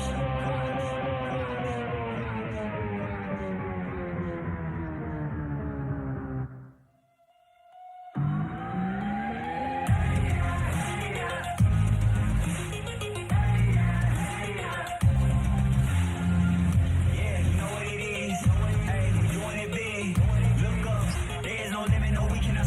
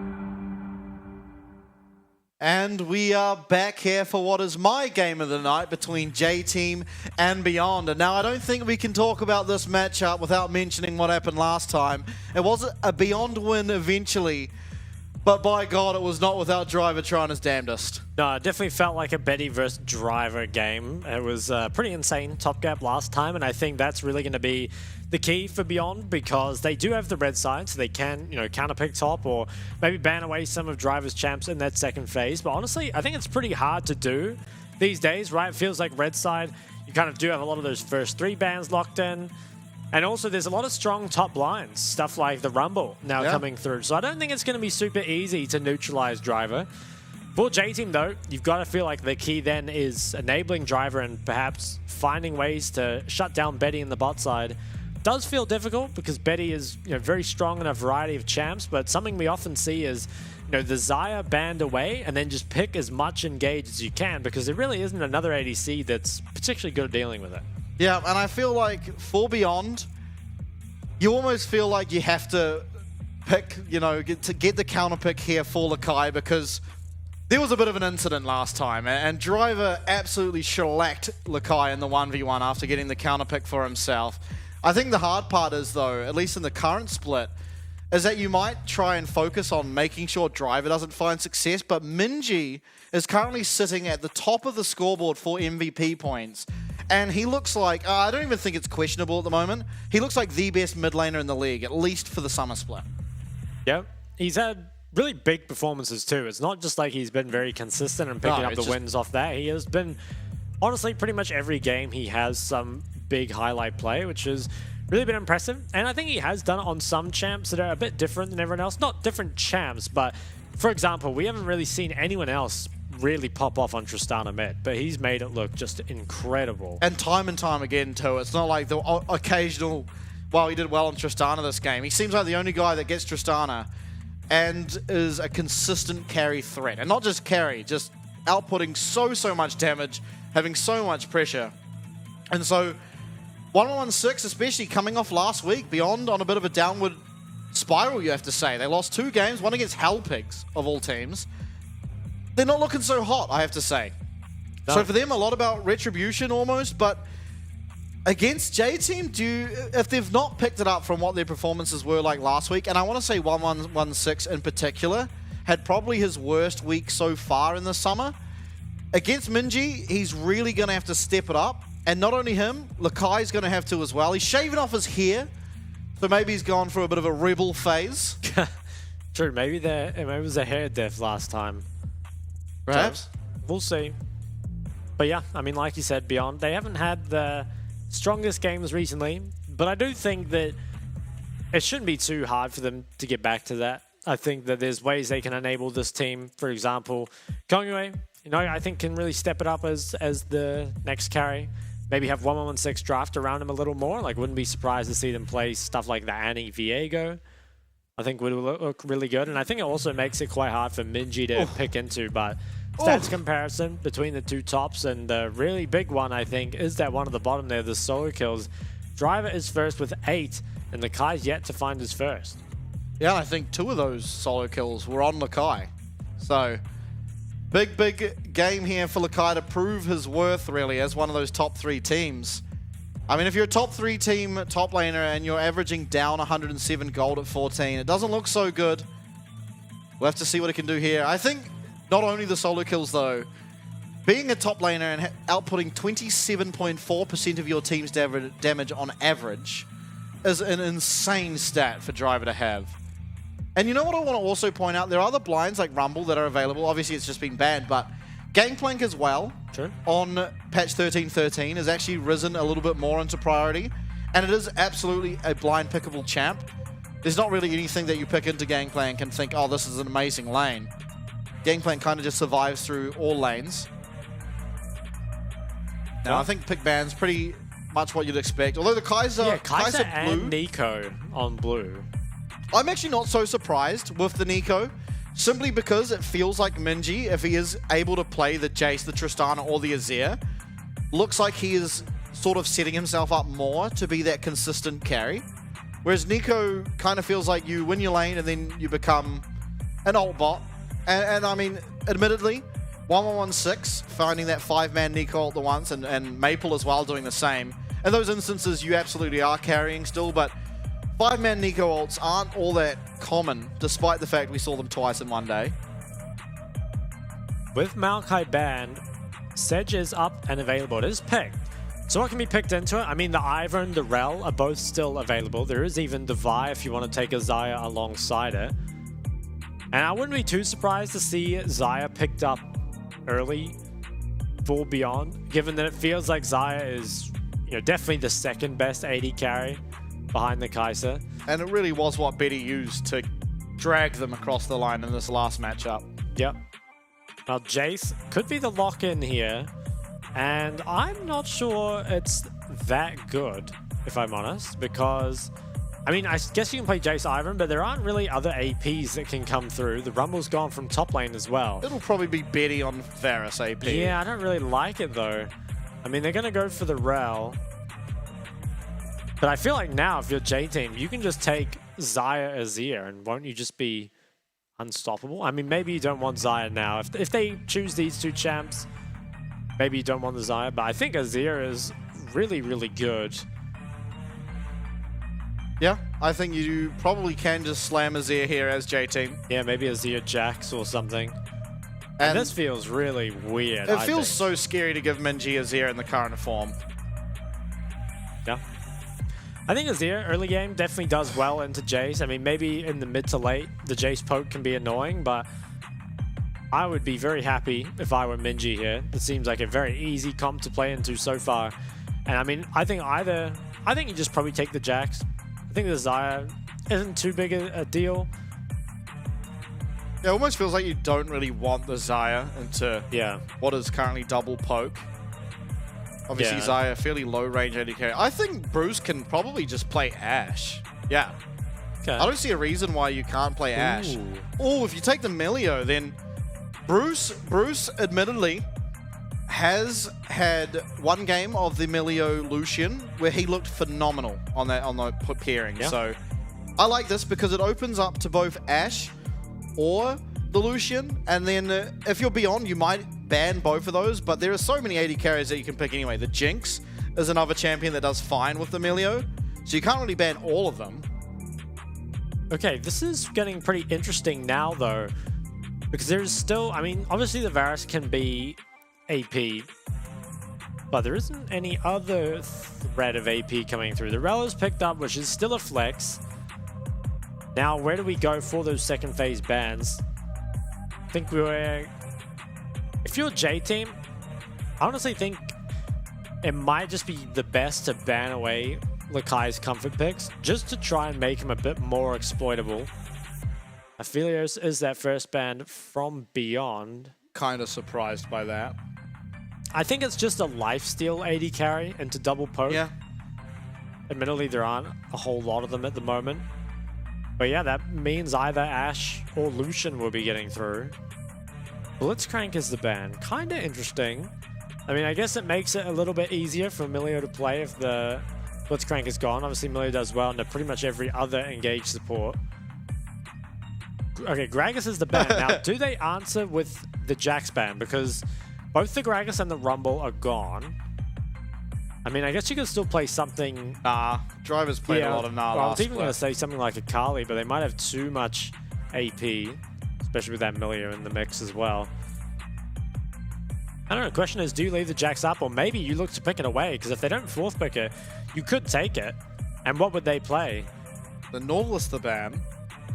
I kind of like this. I feel like this is J-Team saying, you know, you have to pick Jax now, in which case we have a counter. All Could right. even be the Poppy. Ooh, Yeah. Poppy Azir. Yeah, I'd be down for that. I mean, let's see. It feels like this is a dangerous Jax blind, but also I don't know if Lakai has a champ pool to punish if they give it up. They lock it in, but now what does Driver pick? He's really got his choice. I think he goes Gangplank. I think the Gangplank might be too greedy. They've got a lot of scaling on this team already. If he can get away with it, it's really good. To be It's fair, just- Gangplank, while does scale very well, also pressures his lane extremely Yeah, but he doesn't well. skirmish, which is the problem, right?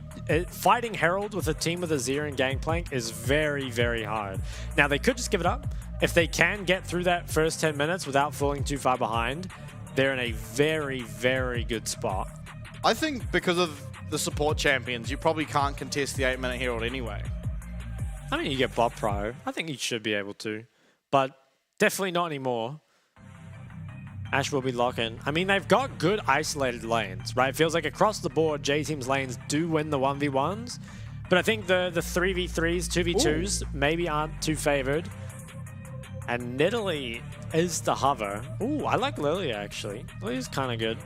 Now, I think the problem with Lilia is that there's a Milio, and if you don't put Milio to sleep, you can have some problems really finding all that much use. Yeah, I think this is honestly just being picked up as the solo AP. Yeah. I wouldn't be surprised to see Varus now go the poke build, like the lethality build, which I actually think is probably a lot better than the AP build this game. I mean, the only real tank is that Sejuani, and I think having stronger poke is better. So it feels like you just needed that strong AP carry. Could have been a Karthus, I suppose, but not a lot of threat early. So really interesting drafts, I think, from both teams. I really think that J-Team, if they get past the early game, are just going to destroy Beyond. But I definitely favor J-Team's draft, personally. I think you've got the solo AP Lilia, but it is not that easy to find value. Not only are you playing into the Melio, but there's quite a lot of disengage available. You have the Gangplank ult, all the Ashe slows that can come through, Emperor's Divide, as well as just Sejuani. I feel like it's quite hard for Lilia to find as much value as she perhaps would like to. Although Kongyue, very, very good at his carry junglers. Traditionally, though, we do see him on the AD carry junglers, so it'll be interesting to see how he approaches the game when he's obviously the sole AP. And it's going to be tough for him too, just because of the lane priority, because you're definitely not expecting Prior out of your lanes, I wouldn't think. And Sejuani can absolutely invade a Lilia if the lanes are there to support her, even without the real good melee follow-up. I mean, you have Gangplank as a melee laner, but not going to be adding a whole lot to that bristle. We'll have to see, though. I mean, I think interesting for both teams. It's kind of weird where the team that scales is also theoretically the team that does better in the lanes. Yeah. But obviously it is those skirmishes where Beyond should be able to find the most value. Takes a lot of macro sort of decision making to make that come to fruition, though, so we'll have to see. There is also the late game insurance that you have there in the AD carry of Betty, although if it's the poke Varus, might not be the same. We kind of do see this from Betty, though, where he's like forced onto this Varus, and I guess it is doing really well in scrims or something.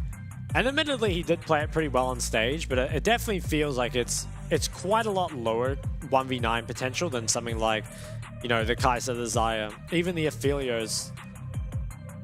You wouldn't call it a utility carry by any means, but it's, I don't know, it just doesn't have that It's very same... unique. Yeah, it's not the same pure 1v9 late game domination. But, I mean, as I said before, he did look very good in it when he played it before.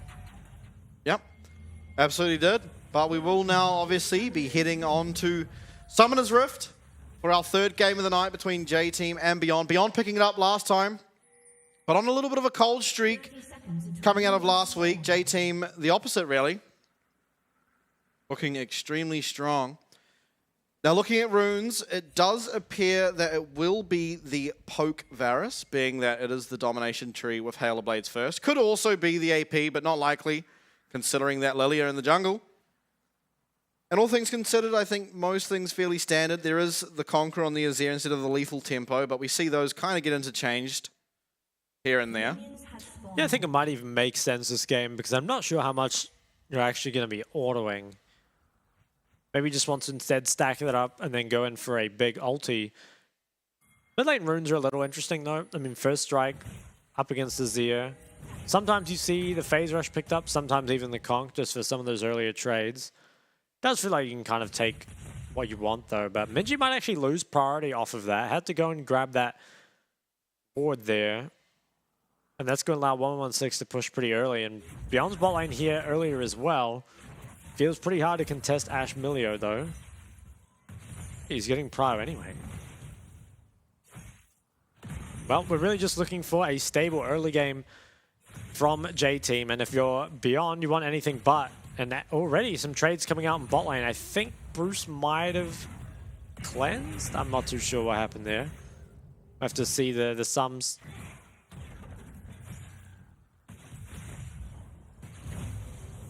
Yeah, I think flight trades in the mid lane as well. 116 diving in with hammer form and taking a few base zero auto attacks on the way out. Bot lane definitely though looking like it is favoring Beyond for the moment. Yep. Driver will be giving up some of that top prior, just doesn't really want to be exposed as his jungler pushes to that bot side. And he's fine. You know, we've seen him do this in lots of matchups. Interesting clear by the Sejuani, going Raptors top side back down to the bottom side. It makes sense that you are coming towards the Ashe lane, but it's just an interesting way to do it. Yeah, it's a little different. Well, mid has been really heavy trading. Lakai going for a proxy, but not all the minions will follow him. Mid's going to get the wave behind the tower, though. Which is kind of nice. You can avoid just getting queued by the GP. There's a big bot wave built up here, but Lilia can't really pressure early, and there's no way Jace can come down here either. So I think J-Team will just pick this up, at least for now. But actually, I mean, to my surprise, the Varus is the one getting Prio. I would have thought Ash Milio would be stronger, but maybe not super early. I mean, there is that Hail of Blades, of course. Yeah, I think the Hail of Blades adds a lot to the early lane phase. Now, it will be Lava, spotted out by that Scryer's Bloom. Ooh, massive trades, yeah. He is going to be able to get a free reset, though, I believe. Just get off the map here. We'll see what he buys. Because he's gone for the Dawn's Blade start instead of the likes of the Longsword refillables. So pretty much no chance he, does not have a Dirk. Just goes for the Tier Sword, which is going to allow Azir pretty free laning phase here. Both teleports as well, committed. I feel like Minji is actually stronger here. Has a lot of AP. Jace kind of still needs some time.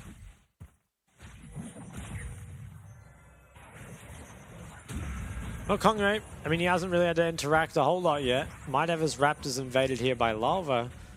Is just going to pull that away.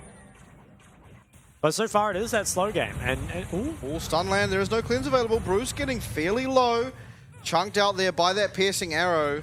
Is going to get away. And actually, the return trade...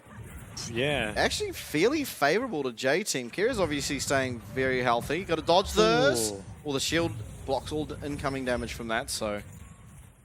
Milio's power being felt. I wonder if they'll stay. I mean, they have health pots, but they don't have any mana.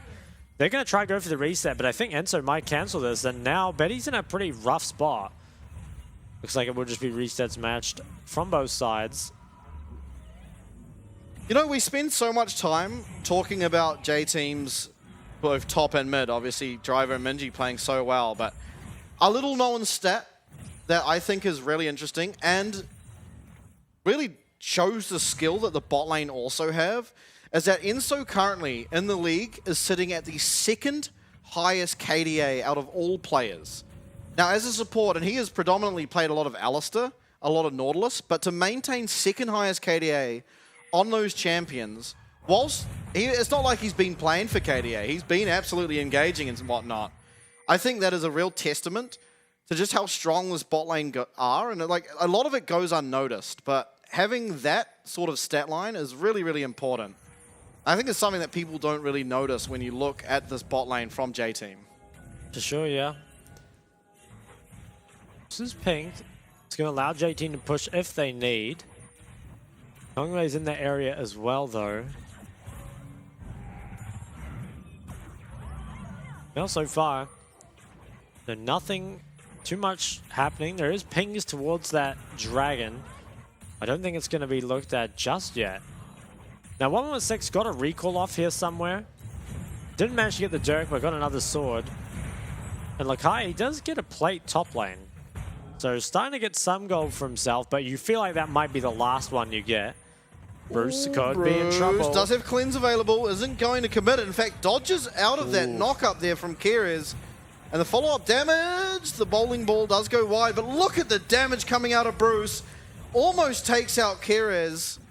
In fact, now he's looking at Betty. Oof. With the lethal tempo fully proc, there's so much damage in bot lane. Heavily in favor of J-Team with those trades. And it's now the Dragon being looked at, which really is just going to be the benefit of how well that trade went. For sure. And I think when you've got this sort of bot lane, you know, the Varus, Rel, if you don't manage to win the trade early on, you're definitely not going to win a long trade. So need to find those quick ones and get out, but unfortunately, the Rel did miss. And I think Dragon. Dirk, Varus should be, well, obviously Ashe, Melio, a very strong lane, but having the Dirk, Varus, you still definitely want to come out of the lane ahead. And so the fact that it's even at this stage where it is the Dirk versus the Carrot feels very good for J-Team. Even picking up an early Dragon, meaning even if BYG start to get stronger in the mid game, they are able to give up a Dragon and feel pretty comfortable that Dragon win con is going to allow them enough time to scale. Yeah, that does feel like the big thing. Oftentimes, you're expecting to maybe give the first drag if you are playing something like the Azir mid. But I mean, honestly, how strong they are, maybe they can go for more. They're going to trade onto bot side, low HP. Oh yeah, Lilia top side. BYG being completely forced away from their tower. I really like this. They've got the GPR as well. Obviously, comes forward. Arctic Assault will land here onto Keres. The stun will not be able to come through. The CC onto Lava will mean that no follow-up. But yeah, it is going to be Rift Herald here for Beyond on the opposite side. I think that's a fine trade, though. You don't really expect to win that. Cannon Barrage. The Enchanted Crystal Arrow will land in Lava with that Glacial Prison. Will land it onto Benny. Finds himself first blood for Driver up in that top lane. And Betty with no cleanse now. It is one. Oh, no! Oh, no. Oh, dearie me. You hate to see it. And it was a flash trade, but could have been a kill. Yeah, it's pretty big as well. Jace not having flash versus Zir is very scary. You can get ulted and ganked really easily. Also important was that Driver was the one that picked up that first blood. I mean, that accelerates him here a lot. And must be extremely frustrating for Lakai, who's been laning fine on top side, but now that Gangplank is going to find himself very accelerated up there. And this is the strength of the Gangplank, right? It's a good weak side champ, can just kind of like clear out the waves and then ult bot lane. I mean, just look how much damage comes through. And I think Betty might have walked back. Oh no, it was Keres that died. That's right. But yeah, that was a really good cleanse by Betty, though. This is... Oh, no. Yeah. That sucks. I actually don't know why he flashed, though.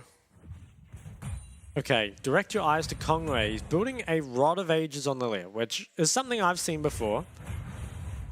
But I feel like if you're solo AP, it might just be better to go Liandry's, just because it is more damage. But wants to be a bit tankier while doing it. Has the Conqueror, so it's kind of built for it. The damage. Ashe Miller doesn't seem too fun to play against. Ashe just isn't fun to play against. Well, Kongwei has his Herald. Question is, where does it end up being used? Feels like mid lane could be the target. Has his Rod of Ages now. Okay, decent timing. I mean, he's got it fairly early. How much is it going to matter, though? I think that's yet to be seen. Yeah, so far, I think you are definitely liking J-Team's chances. Nothing's really happened, which definitely benefits them, and they even managed to get that drag. So things are looking good. Question is... Oh! Hate to see it. Really wonder, I mean, do they just go mid and drop the Herald? Feels like you might have to soon. Driver picks up a Triforce. It's really far ahead. I think Lakai might grab himself a second plate in top. Yeah, it looks like he's going to grab, maybe even going to get 3. So, getting pretty good stuff out of the laning phase. You're still pretty worried, though, with just how strong the Gangplank is going to be. You know, I feel like 3 plates, you might even still be behind in gold with how much Driver's gotten. Yeah. Gangplank kind of just prints money. Also the first blood, of course. Maybe we'll be able to... Oh, he's already found himself at least one plate. Isn't going to go for the greedy auto attack. Did Lakai not buy anything? Yeah, Lakai did not buy anything. Yeah. I don't know if he couldn't, or... Wow, okay. These crit... Well, it's not even crits, it's just Sheen procs. Yeah, well, he's at such a huge item deficit. Lalva in the area, and teleport coming in through Minji is going to land the Glacial Prison. They're trying to find the follow-up. The Cannon Barrage does come through, and the Emperor's Divide will find Kongyue. The sleep's going to be meaningless. It's a second kill here for Driver. We've seen what he can do on the gangplank. Last time picking up a pentakill, and he's en route to finding so much more success again. Yeah, now forced away, at least briefly, as Lakai, and Kongyue just walks in, taken out. TP advantage on mid was used very well. And yeah, he's going to be such a big problem. Kongyue, he probably thought he was fine to walk through and gank Driver, but doesn't respect the TP, doesn't respect the lava can be there, and even with everything used, Kongyue ends up just being taken out. I think importantly, that should probably force out a really... Wait, did he even use the heal? He didn't. Heal just... Oh, I just went to the abyss. Yeah, maybe he was going to try gank top and then Herald, but... I mean, that is huge. This is going so well for J-Team. I want to see how much gold Lakai has in his inventory, because I'm 90% sure he didn't buy before, and that's really making his lane tough. He was on the map for a long time. Oh, Lakai, you're in trouble. Yeah, this is tragic. I mean, he must have so much gold, right? He took 3 plates before and didn't buy. Now, do they get this? It is Youmuu's and Duskblade completed, so you feel like Beyond should have the strength to win this, but I mean, J-Team aren't exactly behind at the moment, and the poke going wide, Enchanted Crystal Arrow, it only lands onto Kyrez. The Rel, certainly not the target you want. Bruce, though, quite strong, and Lalva is trying to angle for something, although the Chain of Corruption should stop it. Magnustorm comes through. It is going to be onto the Sejuani. The Emperor's Divide finds both Kongyue and Kyrez. Bruce picking up 1, Bruce picking up 2. Lakai arrives, but it's just too late. They get the Dragon, but it was for 2 kills now for J-Team, and they're up 4-1, as well as First Blood Tower for this gangplank up in top. Yeah, already the game feels almost unlosable for J-Team. You can't be losing these fights as Beyond, but I think the problem is that, sure, you've got these 2 pokers, but there is actually a fair amount of sustain that can come out of the Milio. And they're missing. Yeah. And honestly, just not a whole lot of poke actually landed, right? By the time this fight starts, they're engaging onto a full HP tank with no real damage landed. And it feels like J-Team just executing the team fight a lot better overall than Beyond. And you see this a lot when these double poke comps are played, and unfortunately poke Varus isn't quite the same as poke Kai'Sa, where you still have that team fight DPS to back it up. The thing's really getting out of control for Beyond. They did manage to get a drag, but lost so much on top side in the meantime, and obviously lost that fight as well. And this is maybe a problem too with the Rod of Ages Lilia, right? It still hasn't kind of hit its spike, but you've taken so many fights. Driver's getting pretty confident. Orange is used. Is not going to be able to find that barrel, but pretty big trade found back there onto 116. And I want to say, after that play top, Driver finding himself the tower, finding himself the kill, was able to pick up both the completed boots, a dirk, and also a pickaxe. So he's almost at 2 items here, almost at his collector. I think at that stage, this gangplank is going to really put down some hurt. For sure. Mid tower now, is it going to go down? Kongyue in the area, bowling ball does not hit. It looks like this should fall pretty close to it. Very, very low.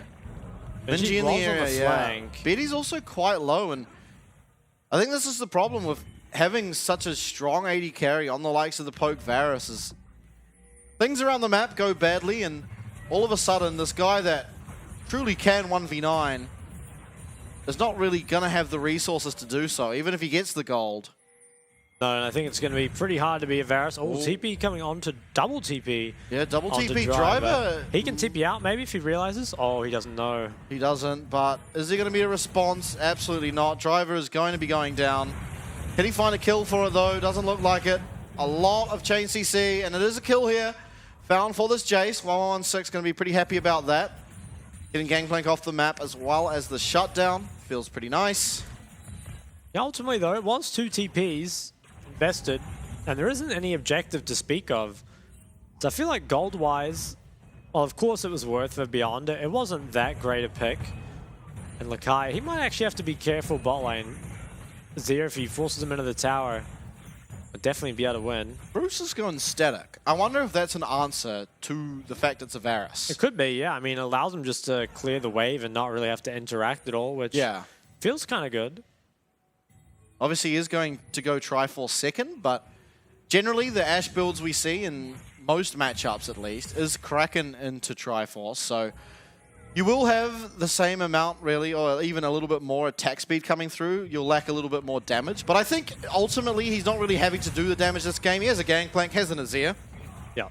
So it's really fighting over these mid waves. And of course, will land actually the Enchanted Crystal Arrow there, forcing out the cleanse. With 1 minute left until this Dragon, massive summoner spell to have lost as this Varus. Yeah, you do feel bad for Varus in this next fight. And Driver needs to be a little careful. He is going to be able to clear out the wave, but there are a lot of people on his side of the map. I think he's going to be okay. And mid tower could fall pretty soon. Beyond did move away from it. They've got Kangwei in the lane showing, but it's going to take a lot of damage. Wow. Okay, Breath of Light traded there for the Chain of Corruption. Not sure who... In fact, I think that actually favors Beyond, because now Lilia can perhaps find some value. Although I will say it's pretty hard to find a multi-man sleep without having the Zhonyas. One of the most potent sort of Lilia combos that we traditionally see is sort of a flash Q into Zhonyas. Well, 15 seconds. Beyond, they're posturing to contest, but I think it's going to be so hard for them. They haven't really landed a whole lot of poke. A bit on Bruce, which is a good target, of course. But if you want to trade something, you need to go for it now. Looks like they are going to trade. 116 is running towards the top tower, which I think is probably the best they can do. But it definitely feels like the poke comp is already kind of useless, honestly. It does definitely feel that way. I think Sedge is building a Mikhail, which is probably smart. Yeah, I like it. It does feel like if you don't get poked too low, and then they can't find the engage, if you do fall low, it's pretty hard, I think, for Beyond to win a team fight. So another drag picked up by J-Team. Beyond, they do deal, I think, a good job trading back. They take some top camps, get the top tower. This Jace is getting a lot stronger. But at the same time, I mean, there's this really fed Gangplank. Not going to be very easy to deal with.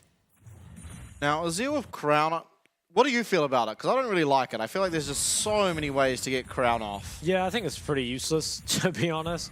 He probably just wasn't sure what to build because it's not a great Leandry's game. I mean, I guess it's fine. Could have even been a Luden's game. Do you ever rush Nashes? Surely. Can do. Yeah, chapter Nashes is pretty common. So I think in this game, obviously you don't get to auto that much, but when you go in, and after you go in, you will get to auto a lot. And in fairness, Nashes does still give 100 AP. It's not like it's simply there for the auto attacks. Obviously that is a big component of it, but... Oh, I don't even think I'd hate the Nashes first this game. J-Team, they have control for now, but Beyond, they really want to take it back. Maybe looking on mid. Kongai's Rod of Ages finally completes, but so much has happened that you have to feel like having the earlier spike would have been better. It's just how many skirmishes and team fights they've wanted to be involved in. They drop some vision, which will buy them a reset, but this is time that J-Team will use to just keep getting ahead. Their driver is so fed. Yeah. Printing money. Yeah, I mean, his carries aren't even behind, and he's still well ahead of them. Just pretty insane. 1116 coming in second, and I think a lot of that is the shutdown that he picked up on the printed money from Gangplank. So. Yeah. But it does feel bad, I think, for Lilia to be so low in the gold as well. I mean, this is a champ that really does function with items. And Kongwei as well is a player that definitely... You know, he's good at snowballing, plays well from ahead, but just won't find the same value as the Sejuani if he doesn't get the ball going soon. Okay, Needs to be a little careful. It could be in trouble here. At least in taking a chunk. See if the barrel can find... Oh, Enchanted Crystal Arrow coming down. Oh. Doesn't land, but Driver still takes his time to go forward. Really, really good spacing there. This is going to force out that Jax ult, and wow, Driver's spacing beyond that Counter-Strike was actually pretty insane. Was very nice. Lava picks up the Redemption, so not going to be the Mikhail. Okay, I can see that. You get slit by Lilia, put the Redemption on top of yourself. I can also see it as just, it's a way to honestly heal up your team from the poke, right? It's yeah. Seems a pretty smart answer. J-Team do have a lot of Baron damage. They're going to look at it. Yeah, they're starting it. It was spotted out, but... Yeah, need to look for the engage, though. I don't think you want to just sit here and get poked. And there is no Ash ult. It is very, very short cooldown. We'll be up momentarily. Disengage before that accelerated shock blast is able to land. Again, we'll go back to our lane assignments. Now, what is Driver cooking? It's going to be a hull breaker. Probably, yeah. Guy loves his hull breakers. That's going to make him super annoying to deal with. But once again, a relatively slow game coming out. But as we said before, you feel like that definitely favors J-Team. Beyond... I mean, when they hit 3 items on the Jace Varus, that's definitely a pretty big spike that they can look to abuse. But I feel like if they don't win on that, going to quickly get outscaled. Shojin here completed from Lakai's Jax. So second item Shojin makes him a little bit more potent when it comes to these team fights, having that Counter-Strike available just a little bit more often. Certainly helpful.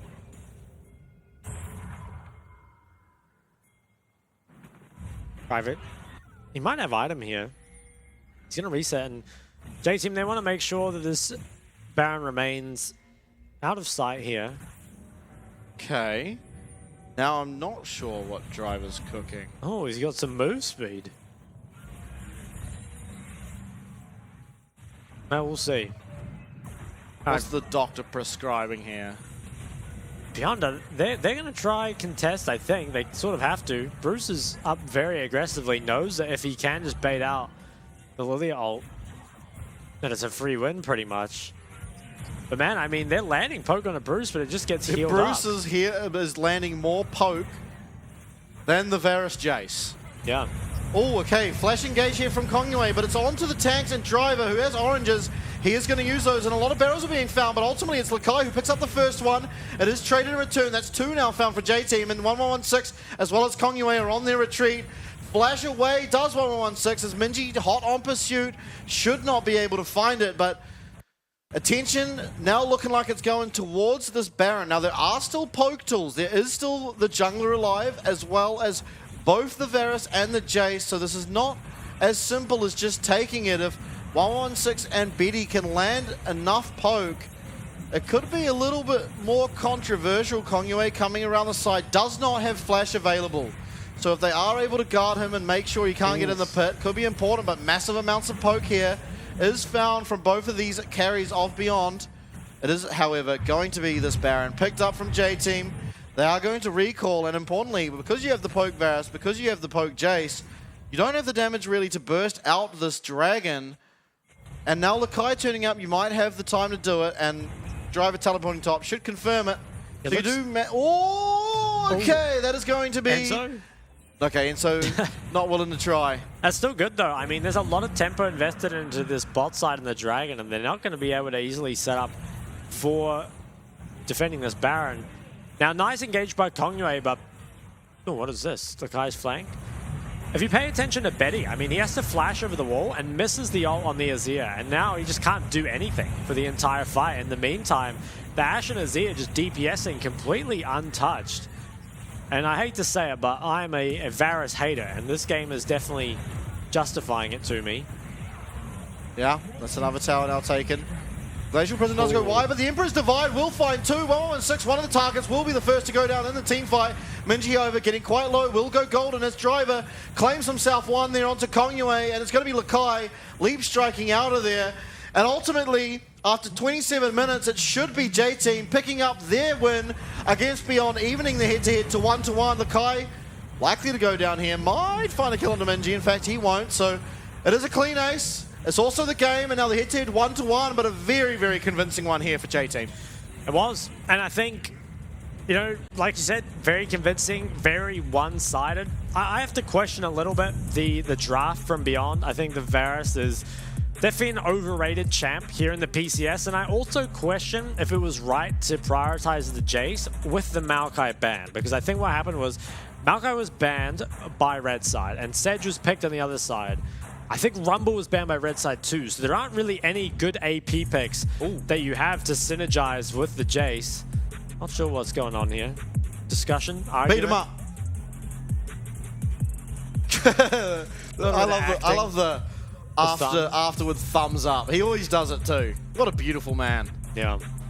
But yeah, I mean, I think instead of the Jace, honestly, could have just picked up the Azir, right? Yeah. I feel like it would have honestly been a better pick. I guess it would have given over the Jace Sejuani, but surely playing Azir and a Jace Sejuani is better than playing, you know, Jace with Lilia, because that feels, I don't know, it's okay, right? You can make it work, but it's definitely not strong on the patch. So I don't know, and I think, I can't quite remember how the draft went, but they could have third picked, was that Ivan? Was Ivan up? Yeah, Ivan was up. Yeah, I think they were hovering it and decided on, I can't remember, was it the Varus was third picked? Yeah. Yeah, and that feels, to me, like, I think for what Beyond are good at, if you just pick the Ivern and you get Betty a crit ADC later on, you have a much better chance of winning that game. So I think Beyond really, maybe on paper the draft is decent, but I think they made things super hard for themselves, and I think giving over the Azir Sejuani combo was a big mistake. See, I don't even think the draft was that decent. I think Lilia felt so useless,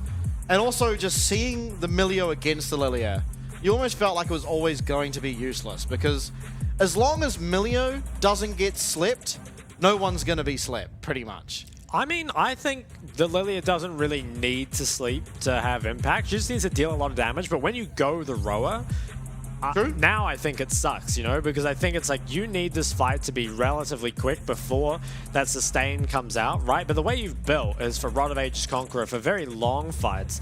So, I don't know, maybe it is just too difficult and familiar, I'm not sure, but I think the Rod of Ages also was not it. Yeah, true. And in fairness, I think for the side of Beyond, the first blood going over to Driver was probably the worst case scenario, because Lakai was truly doing fine up in his lane. I don't think it was really favored towards anyone. It kind of just looked pretty even, but ultimately, in an even lane, Gangplank is printing more money than you because he's getting extra gold every CS he gets. Plus, he gets a 400 gold on top of that, as well as, you know, all the assists that then get given over to the bot lane and jungler.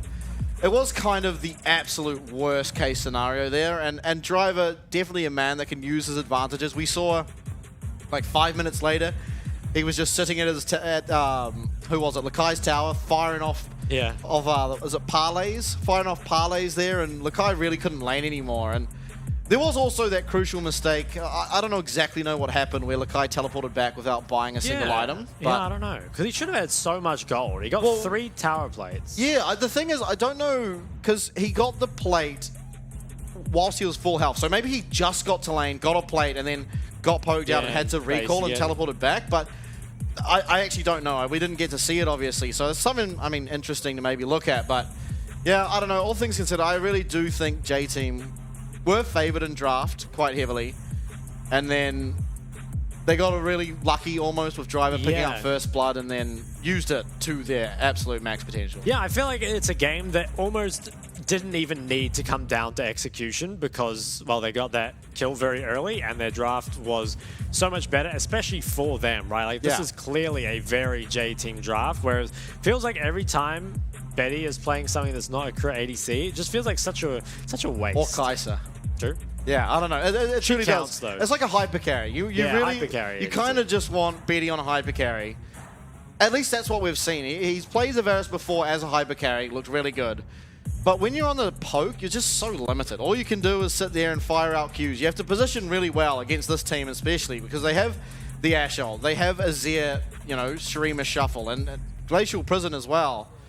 It was so hard to play as Betty, and just look at this. You're just never doing damage. Yeah, Benji goes in and sweeps them both, but that fight there, it was the Jace QE as well as the Varus Q both hit Minji, and he was still full health. Yeah. I don't know. I'm a hater of not just Varus, but double poke comps in general, especially ones that don't really have teamfight DPS, right? Like Kai'Sa, I actually really like Kai'Sa. Like Kai'Sa's really strong, but I feel like Varus just, I don't know, doesn't really find that much value for me.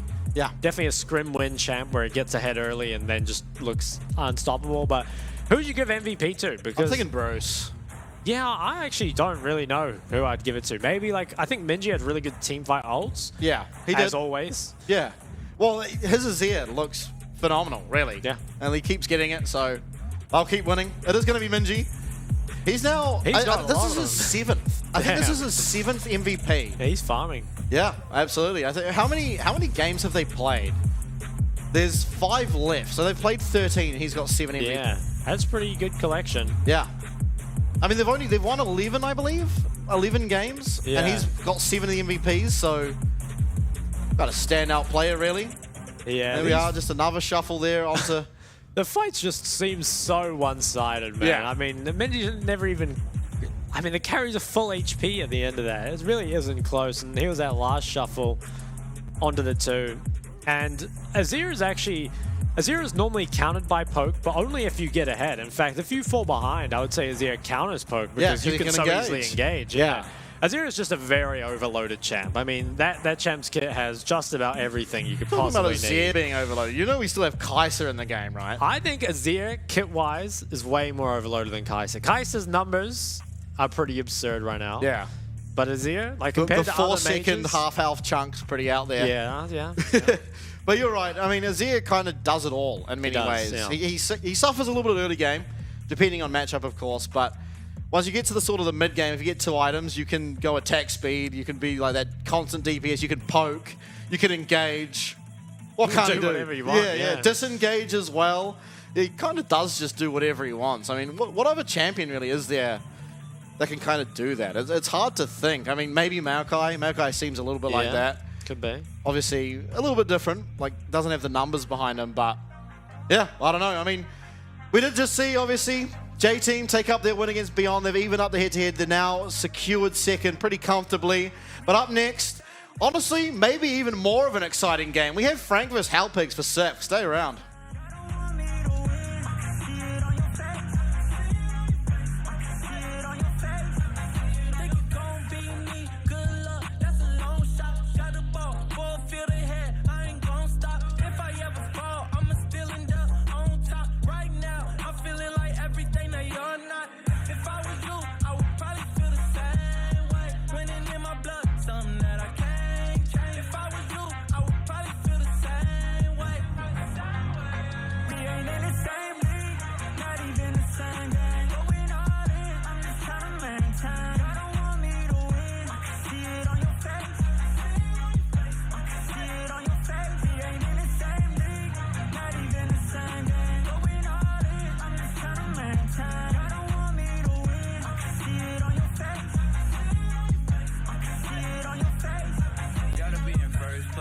Second shift's the first to lose. Working in the gym, taking shots, I'm trying to perfect my moves.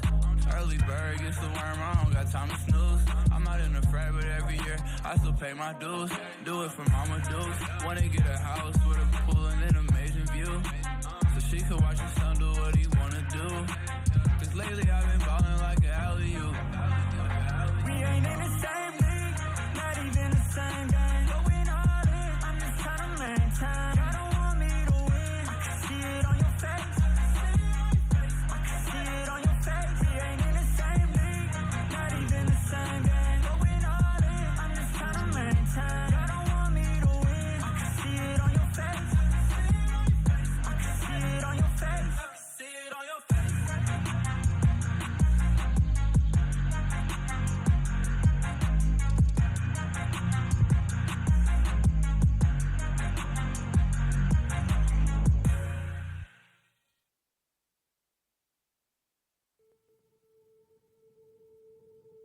Lashes define I'll empty your mind 'cause you want me to. I'm so twisted, you're addicted. I feel your pain, 'cause you want me to. I'm so good for you. I'm so bad for you. I'm so good for you. I'm so bad for you. I'm so good for you. I'm so bad for you. 'Cause I can't give you everything you want. Make you feel I'm so good for you. Love being bad for you. 'Cause I can't give everything you desire.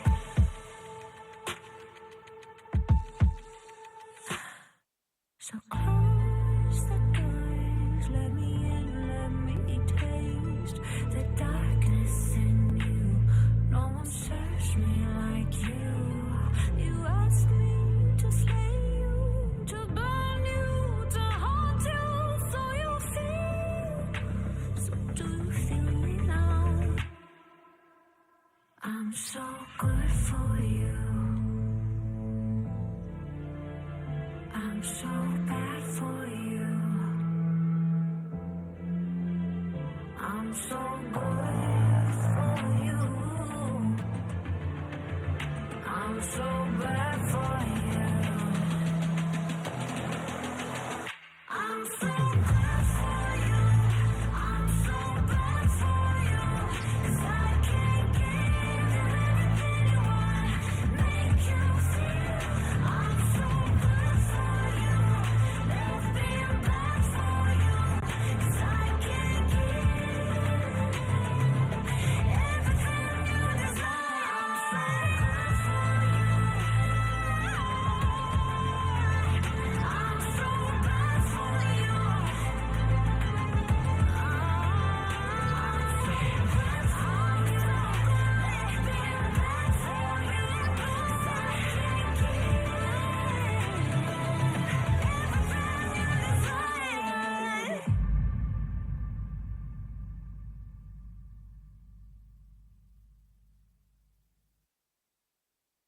Say you're looking, keep looking for it, but you can't find it. Can't find another one to get around with. You try and try, but never find someone who's not. Keep looking for it, but you can't find it. Can't find another one to get around with. You try and try, never find another me.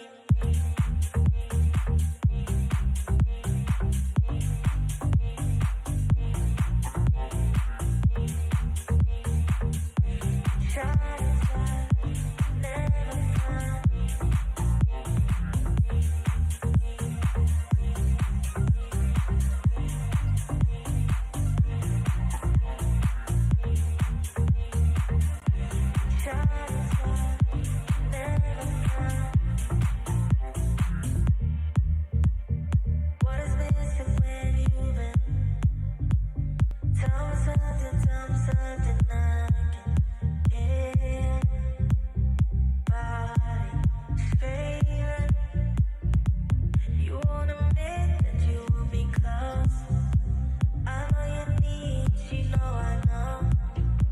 When you're with me, you feel it the most on the low, low, low. You say you're looking, keep looking for it, but you can't find it. Can't find another one to get around with.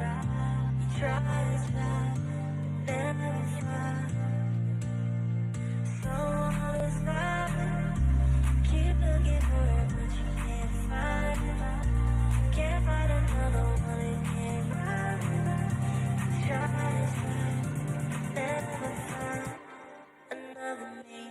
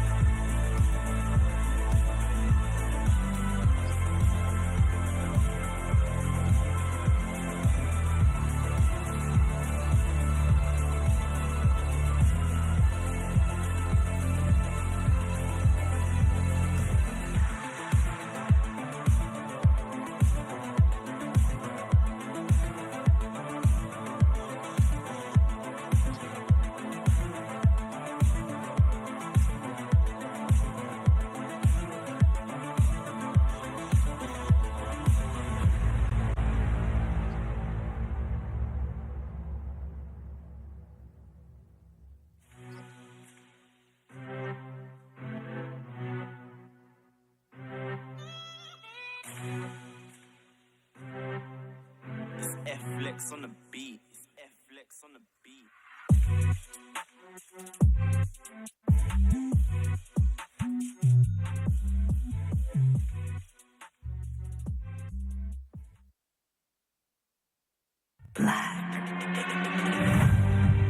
not over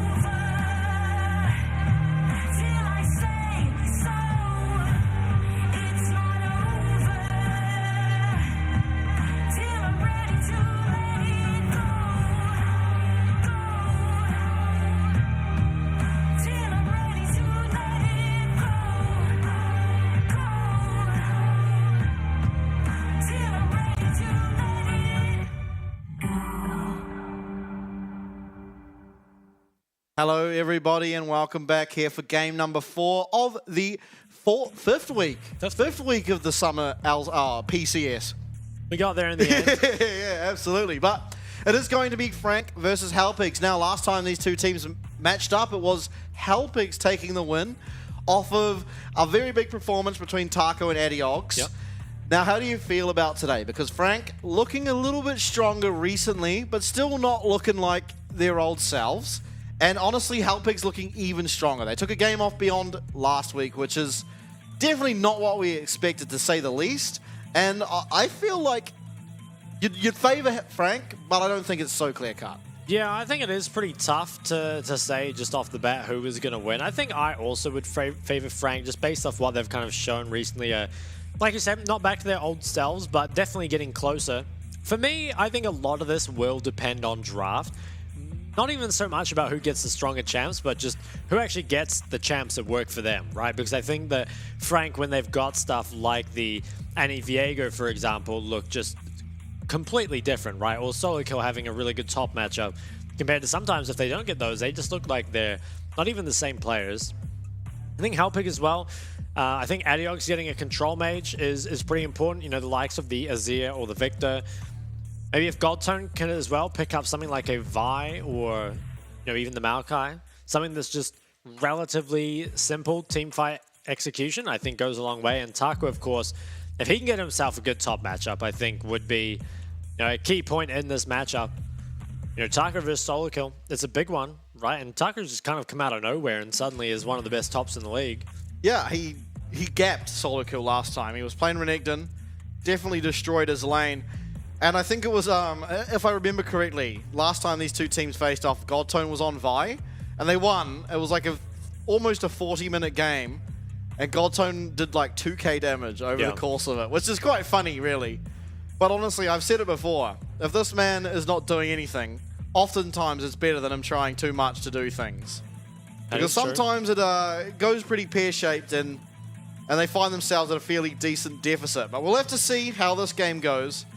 I do think that maybe one of the biggest keys to success is trying to get Taco a counter matchup, as well as if you can early get the Azir for Adiogs, it seems like that is almost a certain win, because this guy's Azir seems really, really, really, really strong.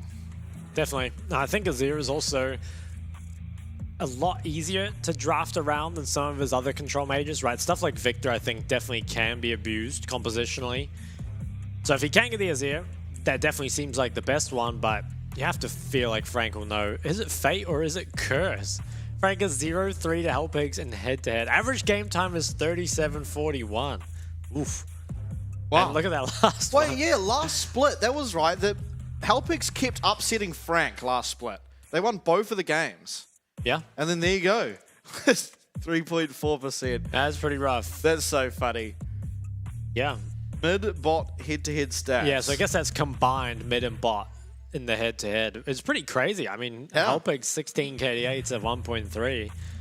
And, you know, Frank, they definitely have some good carries, so it's kind of crazy that it's ended up like this, but maybe now Frank will pick up, I guess, their first win against Hellpigs. We'll have to see. I mean, I sort of agree with your sentiment that a lot will come down the draft. I really think you just...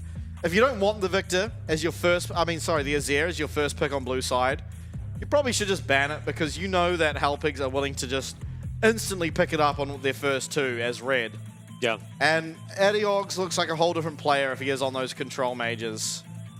I think as well, it could just be good to ban away both Maokai and Vi, or maybe pick Maokai first pick, because I really think if you can get Godtone away from those champs that are kind of relatively easy to find high impact on, even if you don't really, I don't know, get aggressive with them, I think that will go a long way. Stats comparison, though, between the two tops.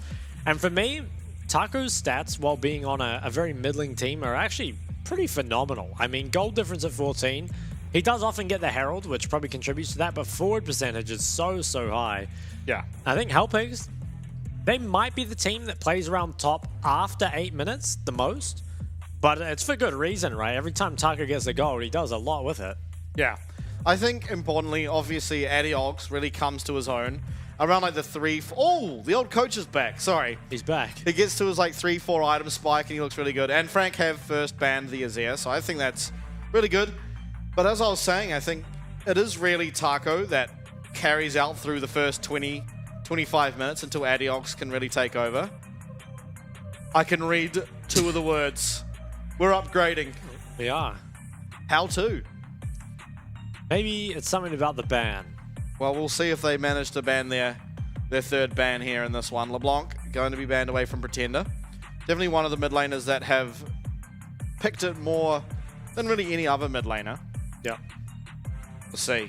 Okay, so what do we look for as our last ban? Okay, Nothing. they ban away the Maokai. So this does leave the Vi open, but I definitely think the Vi is a lot more abusable, right? Yeah. Like the Maokai gets a lot of value just by being there. To be fair, he has had a Nautilus game. Actually, that was his best game, I think. His Nautilus jungle game had some really good pathing, stole away a blue buff early. Probably had the most impact in his own in that game. I mean, he stole a Baron last week, I suppose. Jace is that last ban, so Tristana is up, but I honestly think it might be bad to take. Kai'Sa feels a lot better, and also, I feel like taking Tristana versus Adiox might actually be a mistake, because a lot of Adiox champ pool is very good against Tristana. You know, again, the Victor comes to mind as a good matchup into it. Taco's Renekton. I want to see it. Although, yeah, there is the Rumble, which could be a problem. Okay, he locks it in. And what are they going to pair it with? I mean, you could take the Ivern, the Rel Flex as well. Looks like the Rel gets locked in. Now Frank. I think you might... I mean, you could take Annie plus, like, Poppy or something. See what they want. Cassandre hover so far. And I almost feel like that favors Hellpigs as a whole, if the Cassandra's locked in. Because it gives Taco a pretty free lane. And it will be locked in, so far, I mean, the Kai'Sa is a bit of a worry. But I think the Renekton versus the Cassandre matchup, you feel pretty good if you are the Hellpigs. Yeah. Well, it will be interesting to see where we go from here. Alistair, the Hover. Often picked against the Rel, but the Rel could still yet be jungle. I'm sure we'll find out either here or in the next stage of the draft. Probably likely to keep that flex alive, but... Do you take Xayah, perhaps? I don't really see a reason not to. Yeah, it's probably good. Ooh, or they could take the Poppy Denial. I mean, that makes it pretty hard to find Holy a good Sin jungler. buffs and Godtone. Oh. I really like the Poppy. I mean, it does reveal your flex, but I think that it takes it away from Kenny Champ, and it is very good against the champs shown so far, and also it's an AD jungler, so of course will allow Adiox just to be the solo AP, which seems so consistent for them. Second phase bans, though, I think you ban away some of Pretender's champs. I mean, you could ban junglers if you're really worried, but I don't think there's that many... I mean, okay, they're going to ban the Nocturne. Maybe preempting the Xayah ban coming through, because I think if you do have a Xayah, Nocturne seems really useless into this comp. That's kind of weird. I feel like it might have been a better second ban. Now, yeah, we'll have to see. Surely Annie or Viego, right? Oh, Viego's already banned. Maybe they banned. I was thinking Annie, but are you that worried about the Annie, given that there is the Kai'Sa? Because I feel like maybe Tristana is the worry. I don't think Tristana's a problem at all. I like the Ivern. Yeah, makes a lot of sense. I think if you're Hellpigs, you just last pick whatever control mage Adiox wants. And it should be pretty hard, I think, for Pretender to blind. But if he has Annie, I think it makes it a lot easier. What will that... I mean, I think you ban the Xayah probably. Just make things a little bit easier. Yeah. Okay, so Hellpigs. I think you should just take your AD. Question is which one? I think you... Yeah, I'm not too sure. Aphelios, I mean the Varus, but doesn't seem like that good of a Varus game, No. all things considered. I think it's probably an Aphelios angle, although... I mean... Ooh, Okay, okay. Zeri. Now, could be AP Zeri. Yeah, I believe this is... I think most people go... Yeah, they definitely go Shiv these Shiv days, is right? always first. first. Yeah, it's just where do you go from there? Yeah, you can go AD, you can go AP from the Shiv. Now, Lee Sin shouldn't be the lock-in against Poppy. Are we going to see a second Lilia? And if this is locked in, it either means it's AD Kai'Sa or an AD mid. I'm not sure what you would pair with Lillian now. I mean, I guess you could still go Trist, but it doesn't look like a great Trist game. And blind pick Yone into Poppy Renekton. This seems really not good, but I mean, maybe Adiox doesn't have good champs into it. You know, most control mages don't fare particularly well. Yeah, a lot of discussion going on. Okay, it's going to be... Okay. Well, this means it's almost certainly has to be the AD Kai'Sa. Yeah. I honestly don't like the AD Kai'Sa, though. You're going against a Ral Renekton and a Poppy. Ooh. Oh my, lock it in.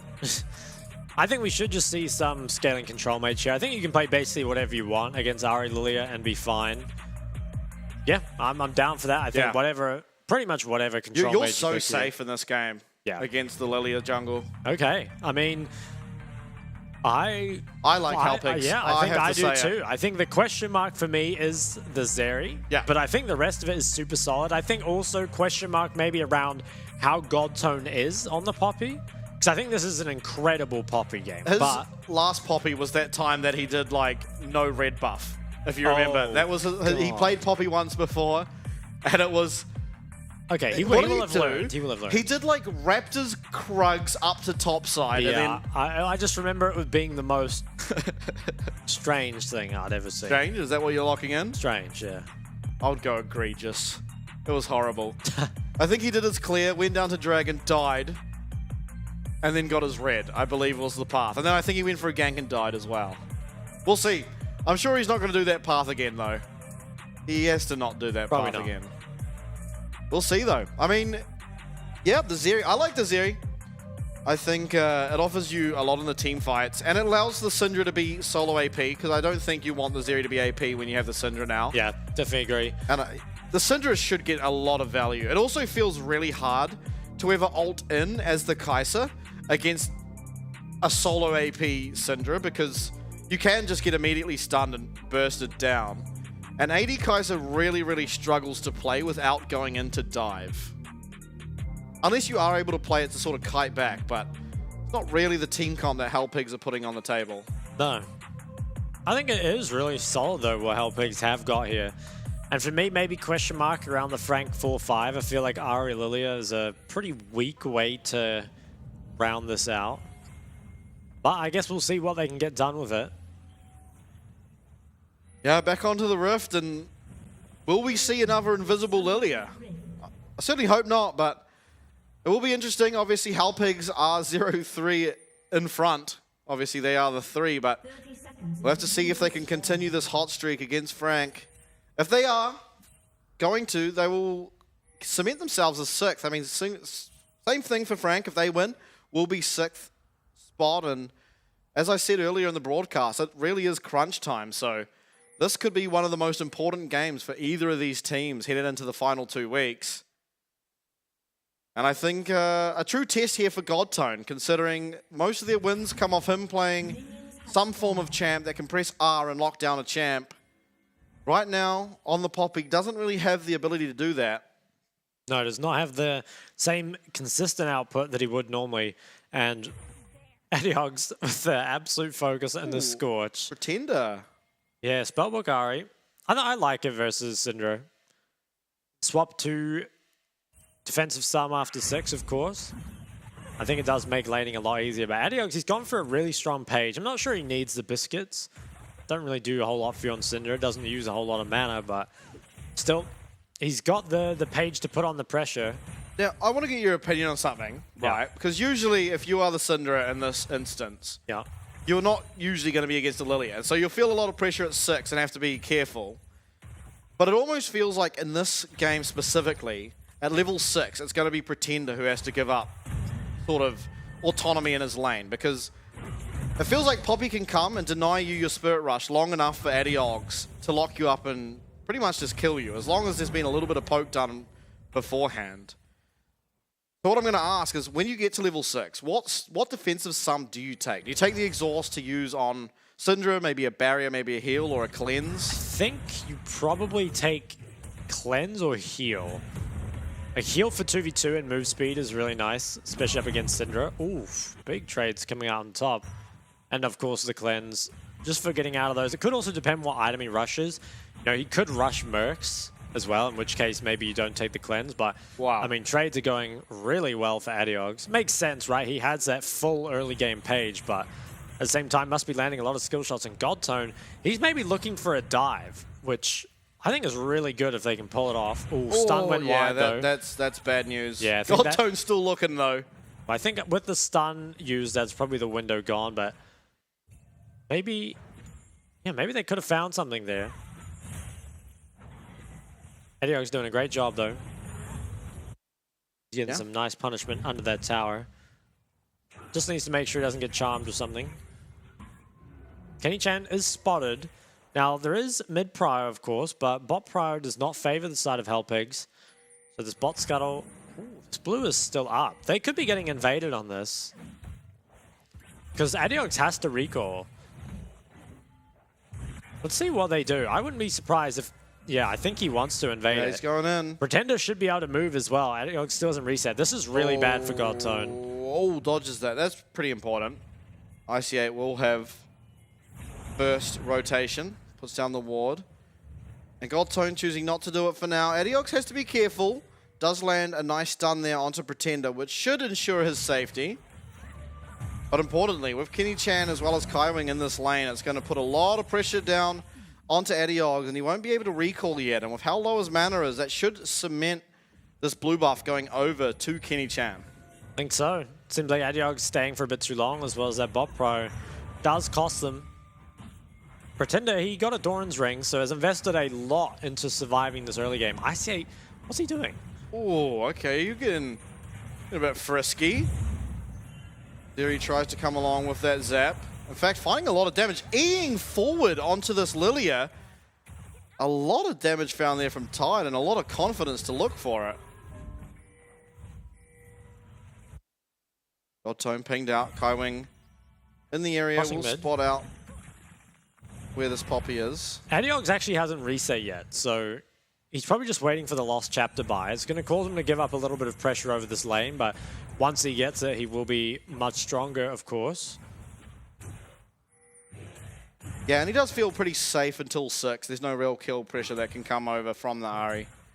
And then at 6, as long as he gets his recall off before that, should be okay.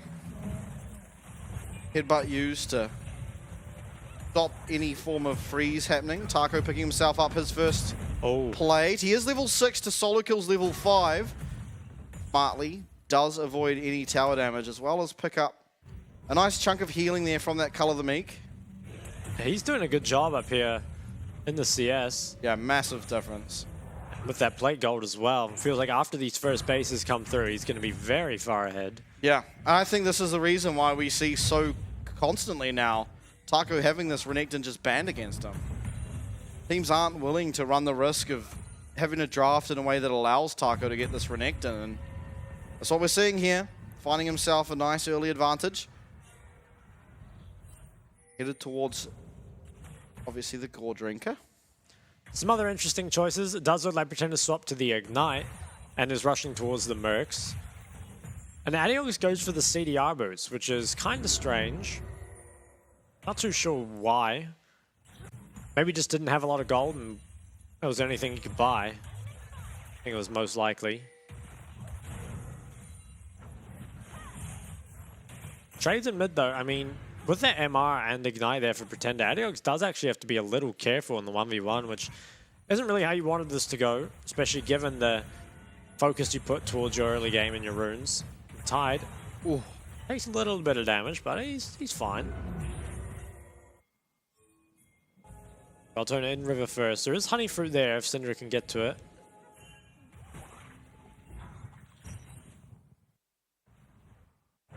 Waiting in the wings here is Godtone. Ooh, stun does go wide. Don't think anything would have come of it, but would have been a nice chunk. Well, looks like this dragon won't be looked at. Most likely Herald now becomes the focus.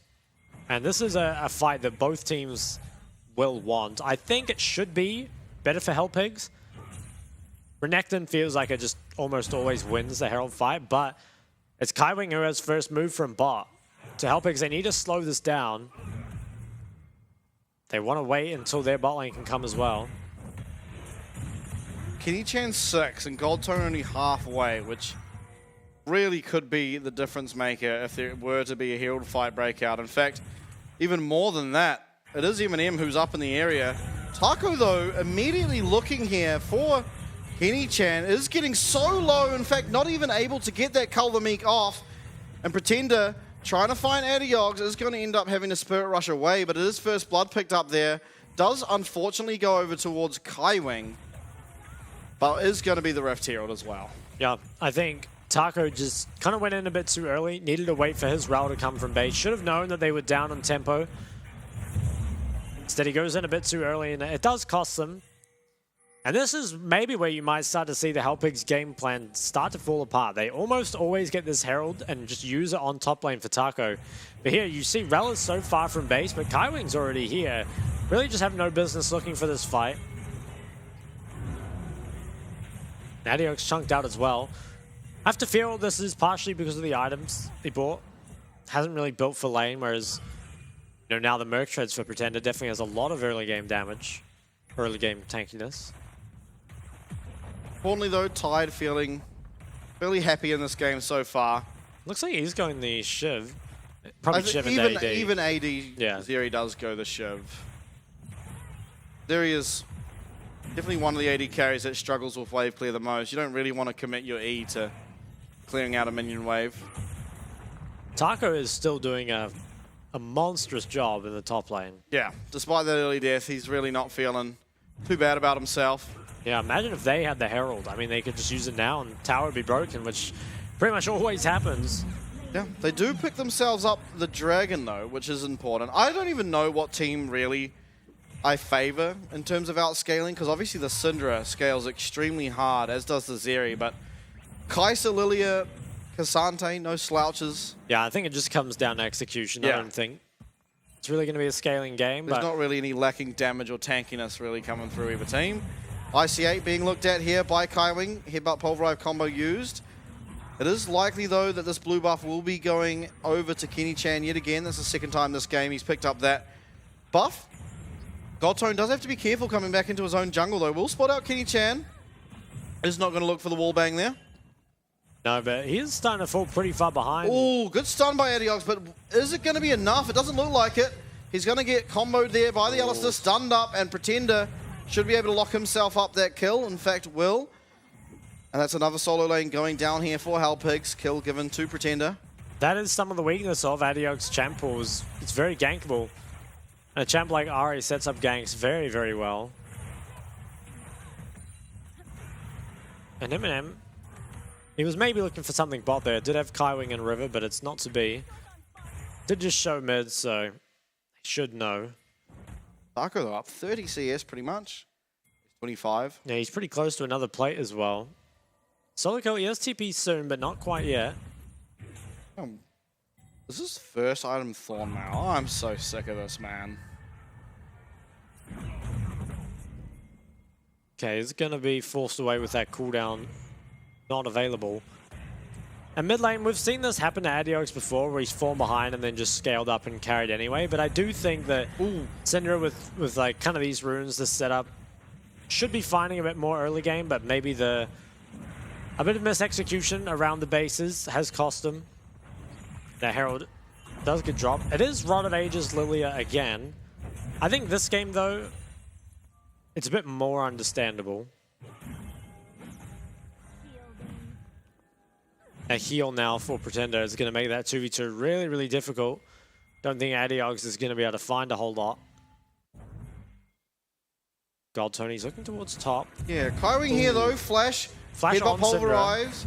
Yeah, Kitty Chan should be able to find this one. Isn't going to commit the sleep at least yet. Should just be able to burn down the Syndra eventually. Just dancing, delaying the back. Delaying the base. Will eventually pick up that kill as, again, these are the problems with Syndra. Flash comes up just too late. Came up pretty much as Adiogs dies. Still not able to get towards that Leandri's just yet. No, it's very, very delayed, and a lot of gold picked up by Pretender, of course. The Herald was dropped mid before, and now he gets even more. Stopwatch as well. Oh, did he miss that ward? He did. That's pretty rough. I think once he commits to this direction, he is pretty dead no matter what. Yeah. I think, yeah, he wanted to run with his jungler, but there just isn't really any safety from Lilia, and I think delaying the base is really smart. Could have even delayed it longer, honestly, and just let Ari take more on mid lane.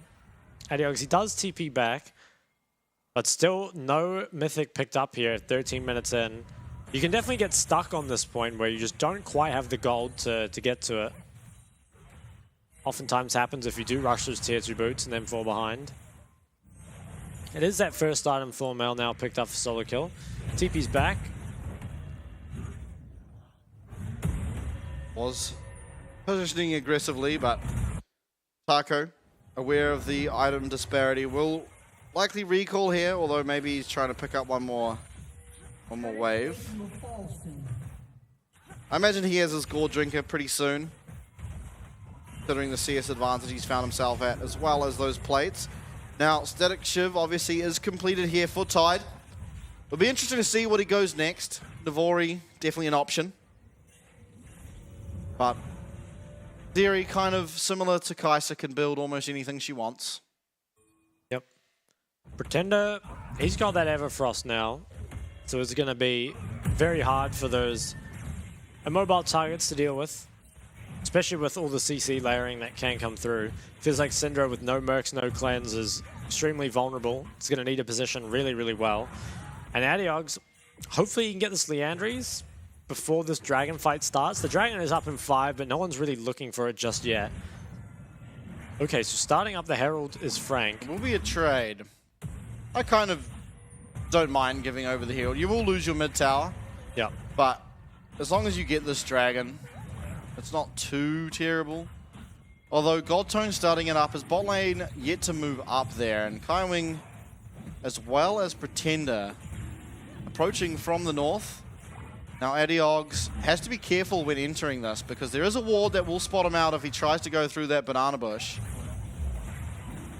It is just going to be, however, this dragon picked up here for Hellpigs. It's 2 dragons now for them, and it will be the Air Soul, which isn't the greatest, but it does definitely help the likes of Adiogs to survive in these team fights as at a mobile mage. As well as it can be used very, very well with this Zeri, but ICA going forward with the Magnet Storm will not actually land. It is the Unrelenting Force used there to get a pretty decent chunk, as well as first tower found for Tide. So that's a lot of gold onto the Zeri. That is a nice pickup. I mean, getting first tower while giving 2 Heralds, yeah, is pretty good. That's kind of insane to think, really. Yeah, I guess just traded so many bot plates during those times. Mid tower does survive, so it's going to be used bot, which I think, I mean, mid tower's probably, yeah, mid tower's low enough they can get it anyway, so it isn't going to be a huge issue. Tender will pick that one up for himself. Bot tower, it lives for now, but should be taken out in the not too distant future. Leandri's here now for Adiogs, but you just feel it's ever so slightly too late. Wasn't there for that skirmish they had before. Now, admittedly, they got their 2 drags, so they're still kind of okay. Yeah, I think all things considered, you're not feeling too bad as Hellpigs just yet. They are down 2k gold. His teleport will come through here. It is going to be Pretender arriving. Spirit Rush should be available. In fact, it is. He lands a charm there on Goldstone, who tried to flash forward, but it's going to be Zeri. She's going fast. She's going very, very fast. Finds 1 kill. Pretender trades 1 back. Has 2 uses of that Spirit Rush available. Sleep comes through. Tide does stay alive, but Adiogs does not have that same fate. It's going to be a 2-for-1 trade here, and Tide going to have to back off. Means this tower goes over to Frank as well. Frank just 3 clean kills house in that team fight. Earlier they found so much value. I think the Ari charm on the Poppy was phenomenal Crazy, yeah. as well. And that really catapults them into the lead. While they do have some dragons to make up, they're very far ahead now. And also there's sums missing on the Health Pigs carry, so they can definitely be punished again. Pretender still has all of his. Get a replay of how it went down. Proactive TP comes out of Pretender. It is matched by Adiogs, as well as another TP. So this is a 5 versus 4. Cancelled, oh, though. it got cancelled. Okay. Yeah, Taco didn't make it in. It could have been a very different fight. The Syndra ult being used on the Alistar feels probably not worth it. And now they're just really lacking damage, and Kenny Chan takes full advantage. 3-man here. Yeah. Yeah, just so much damage that can come through. And feel like should have been used perhaps onto the Kai'Sa there, living on sub 200 health, but ultimately it wasn't. They do find themselves 1 kill on the Alistar, but lose a tower as well as 3 members for their trouble. 2 members, shall I say. Kaiwing finding so much value really with this Alistar. Caught Adiogs out a couple times. Started that initial tower dive there that resulted in a very favorable trade for them. Now Kenny Chan will be wallbanged and stunned up here by IC8. Magnetstorm also committed and does follow it up with the stun. Now Taco is importantly going to be at this fight. Nice combo there from Kaiwing to delay any damage, but it's Tide. He does pop his ult, has to be careful of solo kill here as Taco is not able to find Kenny Chan. Kenny Chan gets it for himself. Tide not able to continue using this Zeri ult, will eventually fade, and the result is just 1 kill here. Again going over the side of Frank. They're in a very dominant position now. we'll start working on this top tower. And the top lane is combined a 0-3 this game. Haven't really found a way in. This should be more gold going over to Pretender. So Ari normally kind of a utility champ for sure, but with how much gold Pretender's picked up, he probably will do a pretty meaningful amount of damage, you'd have to think. Especially on Adiogs, who doesn't have any magic resist to speak of against that double AP mid-jungle. Maybe it'll work on the Banshees now. A Dragon in 50 more seconds, and Frank, they will definitely want to come down here and get this one. Navori is picked up by Tide there. Yeah, and Tide should almost have cleanse for this fight. IC8 obviously, both sums can be very important. Eminem importantly doesn't have either. Should have cleanse as well though by the time the fight begins. And Taco walking down early means we are likely to see a full 5-on-5 here. Have to see where Solo Kill is positioned. Yep, he likewise positioned in this bot lane. 15 seconds now out from this Air Dragon. As Godtone stunned up but is able to run away. Looks like they are just going to give it though and get to work on that top tower. Trade over a bit of gold. Doesn't feel too bad. I have to question Adiog's build here a little bit. He's going towards the Void. There's not much MR, and while there might be MR that comes through later, if you go Void second here, you're gonna... it's gonna be so long before you get your items. On top lane though, Tender did TP up here. It does not save the tower. They might actually make a play on him. There's an Alistar in the river, but they don't go for it. Kenny Chan grabs that first dragon for them.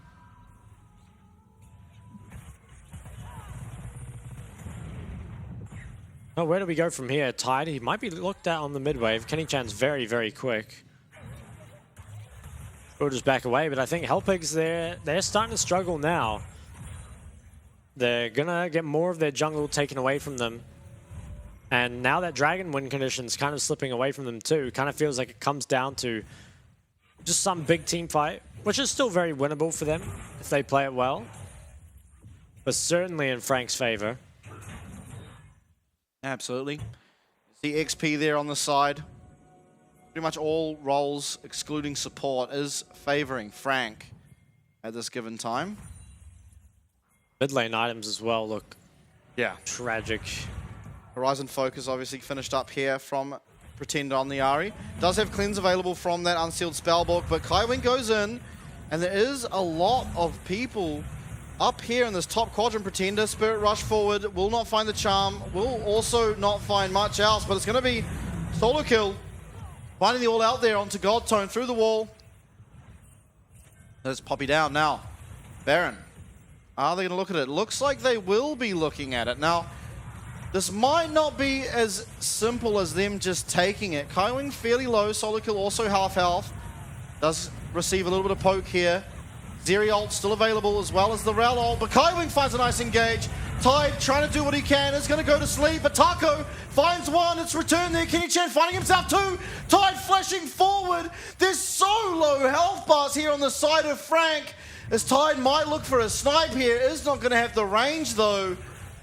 And the difference between a won and lost team fight there was about 30 HP on 4 members. That was crazy. I mean, Kaiwing, he finds that massive engage and you're thinking, okay, this fight's over. But Tide goes absolutely ballistic. And something I'm sorry to say we're going to see in the replay is another Syndra ult used on Alistar. Oh no. We'll see how it happens. Really nice by Kaiwing to play here. And I think no choice really for Hellpigs. They kind of have to walk forward. But I think, honestly, even if Syndra ult just gets dropped on Ahri or something here, anyone except Alistar, honestly. Yeah. And Tide's just going to clear everyone else. Yeah, I mean, if that Ahri is 1 HP, then he might just kill them all. I also want to say, if this was the last season, Zeri Flash Ghosts. True. That was a Penta. That champion was doing stupid things when paired with Yuumi and Lulu. Yep. Ultimately, though, those small differences mean a lot. Yeah. Especially with the mid lane item situation, too. I mean, Adiox is so weak, and that fight was still so close. And remember, Godtone was picked instantly. To Tide, I mean, he just went crazy for that to even be close. Still posturing around Baron, though. And Frank, if they find another pick, will turn back to it. Now, all things considered, the game isn't really that out of hand. There is obviously a very strong Lilia, a very strong Ahri, but Tide is very strong in his own right. Doesn't have sums for this fight, though, as Frank are looking towards this Baron. Adiox is going to have to find some poke here for this to be somewhat meaningful, but it's going to be Kaiwing again, finding the exact same play, but this time, is it going to be as good? It's going to be the Syndra ult used onto solo kill, but the team fight's going so well. Look at how much damage this Renekton is soaking up. He's 1v3ing, and he's absolutely delaying everything here. It's 2 for 1 in favor of Hellpigs this time. And I think Taco was having a hell of a time there up against those 3 carries. He was just on him for so long. But I mean, Hellpigs, it's starting to go back to them. I think if Adiox can get some decent items, could find themselves actually in a good spot here. And obviously don't really have to worry about the dragons. Kaiwing in the exact same spot. Play, yeah. Finds it again, but not onto the tanks or not on the carries. Now I think Adiox, I think it might have been on Alistar again. Oh my god, it was. Oh my god. The fact that these are so close when Syndra is not doing anything is really impressive. Void stuff now completed. Round 3. All right. Except all the Hellpigs, except for Adiox is in base. Nice stun, Kenny Chan. Quite low. Baron, though, is very, very low. Godtone is going to be just too late. He's now stuck in the pit. Are they going to come in with him, though? That nice ult there from him will mean at least one member's removed, but ultimately the Hellpigs are just too late to the play. Aren't able to fight that. It's Baron going over to Frank. Dragon spawning in 5 seconds. It looks like Hellpigs very aggressively positioning for it. And there is pretty much every spell that you need up. Pretender obviously is missing Flash as well as Tide.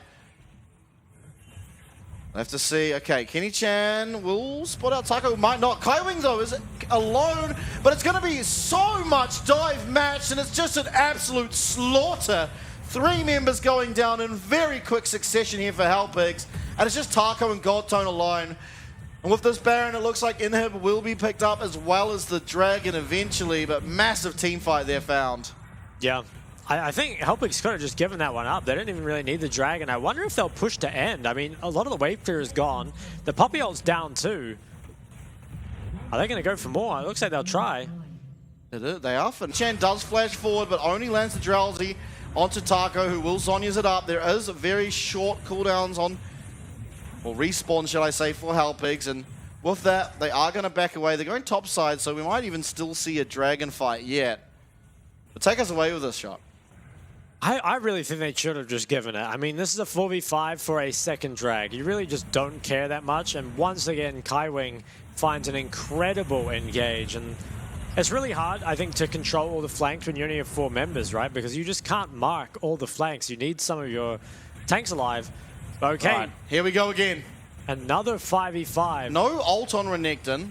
Used it, obviously, back at base. But similarly, there is no ult available for Lilia. Godtone, though, is going to get charmed up. Importantly, Solo Kill will miss that knock-up. And Taco, again, no ult. Dominus not available means he's so weak. And Kaiwing just charging forward non-stop. And with this relentless pursuit, it's just going to be so many kills. And I think it's just misplay after misplay here for Hellpigs as your wave clear is alive. Baron buff is still available as Pretender goes forward inexplicably. And finally, Adiog's ults a carry. Will secure himself a kill as well as a shutdown. Tide, though, your only real wave clear left available. Oof, can they keep it? I mean, Towers both up, 15 seconds on timers, 10 seconds for IC8. They might lose just the one tower, but should be okay after that. Nice stun there from Adiogs. Kaiwing getting poked out. IC8 now back alive. Godtone will be alive also very shortly. They don't manage to get themselves a tower. And the dragon is still alive, baby. We go again. Oh, they will be going back to it. Adiogs, he's starting to get very strong. He's dealing a lot of damage. And as you say, if he does ult to carry, it's pretty ridiculous. I think Hellpigs, though, they need to find Kaiwing before these fights start. Because time and time again, he has himself an incredible flank. Now, Taco has ult this time. In fact, pretty much every ult will be available. Zeri, importantly, does not have hers, however, which you'd argue might be the most important ult on the team. Yeah, it is almost up, though. Going through mid this time. This is good. Oh my god, round 3. This is good, though. It's hard for Kaiwing to find the flank. Solo kill, gonna be wallbang there. Stun up again, and Adiog's finding so much damage. Will he execute? Ooh, no. So close. But Solo kill out of the fight. He will have to recall and teleport back, but having that teleport means so much. Now, Kaiwing being looked at, he's wallbanged as well. Will have to commit that unstoppable. Oh, sorry. Taco down the bot side is going to be found out. Now, Solo Kill does not have all out available as IC8 running for the hills. Tide does have his ult, is going to get caught by that Lilia, though, and does go have a nice little sleep, and the team fight's absolutely over. It's a clean ace. The fight was on 3 fronts, the 3rd time for the Dragon. The Dragon doesn't go down, but the entire team of Hellpigs does. It's going to be the game here for Frank. They get revenge for the last time round. They're going to be the sole holder here of the 6th place. And after 30 minutes, they get it done. They do. After 3 rounds on the Dragon, it is done. And that fight, honestly, if Adiogs had a tiny bit more damage, could have been completely different. If he gets that execute on Cassante, suddenly the fight is really good for them. And I don't know. I mean, I feel like there was a lot of it did fall apart at that first Herald, right? I think Taco kind of uncharacteristic mistake dying was really important because I think they should win that Herald fight. And with how much damage he's already done to top tower, they probably get top tower. And then their early game is really good. I also think Adiogs definitely misplayed a lot this game. But that I think Hellpigs could still have a pretty good chance, you know, at getting the 6. I think they still played reasonably. Unfortunately, they just made, you know, a couple key mistakes that allowed Frank to just end up, you know, making it look really one-sided towards the end. But there really wasn't that much difference in that game. I will say that Godtone also was pretty invisible. Don't think he ever really found anything. So, look, it was uncharacteristically bad game, I think, from Hellpigs. But, I mean, Tide played really well. Tide did play well. And it kind of felt like there was just too much for him to try and avoid and try and do. Because ultimately, Kaiwing, I mean, how many flank engages did he find? It was I like, don't know. We saw basically the end of the game resulted in like a best of 5 where all 5 team fights were won by Frank. There were the 2 Baron fights. They eventually got the Baron, and then the 3 Dragon fights. The Dragon stayed alive, but they got the base instead. And it was really like every single fight, Tide had to dodge either Ari ulting in on her or an Alistar that was behind the entire team that was just engaging. And then the Lilia in the last one.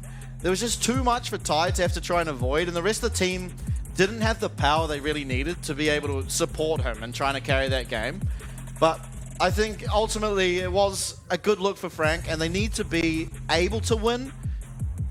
It was fairly clean, in all fairness. It was like, there were chances for Hellpigs to win. Don't get me wrong. And ultimately, they probably could have if they had have played the early game, and especially the Ref Herald, as you touched on, a little bit better. But Kaiwing and his engagers were very, very good. They were. And then I think Pretender and how he was following up on those engages, as well as Eminem, was also just really, really good. I think those three in particular were playing the team fights about as well as possible.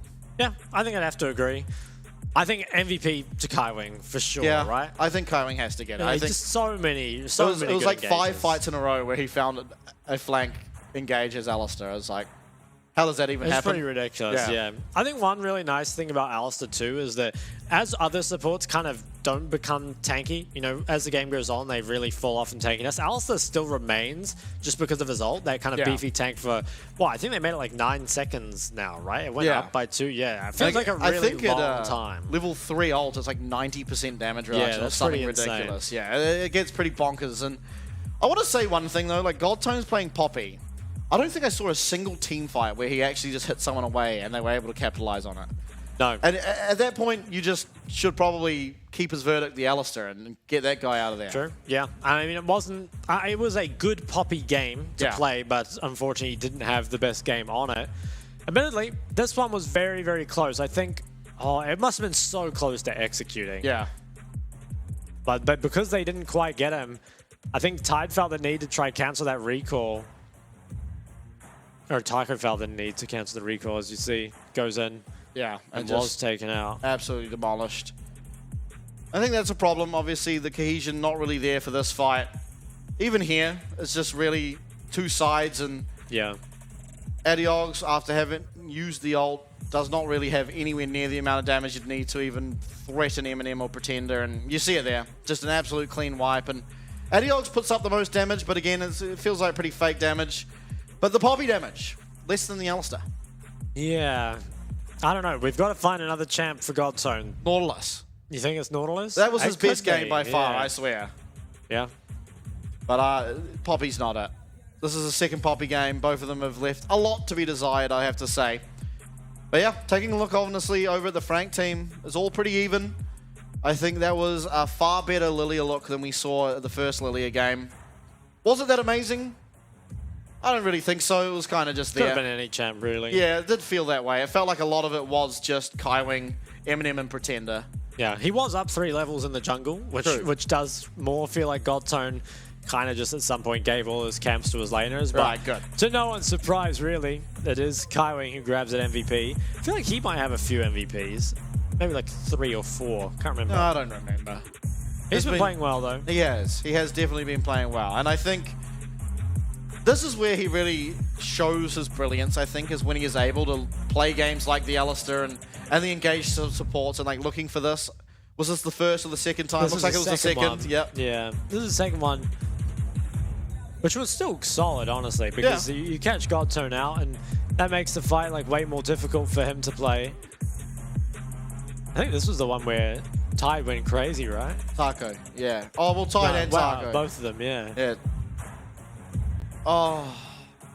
No, it was the one before it, Yeah, maybe? I wanted to see. This is probably it, right? Oh, no, No, this one. is the... Look at him, he's just 1v3ing. The thing is, there were just so many fights where he did this that you'd have to put, what, like 4 or 5 team fights on the screen. He did it 5 fights in a row. It's actually insane. And 2 of them around the Baron and then the 3 around the Dragon. Yeah. And just the fact it could so consistently happen, I don't know if it's really good by him or really bad by the Hellpigs. It's kind of hard to decipher which of the 2 it is, but maybe it's a bit of both. Because honestly, Kaiwing, again, this is where he excels, and he's really shown it in this game. Yeah, he played very well, and I think Alistair, again, one of those champs where if you can get away with it, it's really good, right? Like, you often see the Alistair picked into the rel. Yeah. You often see Alistair picked once Silas is banned. Now, Adiox doesn't strike me as a Silas player whatsoever, so I think you can pick it a bit more freely. Yeah, absolutely. And I want to say Adiox perhaps not looking as strong when you have to play something as vulnerable as the Syndra. Importantly, though, I felt like a lot of his deaths were actually very avoidable if he didn't path so greedily. And he was being very greedy in a lot of ways on the Syndra. But ultimately, that will do us now for game number 4. It is Frank obviously securing their 6th place position for the time being. Up next, though, we have PSG against Impunity, so do stick around.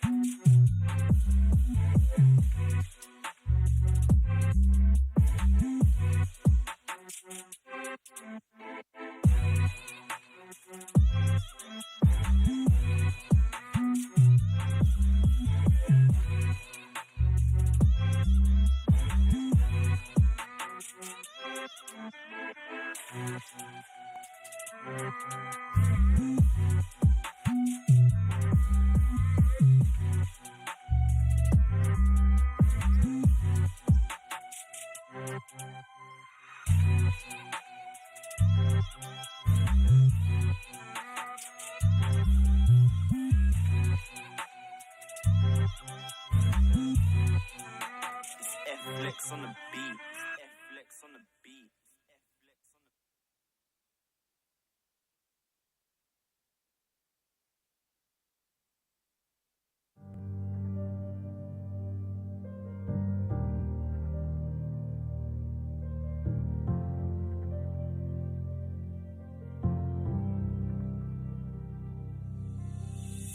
Do you feel what the eyes can't see? You hear it calling way down deep.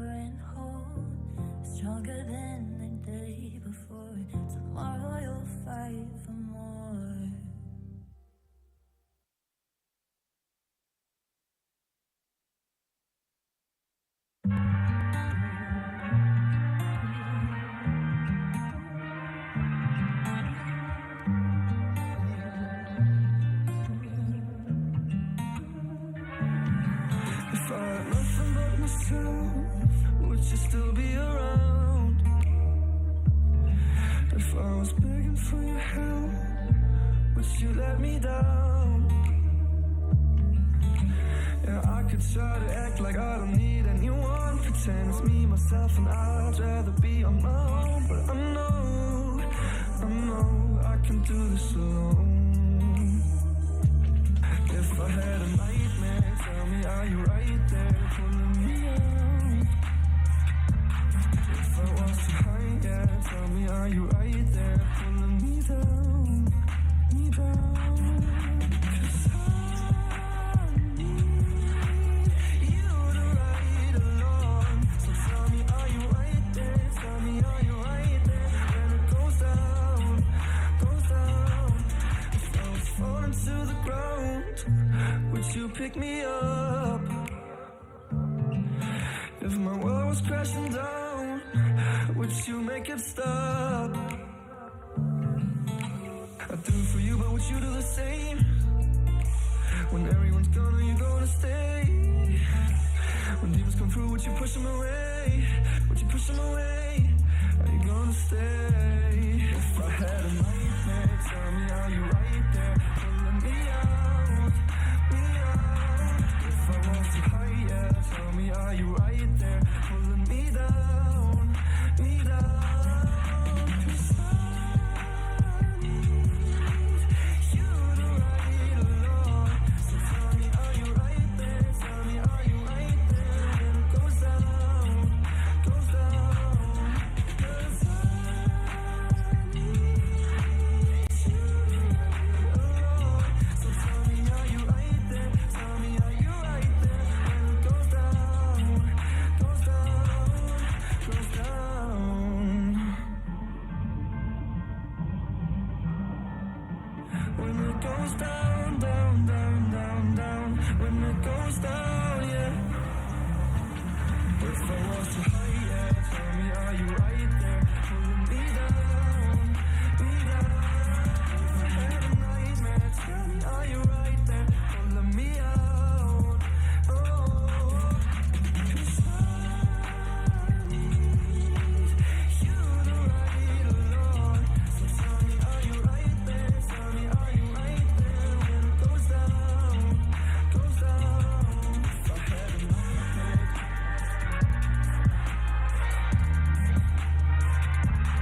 if I was pulling me down, me down.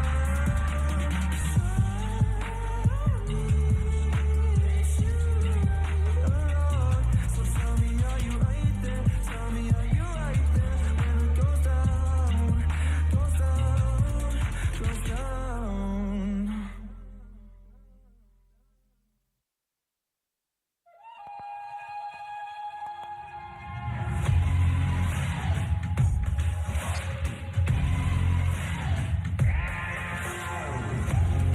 What I'm doing, getting right to it. The money is talking, I'm feeling it's coming in, just how I do it. Yeah, you know what it is. Hey, we doing it big. Look up, there is no limit, no, we cannot settle for this. Yeah, can't stop, nah, won't stop. Check, spin on live. You don't believe it, just watch.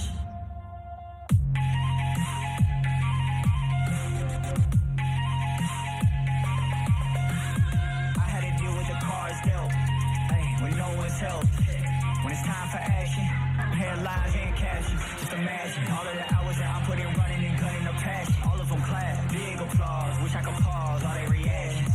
Ooh, we know I never had a losing streak. I know you see what adrenaline's doing to me. I've been kicking game, Bruce Lee. You ain't in the game too weak. Make them feel the pain too deep. Tell them get out the kitchen, you can't take the heat. What I'm doing, getting right to it. The money is talking, I'm feeling it's coming in, just how I do it. Yeah, can't stop, nah, won't stop.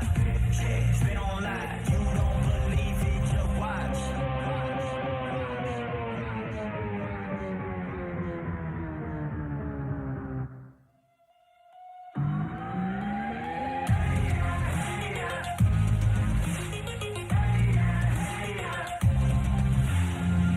Yeah, you know what it is.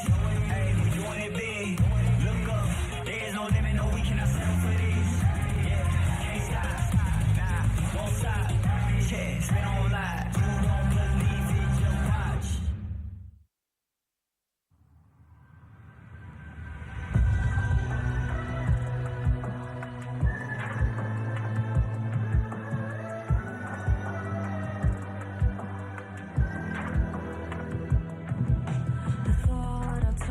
you once, but I'll remind you.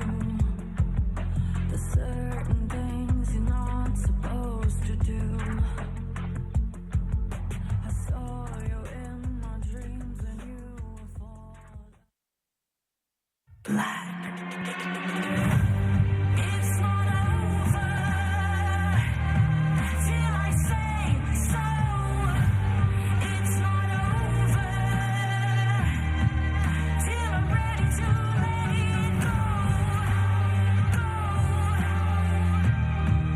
Till I'm ready to let it go. Till I'm ready to let it go. And we're back. PSG Impunity. I think it's looking like a one-sided affair, but I want your opinion. If Impunity are to win, how do they do it? Yeah, like you said, one-sided. Impunity should come out and manhandle PSG. Really shouldn't be close. Nah, but on a serious note, I mean, yeah, it's rough for Impunity. I think if they are going to win, somehow it's like PSG let the game go on too long and maybe Shera can scale up. He kind of plays like Adiogs, right? He likes to play those kind of scaling champs. But I think it's going to be so difficult against PSG because PSG, they've gotten really even more aggressive since Maple joined the roster. Hard to say if that's because of him or not because they are playing a lot around Arja. So, yeah, I think it's going to be really difficult for Impunity to stand up against this. If they can get through the lanes, get to 20 minutes, maybe they have some sort of shot, but this feels like one of the most one-sided matchups in the PCS. Yeah, it definitely does. And I think one important thing about it is that when we often see the stat comparisons, and it has been Blaze in them, I think he averages something like down 800 or something gold by 14 minutes as an 80 carry, which really just tells you how these games are going. It kind of is just absolute rolls. And yeah, I don't see a real way for this to be any different, but I mean, I'm open to Impunity for I'm open to Impunity, you know, proving me wrong, bringing out something that, you know, looks a bit stronger. Obviously, Share on the Azir looked very good. Maybe if they can try and get that. They are going to be on the red side, though, so if Azir's open, you do feel like perhaps it is going to be looked at for a first pick. It seems like there's not too much that go toe-to-toe with it and feels pretty safe to be able to do so. On your screen here is Impunity. Obviously, Felia coming in. Looks like he will be just their full-time support now. Have Smurf as their sub. I think not too much has changed, really, between having the two of them. I think most things have stayed the same. It really does tend to lie on both Arashi and Shera to get things done, it feels like, a lot of the time. And at the moment, at least, it doesn't feel like they have the ability to. So we'll have to see if they can change something up here and make some impact against PSG. Yeah, I think Blaze as well has had some good games once he gets rolling, but it feels like Impunity have to get out of the early game somewhat even, which is just such a difficult task. And oh man, you were talking about Blaze's goal difference at 14. Shera down 1100. Isolated deaths. Oh my god, 16. That has to be the worst in the league, surely. I mean, Xiaotu might be competing, but that is unreal. That is a lot, yeah. This guy is really the only person so far that's carried them to a win, but based on this stat here, it feels like he is often the reason they lose too, because 16 deaths isolated is an absurd stat. Just quite a few.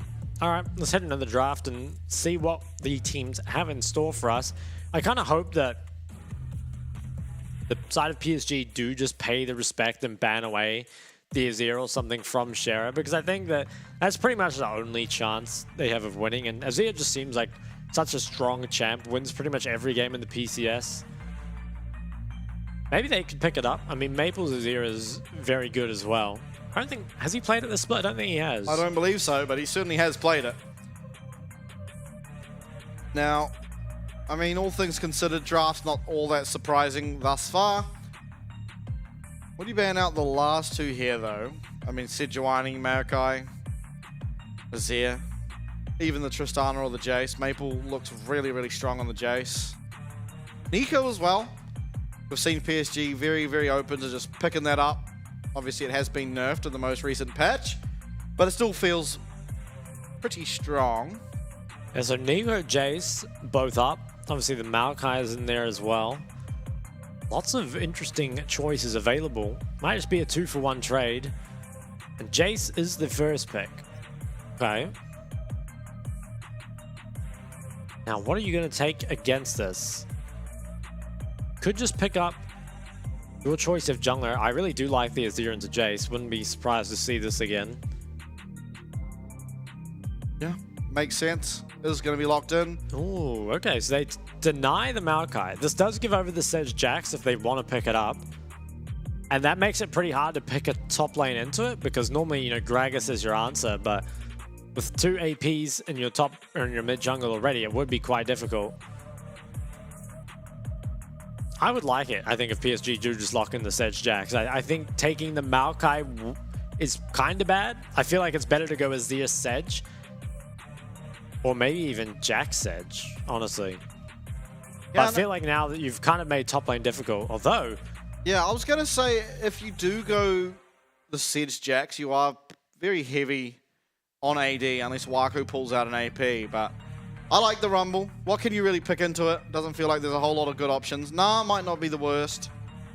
Yeah, I don't know. I mean, like you said earlier in the cast, I think the Jax is often picked in the Rumble, but it's definitely a scaling counter pick, and you hesitate to even call it a counter pick, right?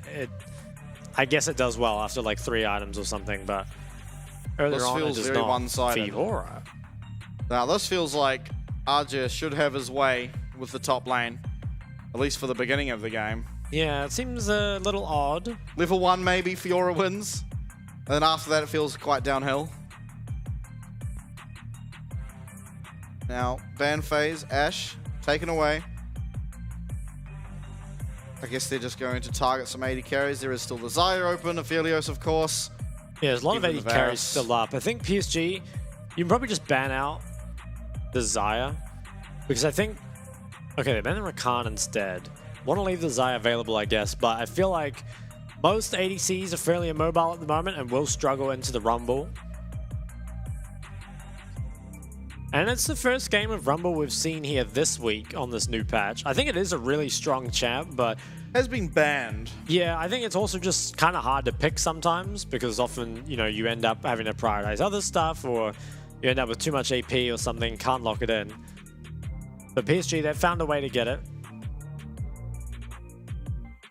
Yeah, now Milio will be taken away from Woody.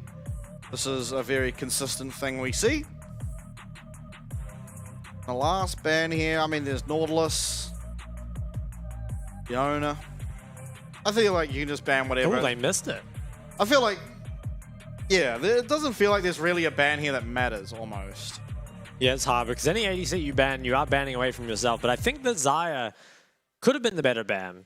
I mean, I think it is probably the easiest to play into the Sedge Rumble. That being said, I feel like Xayah could really struggle against range. If there is a Varus game to be played, could probably be this one.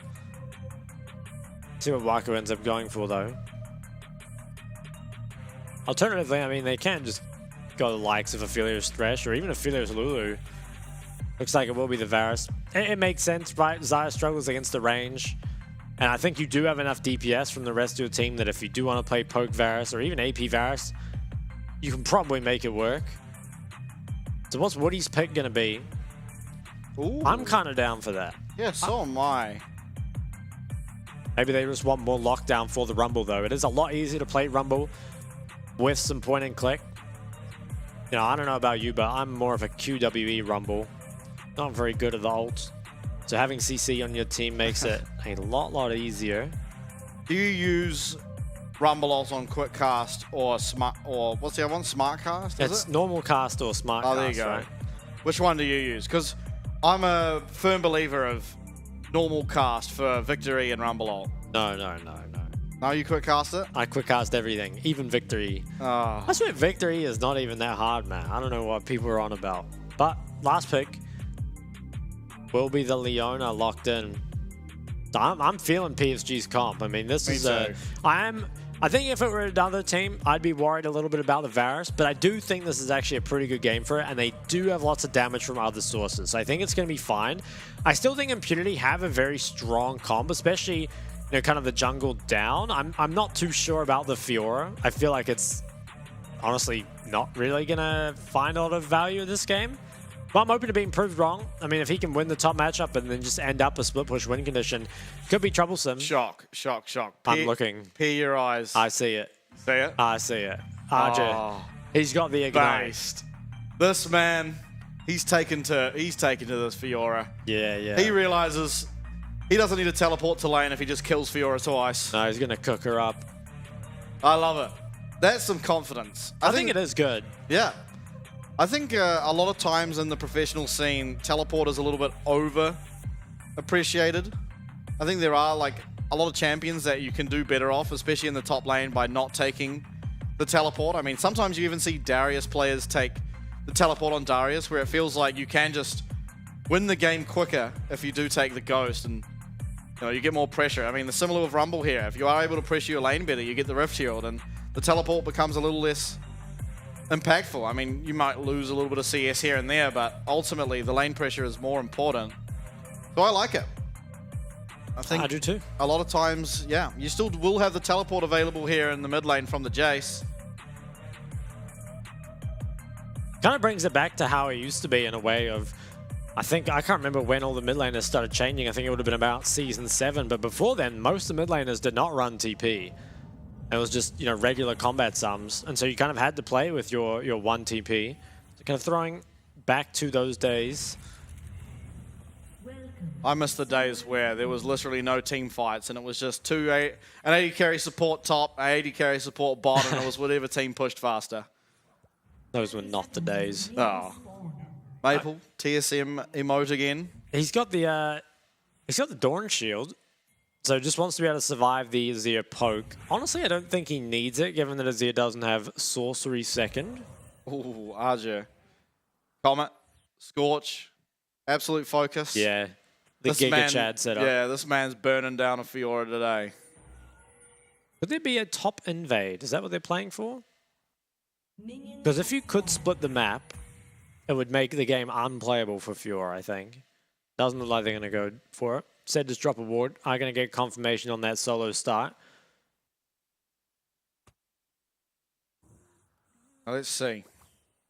How will this mid lane play out? Because we've seen the Jace Azir earlier today. Yeah. And it favored the Azir. Yeah, I think it's an Azir favored matchup for sure. I think that it can be dicey when Jace picks up the Dirk. Ooh. But before that, I feel like this fight might just favor PSG. Yeah. The early... Woody takes a lot of damage, though. Certainly does. Hooks back in, though. Halo Blade's all used up now for Wako. All things considered, looks like Impunity did get the better end of that trade. Maple, though, he's not concerned about his ear poke. He's just running into him. Yeah. He has the phase rush and also has the sustain. So probably will be okay. That's level 2 first. Now RJ up here, level 1 even, getting himself a health advantage, but it is level 2 now for this Fiora. But here is the power of Rumble. You turn around and you burn her. Yep. Might see another trade in the bot side. Yeah, Woody. Oh, Hook comes Yeah, out. Hook does come out onto Felia and... Oh. Wow. That's Knife for poke. Yeah. I mean, Woody was using the health pot, so it cuts the healing. Is still up in health, though. And Up in Felia ignite too. doesn't have any pots, so... Yeah, he's in trouble. This lane just got very, very difficult for Impunity's bot lane. Can he get the cannon? Oh, he did get it. But it is slow pushing into PSG. I think it might end up fixing. Just because I feel like at some point Varus will have to trade. We'll see what happens though. I think if PSG do just completely ignore it, don't auto at all, it will end up in a really good spot for them. Yeah, okay, so Impunity, they're going to try and crash it. They do have their jungler on their side of the map.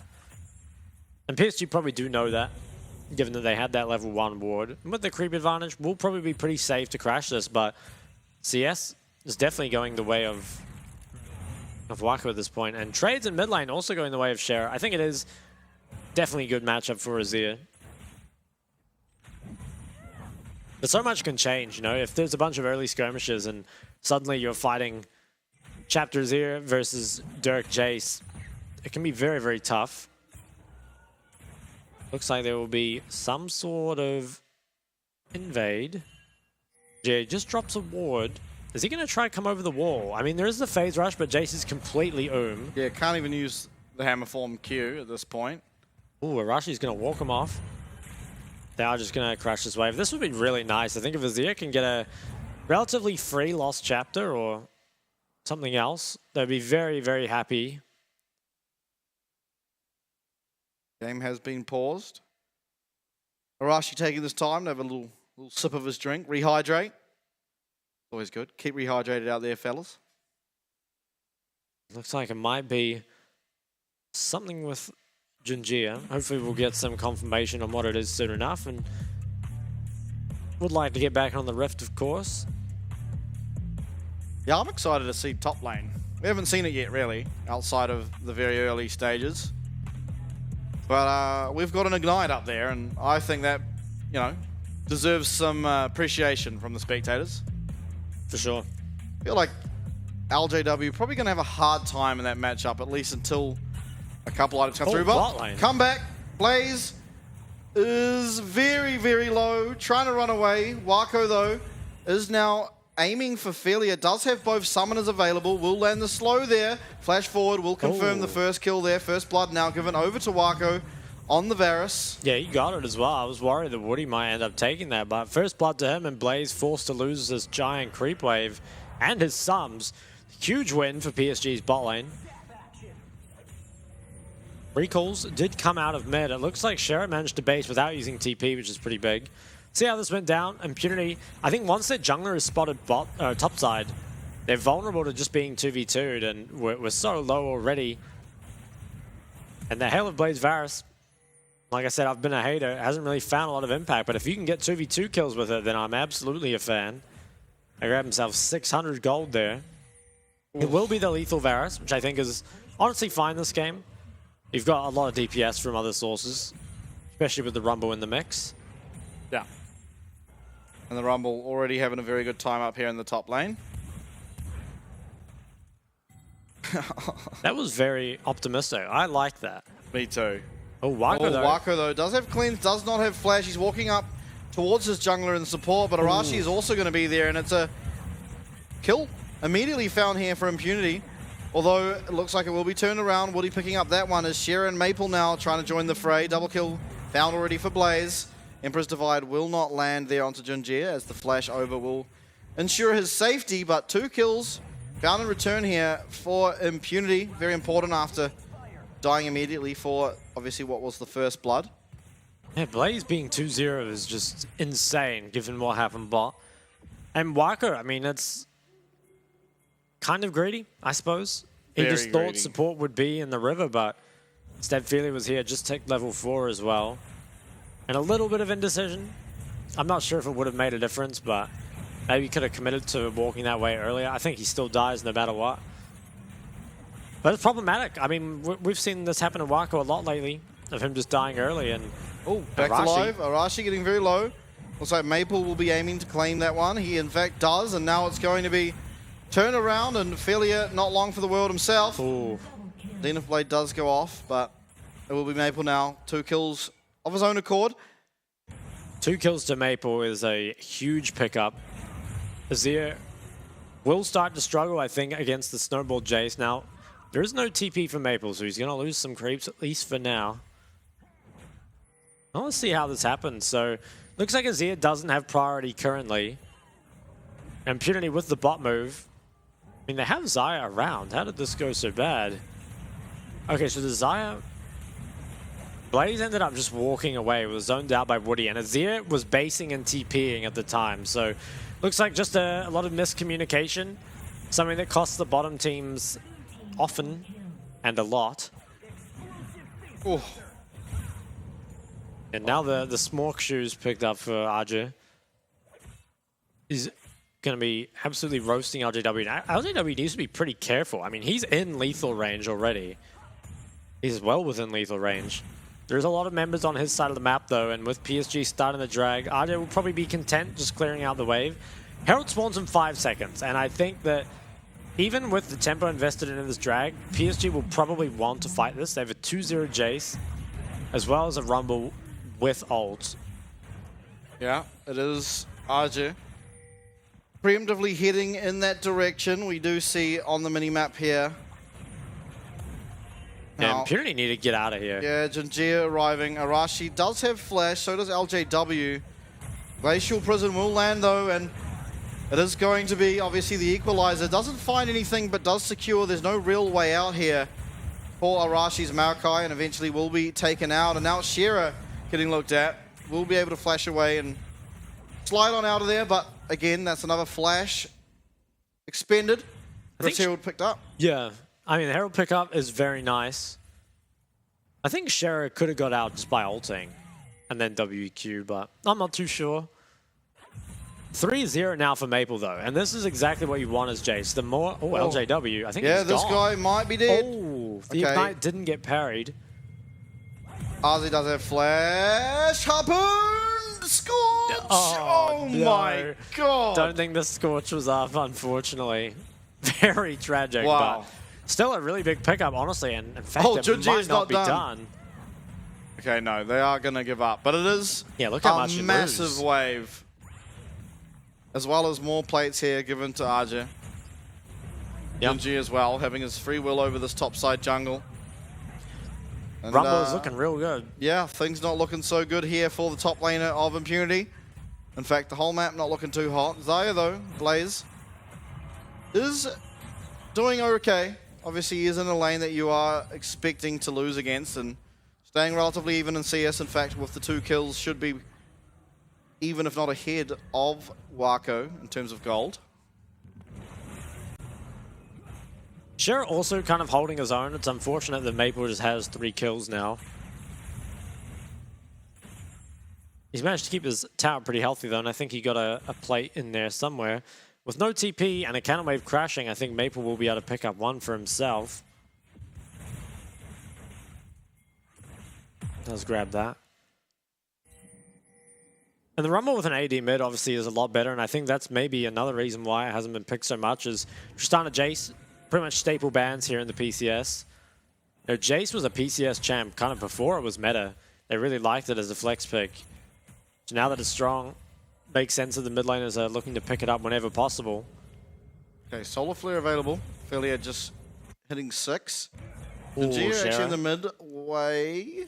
He has Shearer no doesn't have Q. flash. Glacial Prism will land here. Maple is trying to find the damage, is able to get up over that wall using one of those sand soldiers, so keeps himself alive, but it is going to be his ult used, as well as teleport not available.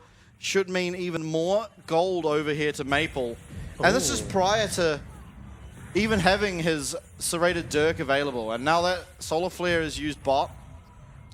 That is actually insane. I didn't even notice he had no Dirk. He's gotten 3 kills by rushing tier Merc Treads. That's pretty insane. Bot lane Now fight, bot, though. Junji is here, doesn't have ult available. Arashi does, but it's Felia getting targeted first, and he's getting so low. The knockup coming through from Nautilus will secure at least 1 kill, and Maple's in the area. He's looking for more. He finds himself a 4th. And Maple. things are going pretty crazy in favor of PSG. Yeah, he just keeps getting them. Lead is really building up now. And LJW, I mean, he's only down 20 CS, but the Rumble is just so strong. It's taking the plates. And Impunity, they walk into the river without that mid priority. I think Maple just based and TP'd. Yeah, TP behind does come in, and he's so strong. I mean, he's 3-0 before this fight. Comes in and deals just so much damage. Oh, actually got cancelled there by the Maokai. So he didn't even really do anything. I take it back. But he got the kill. He's happy. He's a happy man. As you would be. 12 minutes in, 4-0 as a Jace. Yeah, look at his Finishes up his items. Duskblade. It's also Jinjia, has his Yomus available as well, being the benefactor of one of those kills down bot we just witnessed. Now Jinjia entering the bot side jungle, picking up the Scuttle Crab. It is 30 seconds until this Cloud Dragon is available, and there is no real way for Impunity to contest this. You do have the Kraken Slayer available for Blaze, but with just how far behind your Azir is, despite being 0-0-0, it does feel like an impossibility. I think so. Feels like your best bet might just be to try kill Arja on top side. He doesn't have flash, and if you can get this Fiora going, maybe that could be a way in. If you just can handshake the 5v5, though, it doesn't look good. And I think Arashi knows He wants to make some sort of play up here. It's going to get spotted out though. In worst case, Aja can just ult the wave, which makes trading onto him very difficult. Wako being looked at. Oh, just a solar flare, thanks to that Youmu's movement speed. Filia, no flash available, is going to be rooted up here. Oh, nice as ult. well as the Chain of Corruption landing on the Blaze, forcing out the Featherstorm, as well as the Cleanse. Glacial Prison does go wide, but importantly, the slow will land. And Junji are taking up the tower, as Woody will take second dibs, land that stun. Wako picks himself up, yet another kill. The whole map really for PSG, winning pretty hard. Yeah, it feels like RJ might even just be undiveable. He has the ult. He could even just fight them 1v2, I think. They have to try something, though. They're so far behind in this game, and feels like top lane. Do they even get the opportunity? Because right now, oh my god. They do not. I want the replay of that. I'm pretty sure I know what happened. He got cooked alive. He did. Wow. I mean, PSG, they're winning everywhere. 2 Dragons to 0. Now 3 winning lanes and the winning jungle. I mean, maybe Impunity, you're really grasping at straws, but your carries are reasonably strong. They're just not as strong. I think not as strong might be an understatement. They are, well, the PSG carries at least are extremely accelerated. Let's have a look. Flame Spitter, LJW Q's forward. Equalizer probably about to be dropped. Yeah. If you had even, yeah. It wasn't even close, unfortunately. Remember, this is your counter pick. I think Rumble is a hard champ to counter, but Fiora surprises me. I wonder if it's another just pick Gragas angle. You can't, though, with Maokai Zia. That's the problem. Yeah, true. I just mean in general. Yeah, it probably is, to be honest. Ooh. Oh, Dredge line here. Blaze does not fear the storm. It is going to be Jinjia going over the wall. Will Flash follow, lands the stun, picks himself up a kill here as Arashi and Felia, as well as Shearer, join the fray. LJW even teleporting in. Emperor's Divide does land here onto Junjia, who does not have sums available. Maple as well, getting stunned up a lot, and it should be a shutdown going over. It's going to go to the Fiora. That's a massive amount of gold given, as Junjia somehow has navigated his way out of his predicament. There is no TP for Arja, but he is just taking a lot of gold. The overheat attack speed is pretty absurd. Yeah. The guy's been playing some arena, picked himself up deft, the augment, an extra 50% attack speed. Taking down this tower in no time. Now, Rift Shield also being looked at. You could just put a bot to secure the last outer, but it almost feels like you can just place it top or mid to open up the base. Maple's TPing bot as well. Maple. They're taking the Rift Shield while Maple's teleporting bot, looking at Shearer. Shearer does drag away, but there is absolutely no contest here as Maple just absolutely bashes him down. He's 5-1 now on the Jace. And the game does feel so hard. Yeah. I mean, you don't even have the engage, really. You do have Azir and Leona, but it feels like if you're able to get in range of that, you've already probably taken half your health from the Jace, from the Varus. Maple needs to be a bit careful here. Doesn't really have the vision or the teammates to do this. Probably should have just reset. He's going to get spotted out. Will be spotted out. Does use acceleration gate. Hex gates. Oh my! Arashi's Teemo thumbs up. He knows he's absolutely doomed. Oh my! What is going on? I think he's. Oof. Yeah, he's not out of here. There's a lot of CC coming through. Woody will connect with that hook. Arashi trying to live. Eventually will be taken down. Actually lived for a long time, and that was a very twisted advance. Yeah, I did not know it worked like that, but it does make sense. Unfortunately, Arashi probably also just found out as well. Trying to get that cancel. And Jace now has that complete man immune. It's about to be upgraded as well, so it's almost 10k gold lead here for PSG at 17 minutes. Oh, LJW's got a flank, but this Fiora is but so he's a Fiora. weak. And now Equalizer coming out will land very well there onto Shearer. Felia as well. Solo, Electric Harpoon secures the double kill here for Arja. Importantly, LJW does get away, but it's 2 kills already found from PSG as this Rift Herald headed towards the base of Impunity. Oh, the hook is dodged away from Blaze using that minion as Junjia goes forward. Bramble Smash will hit him out, but look at Azir. Wow. Everyone knows that fire is strong against wood, and Arashi just got absolutely melted by that Flame Spitter. That's going to be an inhib taken out. 18 minutes. Two inhibs. Yeah, second inhib being looked at now. Yeah. Maple and the rest of PSG. Oh my god, Blaze has lost his health bar. Hextech Protobelt will get Arzi out of that solar flare, but Felia kind of just Zenith blading in for his doom. Gets taken out. It's another kill here for Wako as inhib number 2 gets taken out. And I kind of wish they went for the end. It would have been funny to watch, but it does make sense with how the mana bars are looking that they are going to recall. It does feel like, though, I don't even know if PSG need the Baron. In fact, I don't even think they can. The champions really don't take Baron. I mean, they are ahead enough. Maybe they can do it, but I think it was, yeah, flash W from Arashi, and that is Timo tragic. thumbs up. Yeah, he My realizes halfway through that he is in a bit of trouble. I feel like Felia was going to die if that Zenith blade landed, but no, the boys are trying to help each other. Look at the ridiculous healing though that Radiant Virtue has given Arashi. That's pretty ridiculous. Well, Maple, he's got to be happy. Every time this guy gets a kill, he giggles. They've been pretty funny, to be fair. Oh, all the boys are giggling. Wow. All right. Inhib number 3. There's actually just no wave clear, by the way. There's like... No, not that can walk up well, anyway. Sheer is, but he's currently trying to take an inner outer tower bot lane, so... Nature's Grasp for wave clear. Yeah. Works for now. Oh my god, Now, they're just diving. And they are just diving. Equalizer comes out. Blaze is getting so chucked in. Oh my god, from half health. The accelerated shock blast will confirm the kill. And now PSG, 19.5 minutes in, are headed towards the base of Impunity. Shearer comes back. It's Redemption. Emperor's Divide will be flashed away from us. Junji are tanking up both these towers. Will be taken down. Shut down for Shearer, but it feels like too little too late as PSG making work now onto these Nexus towers. Looks like a 20-minute game in favor of PSG. We'll see. Death timers are coming up. Blaze will be alive soon, and he's not the weakest member on the team. It looks like they won't be able to end for now, and in fact have to play it safe. Wako is finding damage, and the hook from Woody lands. Further damage now put onto Blaze. He's down to half health. It's Felia also down to 1 HP. Wako, though, is going to be Twisted Advanced on. The cleanse comes out. Arashi is going to be going down.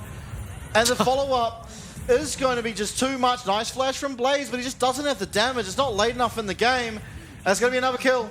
Double kill there for Maple. It is going to be a 20-minute affair. It's PSG in very, very convincing fashion. 15k gold lead, 20-minute game. Banger. Banger, yeah, that was an absurd lead there. 28 kills there in only 20 minutes as well, so very bloody game, of course, and I'm not even sure who I'd give the MVP to. It feels like just PSG were winning everywhere. It'll be Maple or Jinjir, I feel. Yeah, I was thinking maybe Jinjir for setting so much of the early game up, but... And Maple had that one mistake. If it was a mistake. I mean, he just got all the attention and died, but like, Jinjir didn't die and found a lot. I don't know. It's hard. Yeah, let's just give it to PSG yeah. as a whole. I mean, they look so strong, and credit to them for making Varus work. I mean, that is, I think, a really good game for Varus, because you actually do have extra damage from other roles, right? The Rumble adds a lot to that. And I think also, there is, if you're against a team that you know is kind of weak early, playing Varus to exploit that does make sense. Like, I think part of it is, obviously there's a big mismatch in the teams, right? But I think it was a good game to pick Varus, and they made it look good. So I'm happy for that, I suppose. Maybe bodes well for them going into the playoffs, having that extra flexibility in the bot lane that maybe other teams don't. Still a little worried about Wako, I guess. I mean, he was 8-1-6, but that mistake, again, I feel like he's been 2v2 kill bot. Like, I don't know, half the games is split. Yeah, it'd be interesting to see his, like... Yeah, I don't know if it would count as isolated death. I think it would. It would? Well, I mean, I'd be interested to see that, either. because I can count at least 3 times, including that one, that he's isolated died. And I don't even remember it happening in the spring split. Yeah. Which is quite curious. I mean, given this game didn't look at all worrisome, but it's still like, you feel like you should just path better. Because if there is going to be a way you lose, it's probably from just dumb mistakes like that. Yeah. And ultimately as well, coming into the playoffs, obviously in 2 weeks' time, you do need to have those mistakes cleaned up, because while you may win the best of ones here against the really low end of the teams, if you're against the likes of Beyond, we've seen what those mistakes lead to. I mean, last time that he made those mistakes against Beyond, it was like 20-1 in a 20-minute game for Beyond. So these better teams will exploit those sort of mistakes, as well as won't give over so much gold in such a quick amount of time. And so I think while you can sing a lot of praises. I think he played the Varus very well. That one mistake, while this game doesn't matter, in the future it definitely could. It could, yeah. And taking a quick look at that draft there on the bottom of your screen, I do think it was a little awkward where the problem was Jace was first picked, right? And so if you take away Azir Sedge, you give over Jace, Maokai, Rumble, which feels awful, right? But then because you can't take Azir Sedge, you take the Azir Maokai. Now you don't have an AP pick into the Rumble, which feels like the only things that really stand up to it. I mean, I guess you've got the Jax, but it doesn't feel that great, right? I think something like the Rumble or the Gragas could be looked at. And I think that makes drafting around the Rumble quite difficult. If you are planning on letting one of those AD mids through, it's tough. And I mean, I guess they could have dropped the Renekton ban, you know, and ban away the Jace. Like, that's kind of the normal thing, but I mean, playing in Renekton's not super easy either. No. I mean, yeah, it was... Honestly, I think PSG pretty hard won the draft overall. And maybe it's something like the champion pool, because it feels like one of the biggest differences between the top laners and the bottom top laners is that the top laners, whatever's in meta, they can pick it and look good on it. Whereas the sort of bottom teams on their top laners, they have like these two champions that are like the staples of the meta, the Renekton and Jax basically. And they can play those two, but then if someone picks the Rumble against them, they're just at a loss and can't really do anything. And that's kind of what feels like we saw here. Take a look at some of the replays. Yeah. It was just absolute decimation. It really was. I don't think there's anything Impunity can really do to stand up when you're this far behind. Not only is it a comp that snowballs extremely well, but they've also got really good dive, which makes it hard. And Fiora damage there, I mean, that was your counter pick into the Rumble. As expected, it didn't really perform. I mean, I think Rumble, if you can get away with it in terms of, you know, have an AP top laner and have it still function in your comp, I think it's really broken. It wins lane against basically everything. But I think it also could be, you know, Rumble hasn't been in meta now for that long. It's possible that people will work out their kind of matchups into it in future that just haven't really been found yet. MVP, though, does go over to Maple, had 10 kills there on the Jace, and when you find yourself 3-0 as Jace in like 10 minutes, when you've built like tier Merc treads, that's just amazing. I mean, you can build whatever you want at that point. Yeah. Yeah, it was a pretty insane game. We're going to see this highlight again, yeah. Oh, they really did Arashi dirty putting this one in. Poor Arashi. The tree comes over. The emote comes with him. This isn't my side of the map. I liked how at one point here he just stood still and accepted it, you know? Yeah. It's like right after the hook, I think. I think he walks into the bush and then... Oh, no, there it is. And he has another go at leaving. Yeah, I don't know. I mean, that's interesting to see that that's how it works. I don't think we'll ever see that again, to be fair, but it's nice to see those things every now and then, these surprise mechanics of the games, if you will. Yeah. I mean, it makes sense that it does happen like that, because Twisted Advance just follows everything, kind of similar to Akali E? Yeah. Yeah. And Neferi. Does Neferi follow teleports? Yeah, pretty sure. Ooh. I'm 90% sure. Damn. That could be exciting. I hope we get to see that champ for playoffs. I'm not sure we will, just because no other region has played their playoffs with it. But I hope we do as well. Today's results. Blue side. Yeah, Blue side wins all 5 of their games. I think is the schedule. Mostly, right? Yeah. But game 1, I think you probably would have gone into it CFO favored. But I really like what DCG did with their draft. And maybe that is just easier for them on the blue side. Yeah, could be. I mean, well... We really can't tell until we get to the playoffs. That's when you really get to see the difference in strength. But taking a look at the standings, it is going to be now Frank, the sole holder of 6th, and there is only one tie at the moment, and it's 4th. So we've had a lot of ties here, pretty much throughout every week, and it's 8 wins apiece between DCG and Flying Oyster, and it was because DCG were able to take that win in game number 1 tonight. So now, it really is, I guess that is the most interesting part of sort of the standings. I mean, obviously 6th place still in hot contention, as well as if J-Team come up against PSG and able to beat them, then that is another talking point, because J-Team look incredibly strong. Yeah, and that 4th place was pretty interesting because DCG were on a 3-win streak, whereas CFO are actually on a 3-loss streak. Yeah. Upcoming matches, though, for tomorrow, there's some pretty big ones. I think PSG Town versus DCG should be a very good one, especially given their kind of recent return to form. And obviously J-Team versus Frank could be an interesting one as well. And you might even say, you know, games like CFO West Point depending on which West Point turns up. And depending what CFO turns up. True. Because if the one that's been turning up the last 3 games at least, it actually could be West Point favoured. But, I mean, only time will tell. That's a tale for tomorrow, if you will. It is, yeah. Lots of interesting games. And I hope we kind of get to see the Rumble meta explored a bit more, because I think there is a lot of potential around the pick. But it is difficult to draft just because having an AP top when there's only 2 really viable AD mids and the Jason Trist, it makes things a bit harder. Yeah, definitely. I think there's a lot of things I think we can find develop for the meta. Because even the last 4 weeks, obviously we had the exact same patch, and even then there were meta developments. So it seems like the PCS are capable of developing their own meta over time, and I'm sure we'll see that over the next 2 weeks. But we all hear the music. It's that time of the night. We will be back here tomorrow, so please do come back. You saw the games. There's a couple of bangers in there, and it's very exciting now that we're near the playoffs. So do come back tomorrow, and we'll see you then.